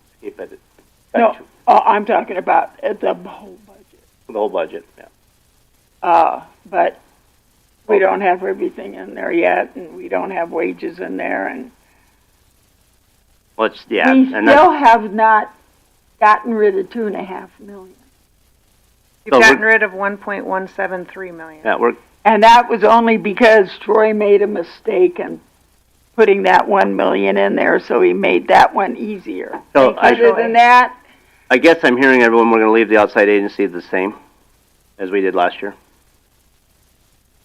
I know you have thoughts, Talbot.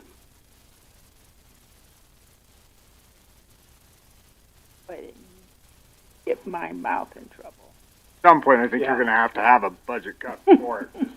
I have to let you do that. Okay, if no one's going to speak up, we're going to leave it the same. We'll move on.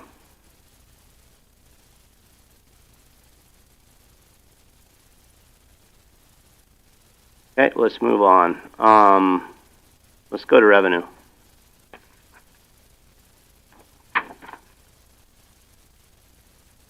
Did I send you all this revenue worksheet? No. It's not the same. Can we have a 5-minute break? I'm tired. I've got it. Yep, that'll be fine. They can figure the... Get up and walk around. Are you talking... You know what would be easier to just print it out, wouldn't it? Are you talking the revenue estimates, Gary, or are we talking a different language? Don't need to go line up, but we did that last time. Probably figure out.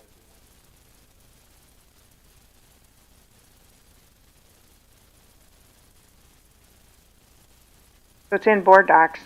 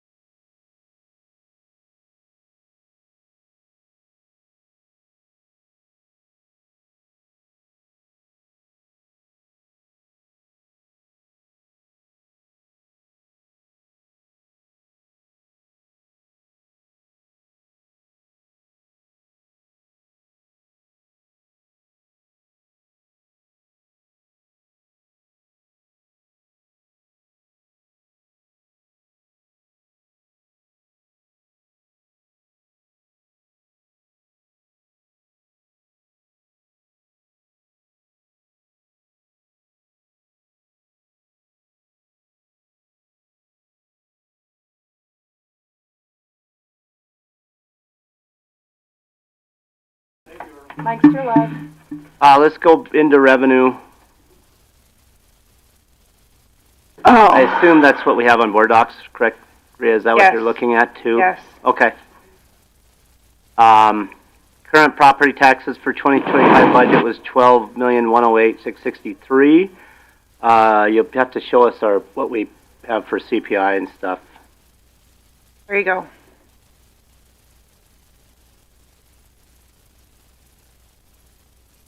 So for 2024, pay 25, we have banked 3% CPI. CPI for 25-26 is 2.9%. This is for the general fund.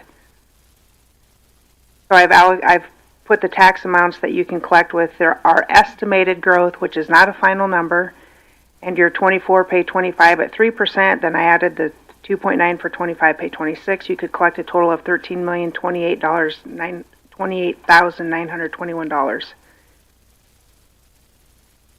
For road and bridge, you have no bank CPI. We used it all last year. So you have 2.9% CPI available for this year. Oh, I take that back. There is a 0.8 in the county road and bridge fund that did not get used last year. We should have, do we have growth that we can take with that too? Yeah, there's growth, estimated growth. Okay, yeah, Yep. we'd have the growth and the 2.9%. Yep. Okay. Same with library, correct? Correct. So does anyone want to take a stab at what they would like to? Last year we left the 3% on the table. I think we figured the budget originally when we figured our revenue numbers, I think we just took 300,000 basically is what we did, which was 3%. Is that correct? We didn't figure any growth. No, we did not. We just took a number. Yes. So we wanted to save this for the commission to discuss if they felt they should take more or less. It's where they want to be.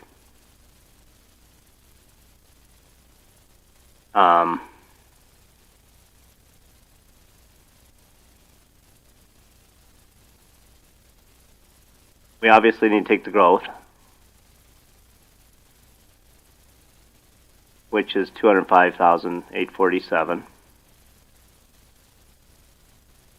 And I guess the biggest question is if we want to store a CPI. Well, that's bank CPI. That's last. Store. Yeah. Right. Talbot, do you know if in this new legislation that I should have put banked in there, that bank stuff is going to carry over?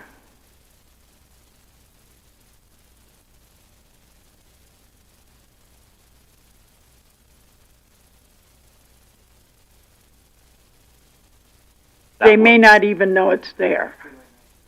That wasn't in the bill, but at the same time, yeah, that I worry about that as well. You know, that's kind of stuff I worry about. We don't know what Hard they thing know. about them taking bank is it only counterproductive because of course everybody's going to have to take it. That's right. And that's why they went to the bank. So you wouldn't have But I'm afraid some of their actions might be forcing us to do that.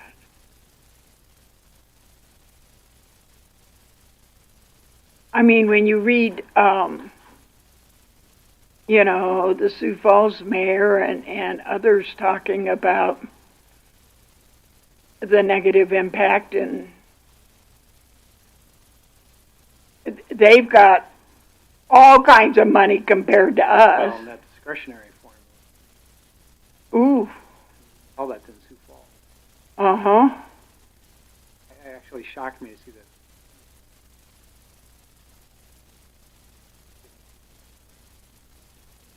Yes.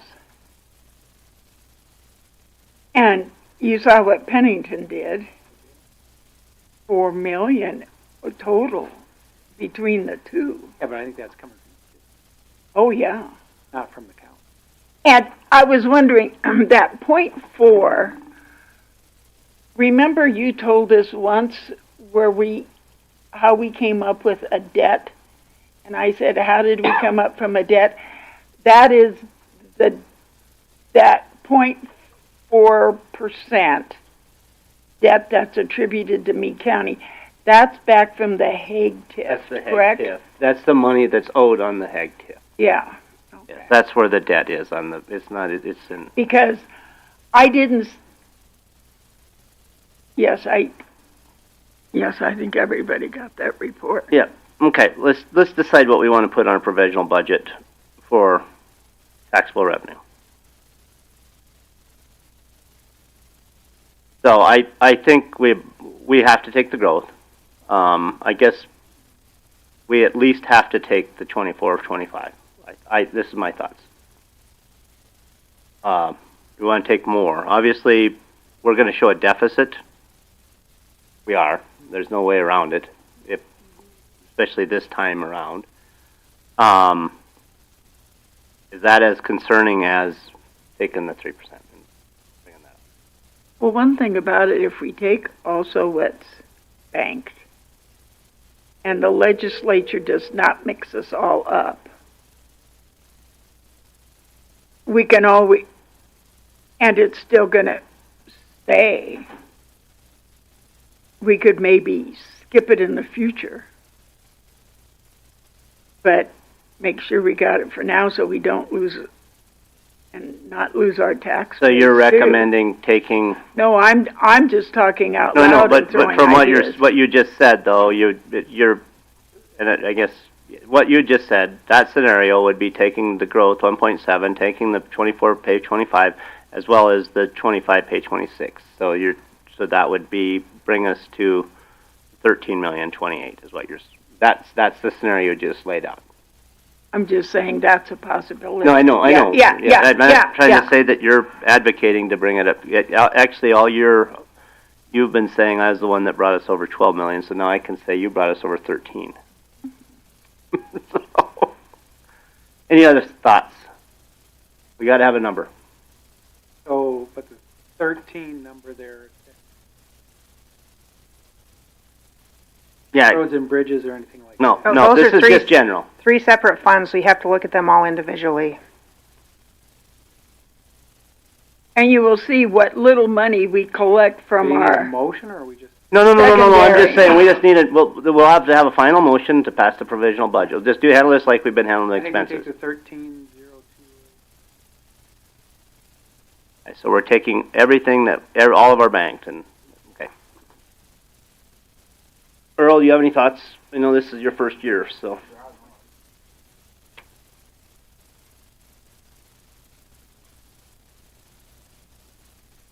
No.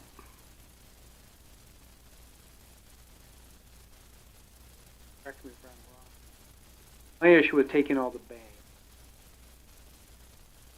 So you get the money now, but if you get you would get it on a higher number if you took it.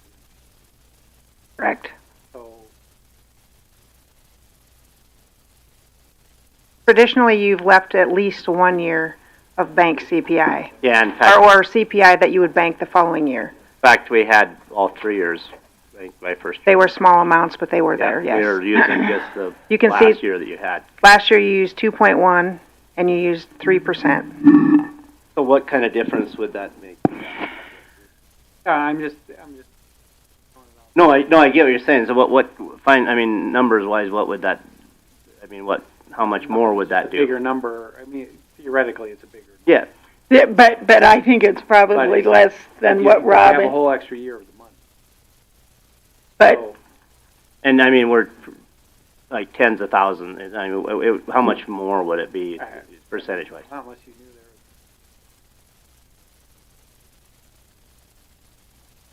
Well, another way to look at it is Robin will be making interest on it in our things.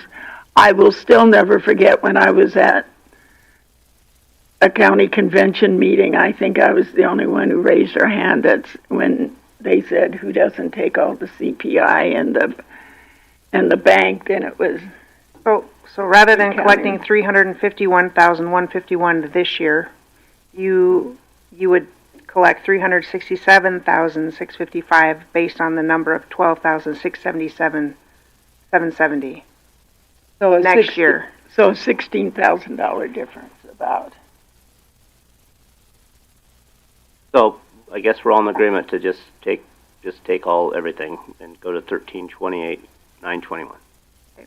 That's what I'm hearing. Move to County Road and Bridge. This one, Doreen pointed out last year that this is such a small number, you about have to take it. Take the whole thing. Yeah. Yeah. And same with libraries, my opinion as well. Or you're going to spend the library. Yeah, you've got to match it, so you just will get it out and levy. Well, Oh, excuse me, not matching. Yeah, I keep saying that wrong. truing it up. Yeah. So you just will get that as close as possible without coming out of general. Yeah, to me too. I mean, if there's a specific levy, I mean, what we had on one time on the library was, should it just be give out what the specific. Oh, we had this discussion. We used to give the Sturgis Library $100 grand. Yeah, I know.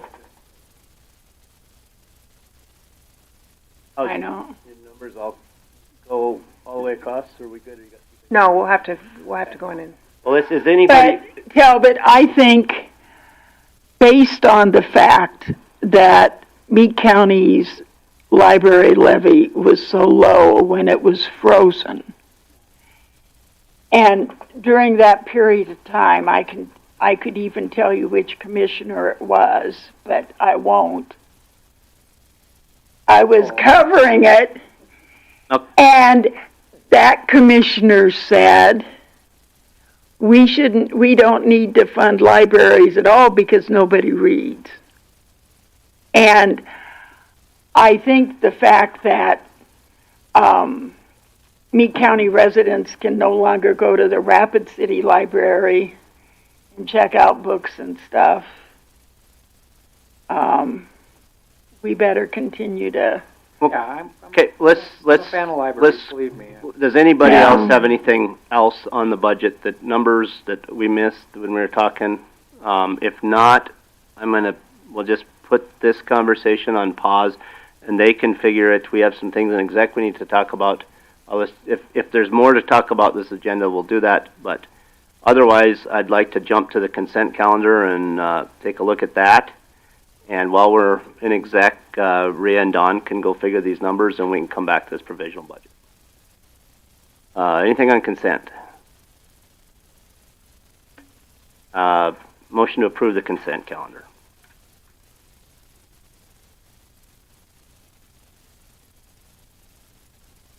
I'll second.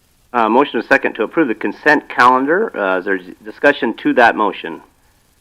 Hearing none, all in favor say aye. Opposed, same sign. Motion carries. We do have a need to go into exec. One was for contractual. Go ahead, Talbot.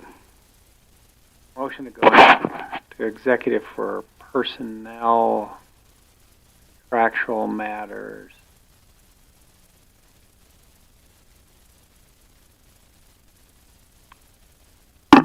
I'll second.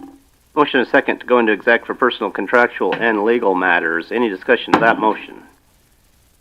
Hearing none, all in favor say aye. Aye. All opposed, same sign. Motion carries.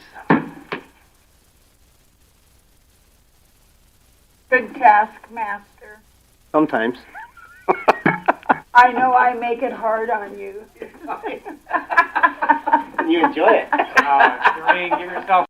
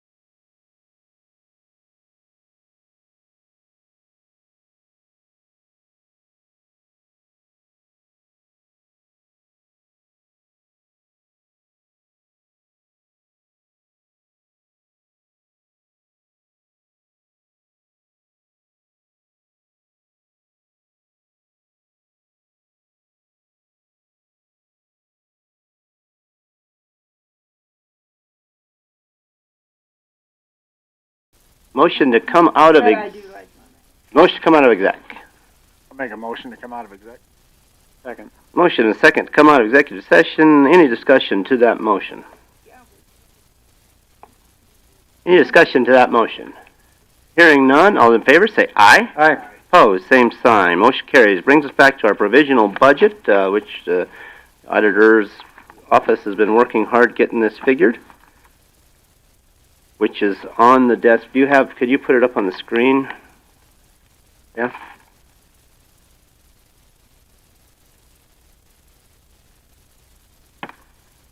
Based off of the numbers that we went through today and made our cuts, this is the provisional budget before us. Any questions to these numbers? You show the means of finance, please.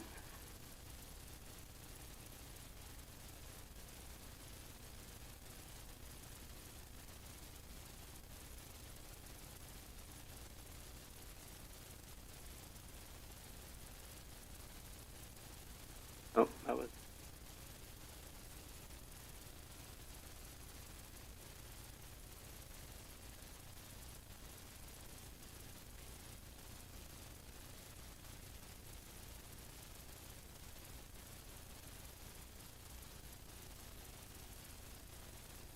So this means of finance is showing us with the deficit of 468,363. Significantly better than where we started this morning. But nonetheless shows we still have a little work to do.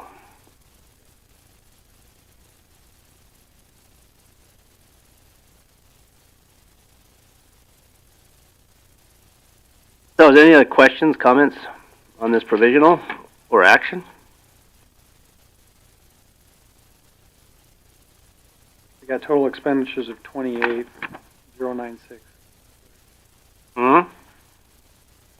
Means of finance 29,5. Hmm? This is also including like your cash applieds, which there's $4 million that's coming from this year to cash applied into things like that. That's right. Going into. That's like for the road and stuff like that. Yeah.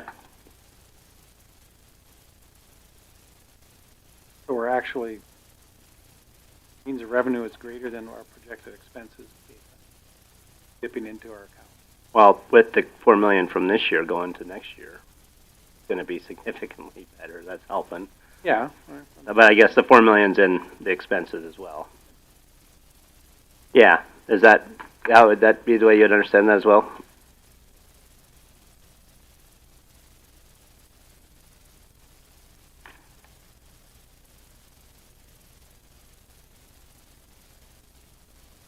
Well, and then you also got to remember the 5% we have to take out of revenue for everything we levy.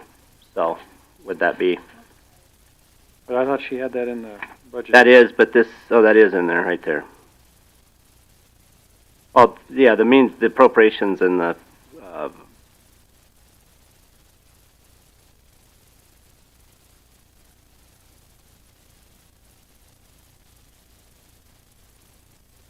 total appropriations, the means of finance, yeah, they have to balance within this budget.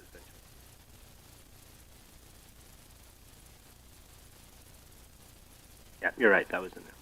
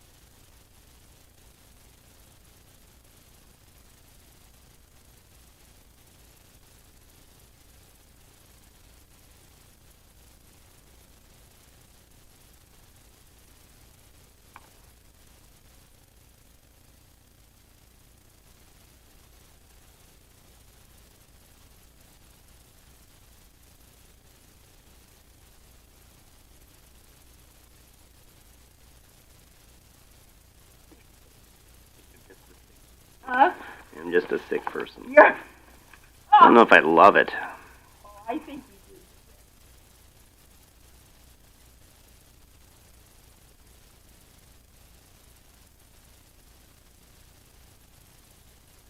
Well, we've had a good You'd team almost this like year. to be audited.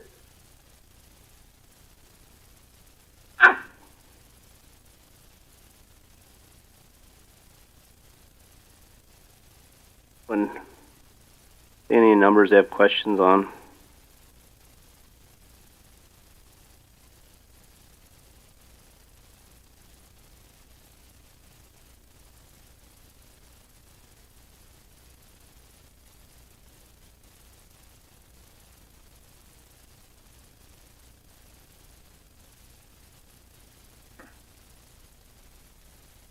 There's a couple of areas.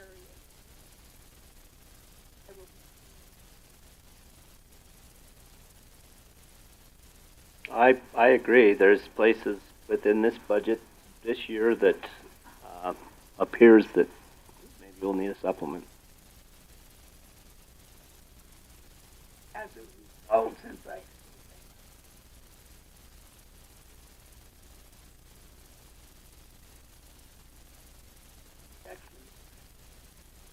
Great.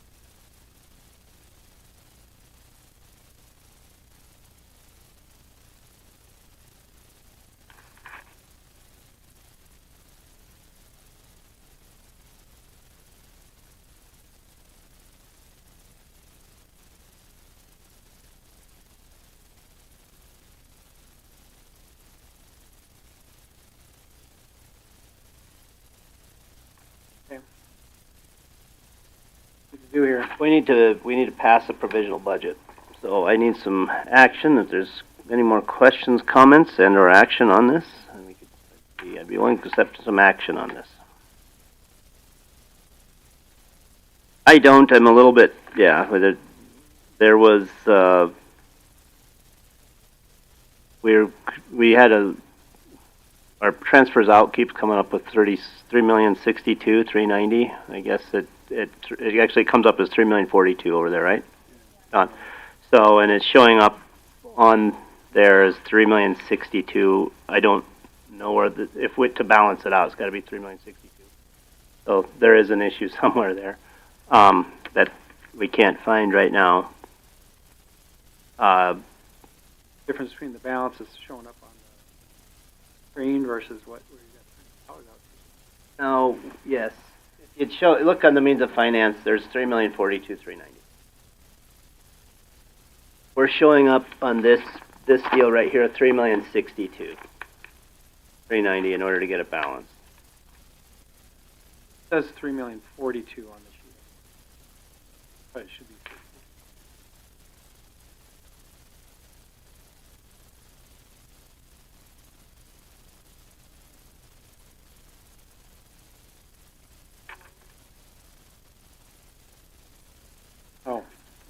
Oh.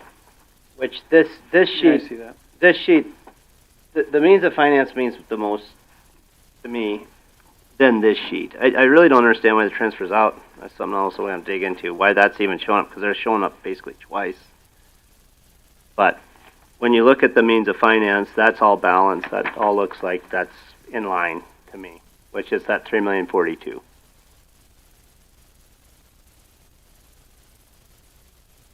No, let's go to the means of finance. Yeah, other financing sources. Okay.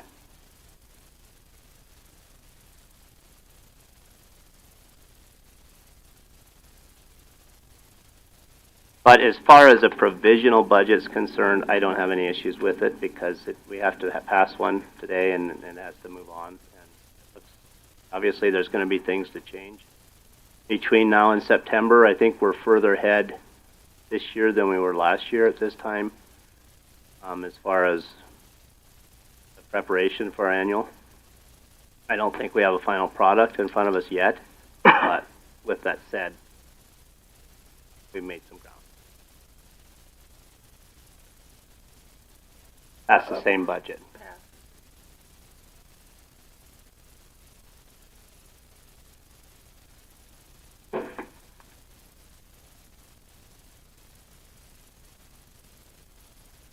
Oh.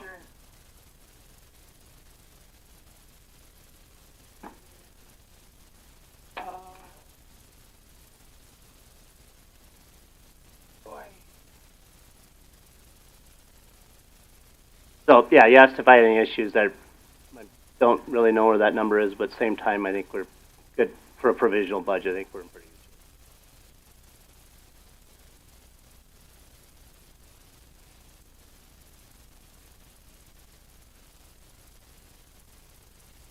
good shape. Yeah, we, like I said, this used to, first few years I've been on the commission, we passed, for the provisional, you just passed last year's budget. I guess that's fine. You don't have to do any more than that. You just have to have a budget passed, but I was Pretty close to that. yeah. So anyway, so as far as getting a provisional pass, I think it's good.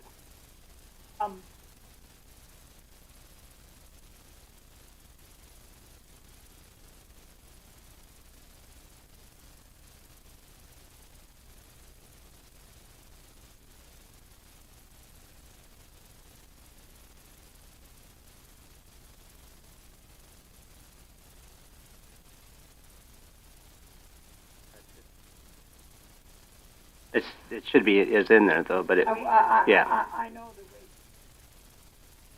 way. Well, it's currently what we spend on that's in there, right? Yeah. You're asking for it to be separated out, yeah. No.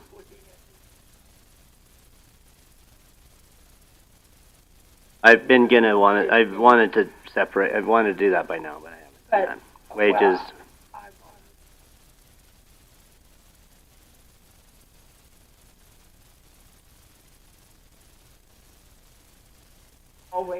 All wages, like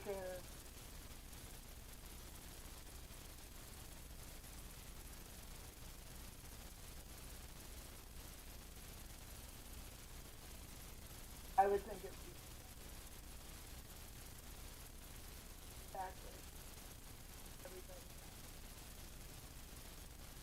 Well, we can take the first 5-6 line items in each of these spreadsheets. Oh. Taking it off of what was approved.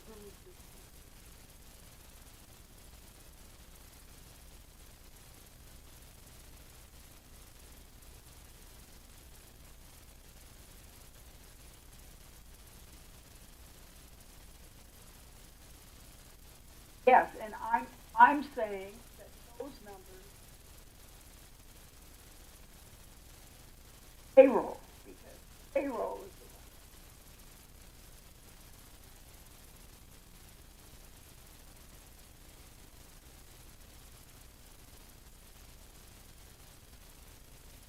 one. And that, yeah, if you guys get time, then I guess you can work on that. I mean, isn't there?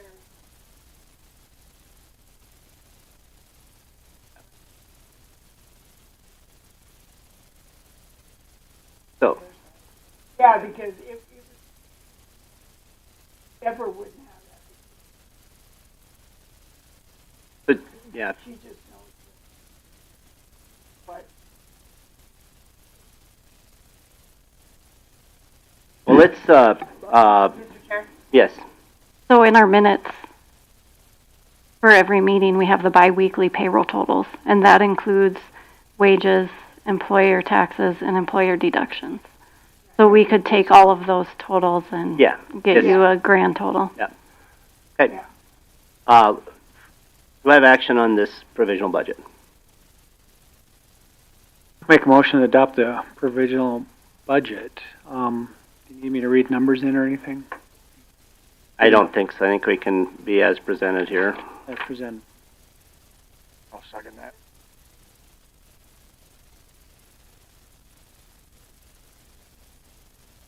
With the changes that we made from the changes today. Yeah. Chris, I'll just change my motion. Well,